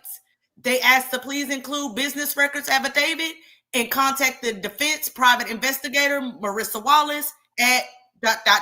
So they had put in an application and as well as subpoenaed the U.S. Probation and Pretrial Services for Northern District of Texas, custodian of records, acting chief Wayne McKim, and that is the United States. So that is the feds. Right. So this on this particular subpoena application. Now the application did go through. We just put up the application. You know what I'm saying? They are again. They going back into his history. You know what I'm saying? They trying to impeach him. They trying to poke holes in him. They trying to discredit him as a witness.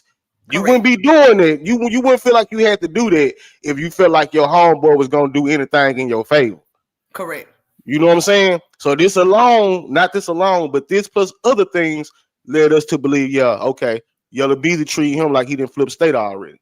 And on top of that, Keywan White then said some things, Jose Bodega, Jerry, Trap Boy Freddy, all is in his paperwork. They came out of Keywan White's mouth. We ain't speaking for him. They came out of Keywan White's mouth. You know what I'm saying? That these niggas is talking. All right. All right. So let me take this down. All right. Attack number 4.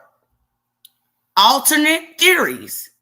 They will introduce other enemies, other disputes, unrelated street conflicts, other suspects, not to prove them, but to create reasonable doubt. And what have I been telling y'all this whole time? The defense's job is only to create reasonable doubt. They need to just get in one juror's mind, create that reasonable doubt to win for their client. Period. Right, and I think Trap Boy not being listed as a defender could help in their favor, but the onus gonna be on Yellow Beezy, man.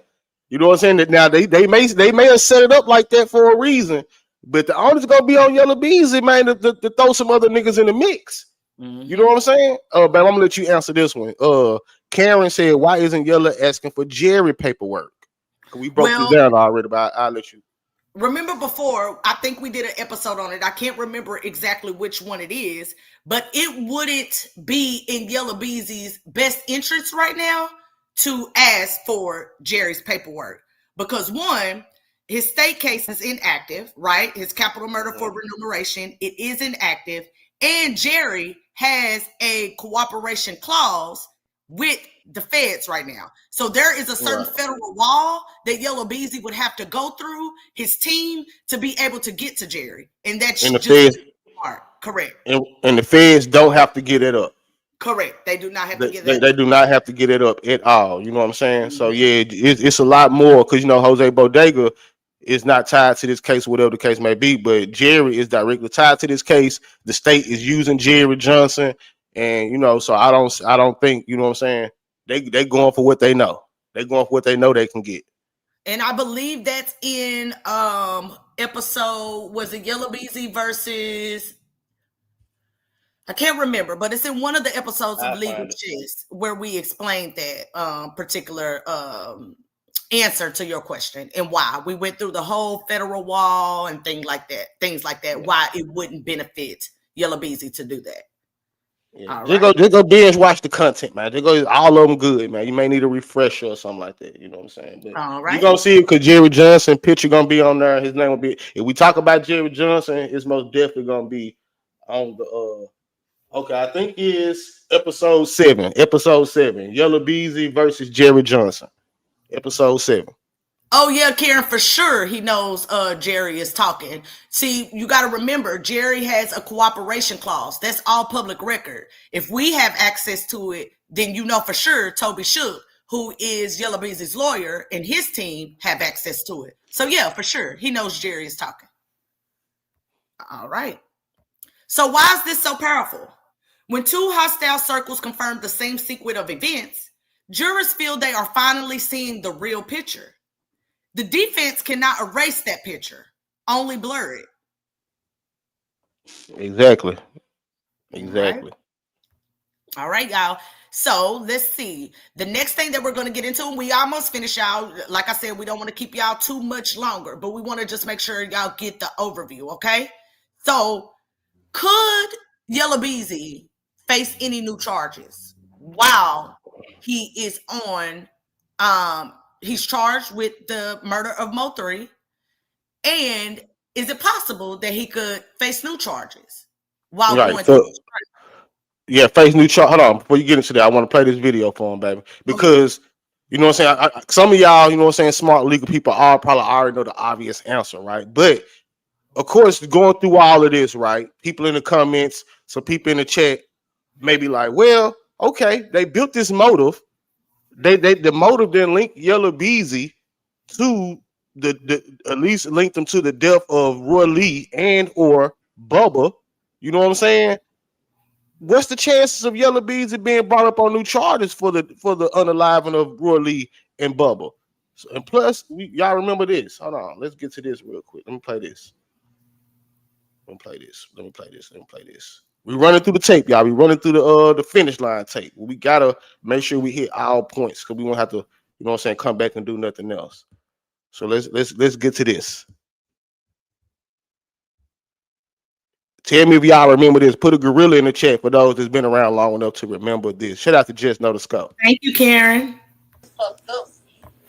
Yeah. That's fucked up. So you said, and since Mo3 has passed away, Roylee has passed away, how do you look at the whole situation now with both them niggas being gone? Do you feel like this shit was all just sense? All right, for those that don't know, the lady that you see at the bottom is Roylee's baby mama. All right, she did an interview with Sko. One of Sko's first interviews was with her. You know what I'm saying? And she said some things in this interview. Let's listen. And yeah, I feel like it was senseless. And I also feel like it's real quiet now, ain't it? Yeah.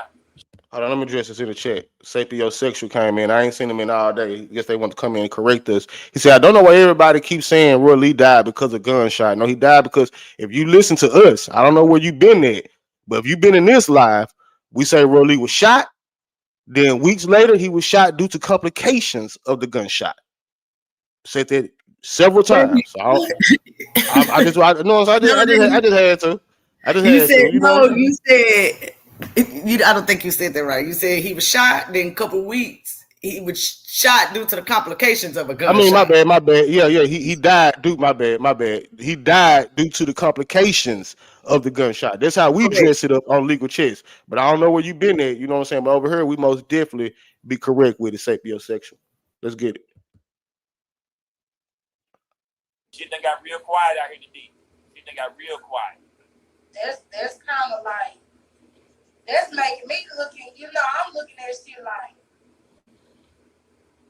Yeah, it's real quiet.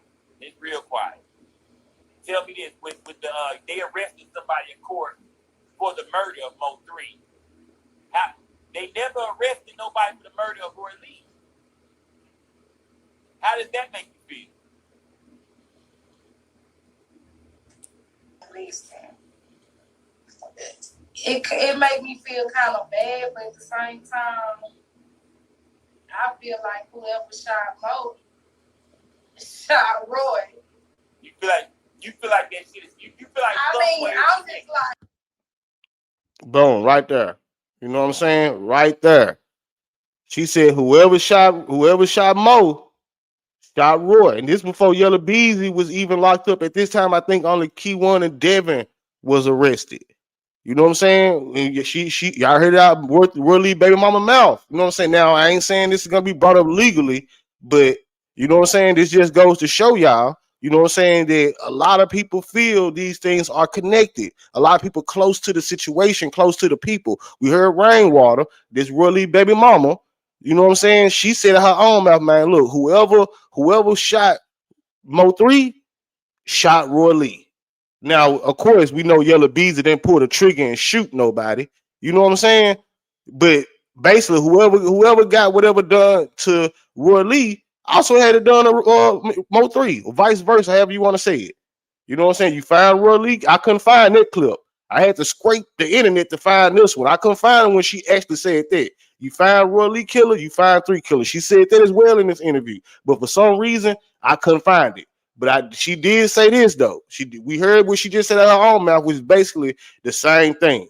You know what I'm saying? Whoever shot MO3 shot Roylee. So the question would be, okay, so could Yellow Beezy be brought up on new charges for the death of Roylee? Will Roylee and Bubba get justice? Like not just us knowing, but would they get real justice by way of this motive, this narrative that the state can potentially paint? You know what I'm saying? To hammer in their point. So let's get into that. All right. So Yellow Beezy's current publicly known charge. Right now, based on public reporting, Yellow Beezy, Marquise DeAndre Conway, is presently charged in the death of MO3 in connection with capital murder while you know what I'm trying to say. Remuneration. She can't say it. Whatever. Remuneration. For allegedly hiring a hitman in 2020. There's no confirmed official charge against him for Roylee Pate's death or Bubba's death, at least not from mainstream news coverage or public court records as of the most recent reports. Some smaller social posts have claimed additional charges, but those are not confirmed in reliable reporting at this time, okay? All right. Can he be charged later for Roylee or Bubba? Legally, yes, but there are conditions. Number 1, separate crimes can be charged later. If prosecutors find evidence tying Yellow Beezy to those deaths, they could seek charges later, even years after the fact. So long as the statute of limitations hasn't expired, most murder charges do not have statute of limitations in the U.S. There is a probable cause, a grand jury will indict, or there is sufficient admissible evidence for charges. Hold on, man. I'm finna try and say you, bro. You keep on saying that, bro. Bye. I ain't got time for that. Go ahead, bro. Continue. All right. So in Texas, murder generally has no statute of limitations. So that part would not block later charges. That means if credible evidence emerges tying Beezy to Roylee's or Bubba's deaths, prosecutors could file new charges. This is a general legal principle for murder cases in U.S. So hold on. Go back. I want to process that. Go ahead. They're saying Texas murder generally has no statute of limitations, so that part would not block later charges. That means if credible evidence emerges tying Beezy to Roylee or Bubba's death, prosecutors could file new charges. Okay. Correct. All right. I just want to make sure I read that right. All right. But right now, no official charges for Roylee or Bubba. As of the most current reliable reporting, Yellow Beezy has been indicted and charged for MO3's killing. There is no confirmed grand jury indictment or formal charge publicly shown for Roylee's or Bubba's deaths. Social media posts suggesting feds are adding charges are unverified at this time. So presently, the only official charge on record is for MO3's death. Right. Because they need more than a motive. Correct. They're gonna need some evidence that ties them to it. Now the motive alone, like with the picture we just painted, and if they bring that in court, they'll have them looking at Yellow Beezy, but they're gonna need evidence. Now I ain't saying they have it because you know what I'm saying. Y'all know last year, for some odd reason, DPD chose to let us know. You know what I'm saying? Like right after Yellow Beezy, what's it? Earlier this year, probably. I think it was earlier this year. Like right after Yellow Beezy was arrested and indicted, like a month or some weeks or something after that, the DPD just wanted to let us know that Roylee death was still an open investigation. Now, I don't know, but I don't know if there was a chess move or what, but they just chose to let us know that right after Yellow Beezy was picked up. They put out a report on social media saying that Roylee's death is still an open investigation. All right. And to speak to that, this is how new charges could come. Here are the main paths prosecutors could use to add charges later. Number one, new evidence emerges. This could be DNA, forensic evidence, credible witness testimony, video or electronic evidence. If any of that specifically links Beezy to Roylee or Bubba, prosecutors could seek new charges. All right. Number two, grand jury action. A prosecutor would present evidence to a grand jury for each additional suspect charge. A grand jury must return an indictment before a new charge proceeds. Number three, co-conspirator testimony. This will get interesting. If someone involved in either death cooperates and testifies that Beezy ordered or participated, prosecutors could use that to seek indictment.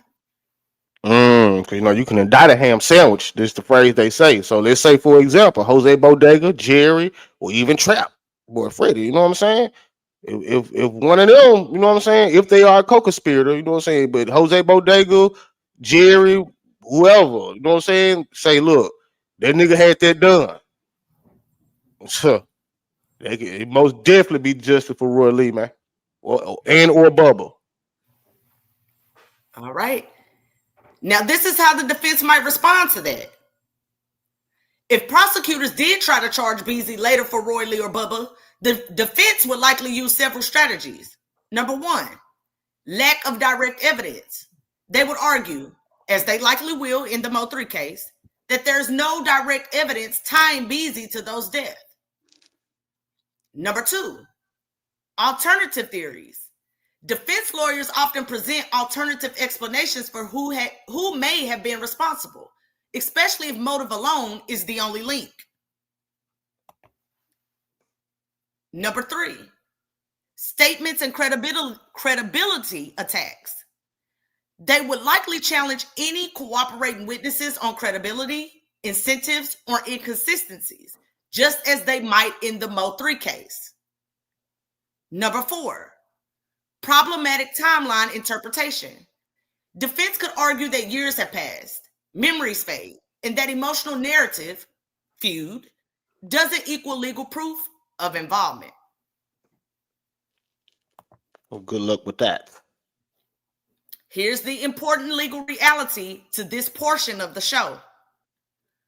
A feud or motive timeline alone does not equal criminal liability. Law enforcement must still find admissible evidence for each death before a prosecutor can charge someone. Timeline plus beef plus music can help contextualize motive, but motive is not the same as proof of a crime. All right. And if you like me and you need a visual, here is the chart for how new charges could come. It is possible new charges with a question mark, but not charged for Roylee and Bubba's deaths. Can Yellow Beezy face new charges for Roylee or Bubba?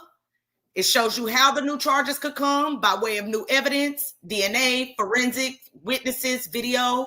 It shows the grand jury action, co-conspirator testimony, the legal reality check of it all. Motive does not equal evidence. A beef can suggest motive. A timeline can supply context, but prosecutors must still find admissible evidence of criminal liability. So if you're like me and need a visual, There's a beautiful visual for you all to reference. All right. So moving forward, here's the final shield, okay, of this portion of the show. Narrative does not equal proof. Defense closes with, the state has built you a story, but stories are not evidence. They'll hammer. No direct physical evidence from lyrics, no proof of action, no casual link. Did you have anything you needed to ask or say, baby, before we get into the end of the show? Nah, baby, we can run through the tape. Let's run through the tape. So and so, but in conclusion, though, you know what I'm saying, just to sum it all up, you know what I'm saying, in nigga terms, yes, Yellow Bees could very well be brought up on new charges, man, for Roylee and or Bubba, but they're gonna need more than the motive and the timeline that we just laid out to y'all in this Legal Chess episode. They're gonna need some substantial evidence, but strong but the evidence he can get indicted if a co-conspirator. You know what I'm saying? I.e., say for instance, if Jose Bodega, Jerry, Keywan, like Adjusted Fate said in the chat, if any of those guys were or are co-conspirators to anything that happened to Roylee or Bubba, and they say that Yellow Beezy had that done, that's enough to indict him for sure, for sure. You know what I'm saying? So it can happen. It can't, you know what I'm saying? But they, they're gonna need those things. But it can happen, y'all. It can happen. We can very well get to the getting this MO3 trial and Roylee and or Bubba, either one of them or both of them, actually get justice. That's a possibility. All right. So let's get to the end of the show. We're gonna go with the prosecution's closing, how they countered the defense. Defense claim it's just art. This going back to 219. Okay, so I can delete this one, right? No. We can read it. It's 219. Okay, so this is the ending, just basically tying up the whole show. So going back to 219. Right. Okay? So this is how this. Yeah, because y'all know the defense is gonna say it's just art, woo woo woo, bam bam bam. You know what I'm saying? So this is the closing remarks from the prosecutors. You know what I'm saying? How they're gonna nail in the 219 theory. Correct. All right, let's get to nailing the 219 theory and let's break it all together, y'all. Prosecutors closing, how they countered the defense. Defense claim, it's just art. Prosecutor response, we are not here because he is a rapper. We are here because this art lines up with real events, real people, real dates, and real deaths. They'll argue, art alone is nothing. Art plus timeline, plus witnesses, plus real world events equals context. That's what I've been saying, man. You put what's up, Chippewa? You know what I'm saying? If you put that song and then those lyrics into the whole grand scheme of thing, like they said, art plus timeline plus witness plus real world events equals context. You know what I'm saying? That's what I've been saying the whole live. If you just isolate this song, you just sound like any other song a rapper make. But once you put this song and those lyrics, you put 219 amongst the whole timeline and everything else, the real world events. Yeah, good luck with that defense. All right. Defense claim. Those lyrics are just emotion, not intent. Prosecutor's response. Intent is rarely written down. We learn intent from words, behavior, relationships, and history. They connect lyrics, emotional state, motive, explanation of the crime's context. Exactly, and they got Rainwater to do that because y'all heard Rainwater say, man, when MO3 seen Roylee in that casket, wasn't no turning back. Then 219, MO3 expressed it. Correct. All right. Defense claim. That language is just rap culture. Prosecutor response. When the same themes appear in the real world, shootings, retaliation, specific names, specific losses, it stops being generic. They highlight Roylee reference, R.I.P. Roylee. Exact birthday title, 219. Bubba's death weeks later. This personalizes the lyrics. That's a strong motive, boy. I'm telling you. That 219, boy.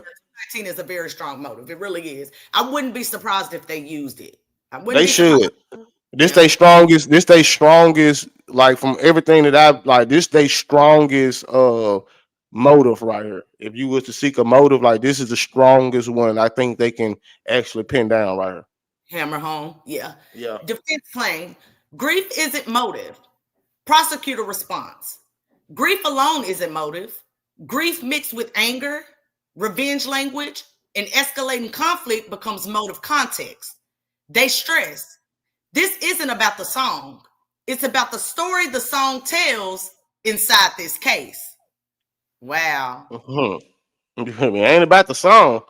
It's about the story the song tell inside the case, which is facts. Like I said, keep saying, if you take that song outside of the case and what we know about the case, because when 219 dropped, when nobody arrested, Mo3 was still alive. But if you take 219 and you put that inside this case, it makes more sense. Even though Mo3 was kind of direct with what he was saying, and we knew exactly what he was saying and who he was talking about, it make even more sense inside this case. Defense claim too much time passed. Prosecutor response feuds don't run on calendars. They run on memory, pride, loyalty, and unfinished business. They'll show conflict didn't end in 2019. It carried through 2020, and witnesses confirm it. Facts. Like, I'd be like, what? Time passed, nigga. Street shit don't stop, nigga. Especially when bodies drop. You know what I'm saying? Especially when bodies drop. All right. Defense claim you're telling a story. Prosecutor's final move. Every trial is a story. The question is whether this one matches the evidence. Then they'll lock it in. Timeline, lyrics, witnesses, real events, the final act. That is how they ask the jury to see the case. And we all know what their final act was. We know what the final act was. Mo3 being unalive on the highway in 2020. Correct. And why does this work psychologically? Jurors decide cases emotionally first. Then they justify legally. This structure gives them a beginning, Roylee, a middle, 219, Bubba, escalation, and an end, Mo3. A story that feels complete and understandable. There's y'all legal chest, y'all. Let's motherfucking go. I believe I could have showed that to my grandmama who don't even know nothing about nobody. You know what I'm saying? Her old age. And she'd be like, oh yeah, that make perfect sense. I believe I could have showed that to my nephew or somebody. You know what I'm saying? They'd be like, oh yeah, that make a lot of sense. You know what I'm saying? It make even us lining it up the way we line up with no evidence, with no legal jargon.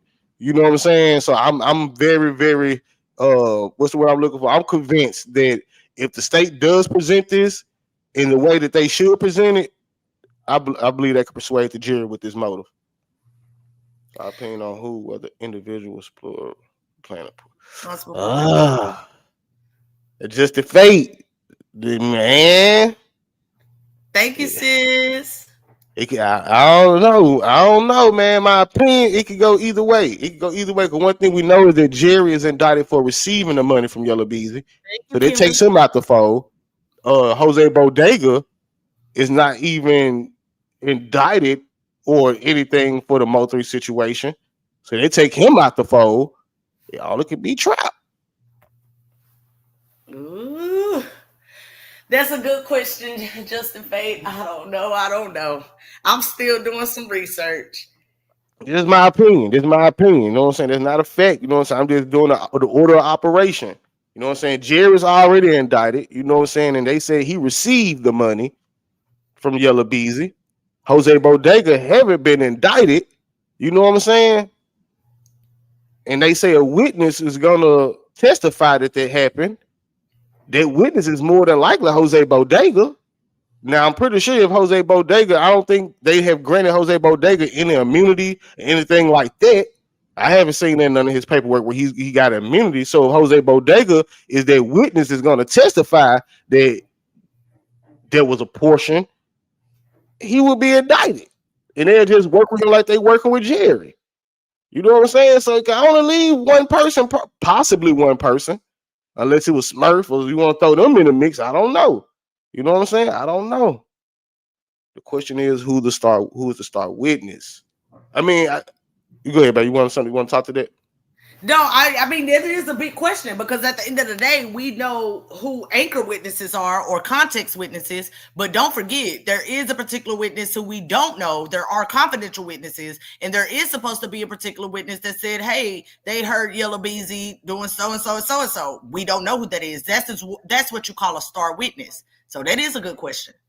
Right. But to me, and the more I dive into it, I don't know how they break it down in the actual trial, but I see this case, this trial have different portions of it. Like I told y'all before, this ain't one big chess game. Mm-hmm. This is different chess games being played throughout the trial, right? You got and we break them all down to the best of our ability. You got the Jossie and the Jossie portion of it, which includes her versus Rainwater, her baby daddy, and all this stuff. You know what I'm saying? It's different portions of this motive, of this narrative. And I think every portion, every narrative of what happened to 3, what led up to what happened to 3, and what actually happened to 3 would have its own star witness. If that's what they call it. Like, say, for instance, what happened on the highway. Randall Graham would be the star witness for that. You know what I'm saying? Randall Graham, the guy, the nurse or whatever he was, the doctor that got shot, he would be the star witness for that. You know what I'm saying? I believe. You know what I'm saying? As far as like the timeline, MO3 getting back to Dallas, going to Jossie house, leaving Jossie house, Rainwater's on a phone call. Rainwater be the star witness for that. You know what I'm saying? But then you got Trout, who's going to add the context. He's a contextual witness. You know what I'm saying? Who's going to add the context from the other side. So I think it's, you know what I'm saying, multiple star witnesses for different portions of this story. Now, that's how I come up with it. I don't think he's only one star witness they're going to use for the whole thing. You know what I'm saying? I think they're going to have different star/anchor witnesses. But I think Rainwater is the most important to this case as far as the witnesses go. I think Rainwater can make or break this case. For real. Witnesses tell the story. They're the only way to enter evidence. Right. So it's gonna be hard to prove a reason of doubt. It is, man. I think they got too much on them, man. Plus the motive. Because the motive, again, a strong motive, and I know we could put this together the way we put it together. You know what I'm saying? If everything is being handled righteously, the motive is very, very, very, very strong, y'all. We've been on this for 5. I'm talking about all of us. We've been here for some of us for 5 years. You know what I'm saying? And we all can put together the motive. We all done seen the videos. We all done heard the music. We all know about the beef. We all know the motive, and the motive is very strong. And when you got a strong motive, they give you a little bit more leeway with the facts. You can have like 60% facts, 40% motive. You know what I'm saying? You can have like 60% facts, 40% motive, and that'll be enough to persuade a jury. Because remember, they're going in front of a jury. You know what I'm saying? Mm-hmm. A lot of people believe, but you got to prove this without reason. You got to prove this. Yes, that's a part of the game too, but you can also persuade a jury. And that's what I was saying to Just Fate. That's exactly what I was saying. Rain is important, but whichever witness proves Yella paid that cash is the star witness. That's for sure. Blue Moon Sis said, and Rainwater knows that, Josh, he can make or break it. That's why he capitalizes on it. Yeah, man. It's kind of crazy that all this is in Rainwater's hands, because Rainwater is probably like the only one that can speak not for MO3, but to MO3's emotions and his inner circle and all of that. You know what I'm saying? Mm-hmm. You know, but I agree with the Justice Fate too. Like whoever said that they know for a fact you got to pay that money. Yeah, they down there to start witnessing. This a thing, man. We don't know because it's a lot of subpoenas. Some are confidential. You know what I'm saying? And nigga probably was working the whole time. You know what I'm saying? Nigga was probably working the whole time, man. But salute to everybody, man, that came in, man. We at 10 o'clock. You know what I'm saying? We started at 6 today. You know what I'm saying? So we down there running a little late. Y'all know we usually don't do no legal chess up to 10 o'clock. But we're gonna make sure that the objective is complete. You know what I'm saying? I don't care. We had to be here at 1 o'clock. When we put a show together, we're gonna always make sure that the objective is complete, man. So we feel like we have completed the objective when it comes to Bubba, Roylee, and the 219 theory. Man, this is one of my favorite ones, man. For those that just came in, man, replay this back, man. Replay this back, man. We broke down the whole 219 song, went through the lyrics, and man, we put it into the trial. You know what I'm saying? How the state gonna use it, how the defense gonna attack it. Man, we brought in Rainwater as a witness, Jose Bodega as a witness. Man, it went down on this episode. To me, this is one of my favorite episodes. You know what I'm saying? Yeah, this one. We got more in the cut, man. You know what I'm saying? This was just the one we chose to do, man, to end off 2025, man, because this has been a dope year. We created Legal Chess this year, man, and thank y'all, man. You know what I'm saying? Thank y'all, man, for allowing us to have a wonderful, wonderful year, man. God has blessed us with some content, man. We don't have to go live and do the mess, the drama, talk about other people, regular people, and who they fucking and what they got going on, man. Hey, look, but we ain't nothing without y'all. If y'all don't show up to these things, then man, we wouldn't have nothing to talk about. We wouldn't have nothing to do. And on top of that, man, y'all support, man. So, man, look. So big salute to y'all. Y'all allowed us to have a very, very, very good year as far as YouTube go. Y'all love, y'all support. Even when we did get caught up in the mess, in the drama, y'all was there to hold us accountable. Y'all was there to keep us pushing forward. Y'all was there to motivate us. Man, y'all are a big reason why we do what we do, man. You know what I'm saying? And we only got more in 2026, y'all, because the trial's supposed to be in 2026. Now, I don't know if we're gonna actually be at the trial. Now, if God see fit, because you know what I'm saying, the schedule didn't change. We all in Houston now. You know what I'm saying? So I don't know, but y'all best believe, man, the number one trusted place where you ain't got to worry about no storylines, no narratives, no lies, people that don't know what's going. We actually been following the paperwork. We see a lot of people gonna hop on the trial when the trial get going and act like they to go to. If you want the trusted information, because I'm gonna listen to everybody too, everybody opinions, everybody whatever they got to say. I'm gonna listen to them too. And I ain't just saying this because it's me and CB. If I was one of y'all, if I was in the chat and I was watching Legal Chess, I was like, okay, this who I'm gonna trust with it. You know what I'm saying? Because they don't do no storylines, they don't do the narratives, they don't make it about them. It's all about MO3. It's all about just for three. You know what I'm saying? It's all about three, man. So look, when the trial come, but y'all make sure y'all tap in. You know what I'm saying? And tomorrow, real quick, family, before y'all leave, if y'all are interested, tomorrow we will be bringing in the New Year's, you know what I'm saying, over there at New World TV, because y'all know this is a faith-based. Let's go, Ja. Let's go, Ja. What a way to end the night, man. You know what I'm saying? I ain't even seen all night. Where you been, family? You hear me? I ain't even seen Ja, but what a way to come in off the top rope. You know what I'm saying? With the elbow. Love you, Ja. The fan came in off the top rope. You hear me, man? Love you, man. You hear me? With the 49.99, man. We completed the goal with that one. Shit, that did it. You know what I'm saying? No, I appreciate your job, man. That upgrade. Let me upgrade Ja real quick. I thought Ja was upgraded.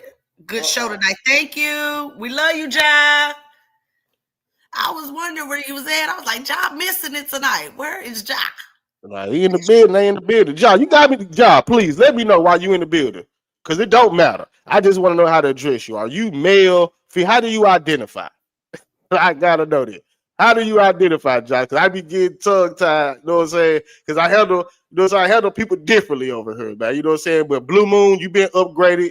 J-Town been upgraded. Ja been upgraded. Bahama Mama been upgraded. Y'all are part of the managing my squad, man. Y'all hold it down, man. You know what I'm saying? Yeah, with me. Female, and I love me. Oh, let's go, Josh. We love you too, man. You know what I'm saying? We love you too, Josh. Josh. Because look, I be getting confused. I be doing like I be want to call you partner, brother, sister. I'm like, okay, but now we know. Now we motherfucking know. All right. Because it didn't matter. You know what I'm saying? It don't matter who the hell y'all are. You know what I'm saying? That's none of my business. But y'all, real quick, tomorrow, if you got time, I know a lot of people be out and about enjoying themselves, which y'all should. But for those that, you know what I'm saying, that don't really go nowhere, whatever. If y'all like me, homebodies, you know what I'm saying, we will be over at New World TV. I'm about to drop the link in the chat. You know what I'm saying? We will be over New World, because this is a faith-based channel, y'all. You know what I'm saying? I don't know about y'all, but we love God over here. You know what I'm saying? We love God over here, man. So they're going to be the Sunday service channel. We will be bringing in the New Year's with some God, man. You know what I'm saying? The same way y'all would if y'all was to go to a church and they bring in, we doing the same thing over there at our church. New World TV is our church. You know what I'm saying? So look, y'all come tap in tomorrow if you want to. If you want to, you know what I'm saying? Ain't no necessity. You know what I'm saying? Ain't no necessity, but we will be bringing in the New Year's over there, man. New World TV, man. We're going to be listening to some gospel music. We're going to fellowship with each other. We're going to talk about some things. May even play a little Pastor Mike. You know what I'm saying? You never know, man. But just come join us if you want to.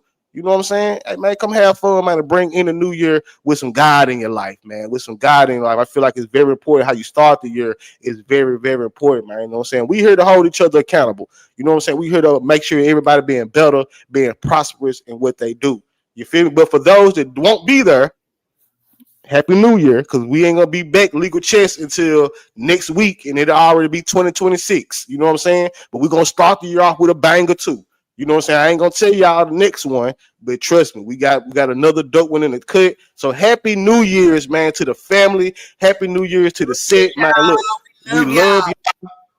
Yeah, we most definitely love y'all. We appreciate y'all, man, for everything that y'all do. Y'all good energy, y'all presence, man. Look, I'll be in church, Lord willing, tomorrow, but with John. If it's cool, it ain't no necessity. It's not a necessity. You know what I'm saying? It's not a necessity at all, man. Go enjoy yourself, man. Even if y'all go outside and whatever the case may be, man. It ain't no necessity at all, man. You know what I'm saying? But we will be over there. You know what I'm saying? But look, we love y'all. We appreciate y'all, man, for everything. Big sis, you know what it is.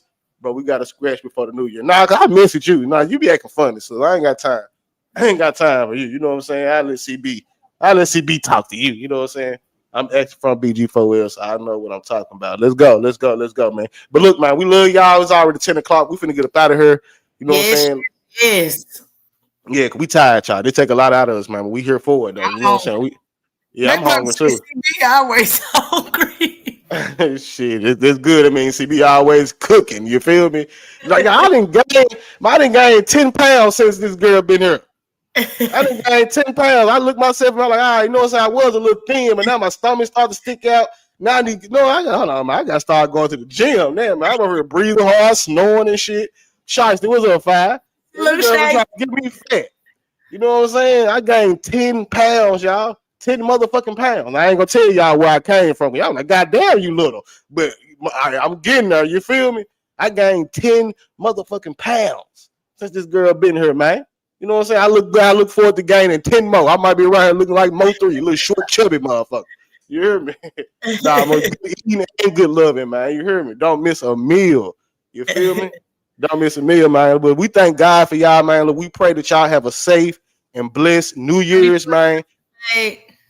And look, I hope y'all have a blessed and prosperous 2026, man. Happy New Year. I'm pretty sure I'll write a community wall and tell y'all Happy New Year's, whatever. But I want y'all to hear my voice to y'all, family. Happy New Year's. We love y'all. Y'all be safe. Y'all be safe and y'all stay prayed up, man. You know what I'm saying? Y'all stay prayed up. Y'all already know, man. We gonna leave this bitch the same way we came in every time. Hold on, baby. Do you got anything you want to say before I do my closing? Nuh-uh. I'm good. Let me get your thing real quick. That's right, baby. That's what you do. Every time I hear it, I think of RoboCop. That's right, baby. That's what you do. That's right, baby. That's what you're doing. Thank you, baby. Thank you, baby, for helping me, for joining me, and doing this legal chess with me, baby. We created something dope. I wouldn't be able to do this without you. So I want to tell you, and even though I'm gonna get mine off to you, but I want to tell you with the family, baby, I appreciate you.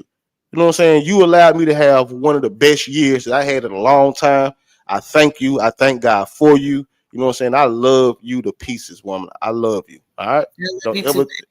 Don't ever think I don't. You know what I'm saying? With your little mean ass. But anyway, but y'all already know, man. We gonna leave this bitch the same way we came in every time, y'all. Every time, man. You know what I'm saying? Even in a room full of 100 haters, we ain't gonna change and we ain't gonna waver. We gonna always remain some real ones, man. There's one thing y'all can always trust about Room 901, man. We gonna always remain some real ones, man. We pray that y'all do the same.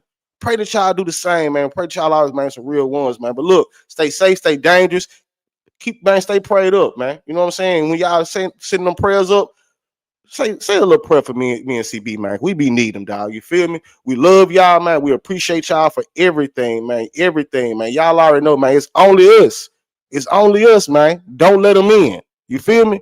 Don't let them in, man. It's only us. Shout out to the set. Shout out to the fam. Shout out to the subscribers. We gonna see y'all in 2026. You feel me? We made it, bitch. We motherfucking made it, man. It's only us. Don't let them in, man. Positive vibes only. We love y'all. Long live 3. Long live Roylee. Long live Bubba. Let's go.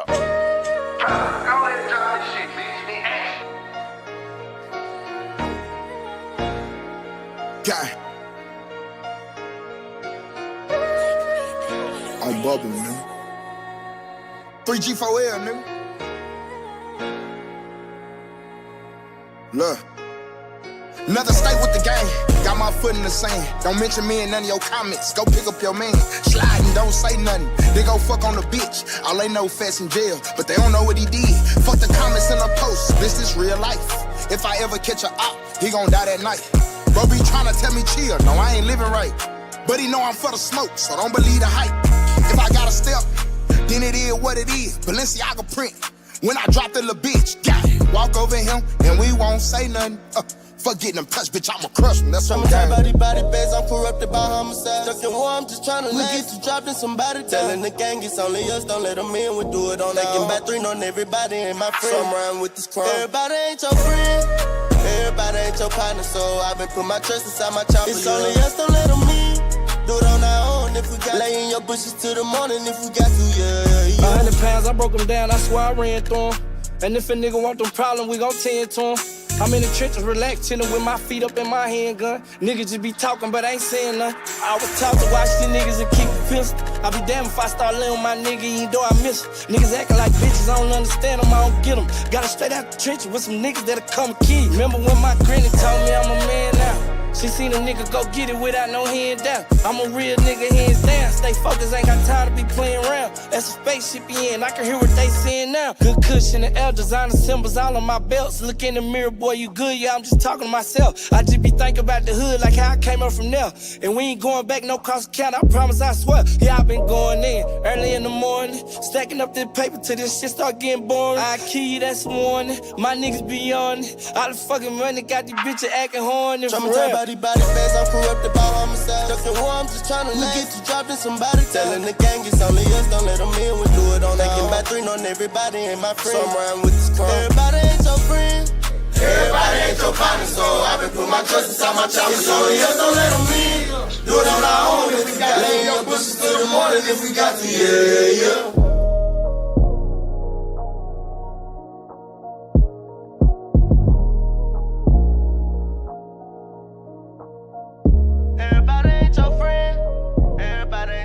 So I've been put my trust inside my chopper. It's only us, don't let them in. Do it on our own if we got. Lay in your bushes till the morning if we got to, yeah.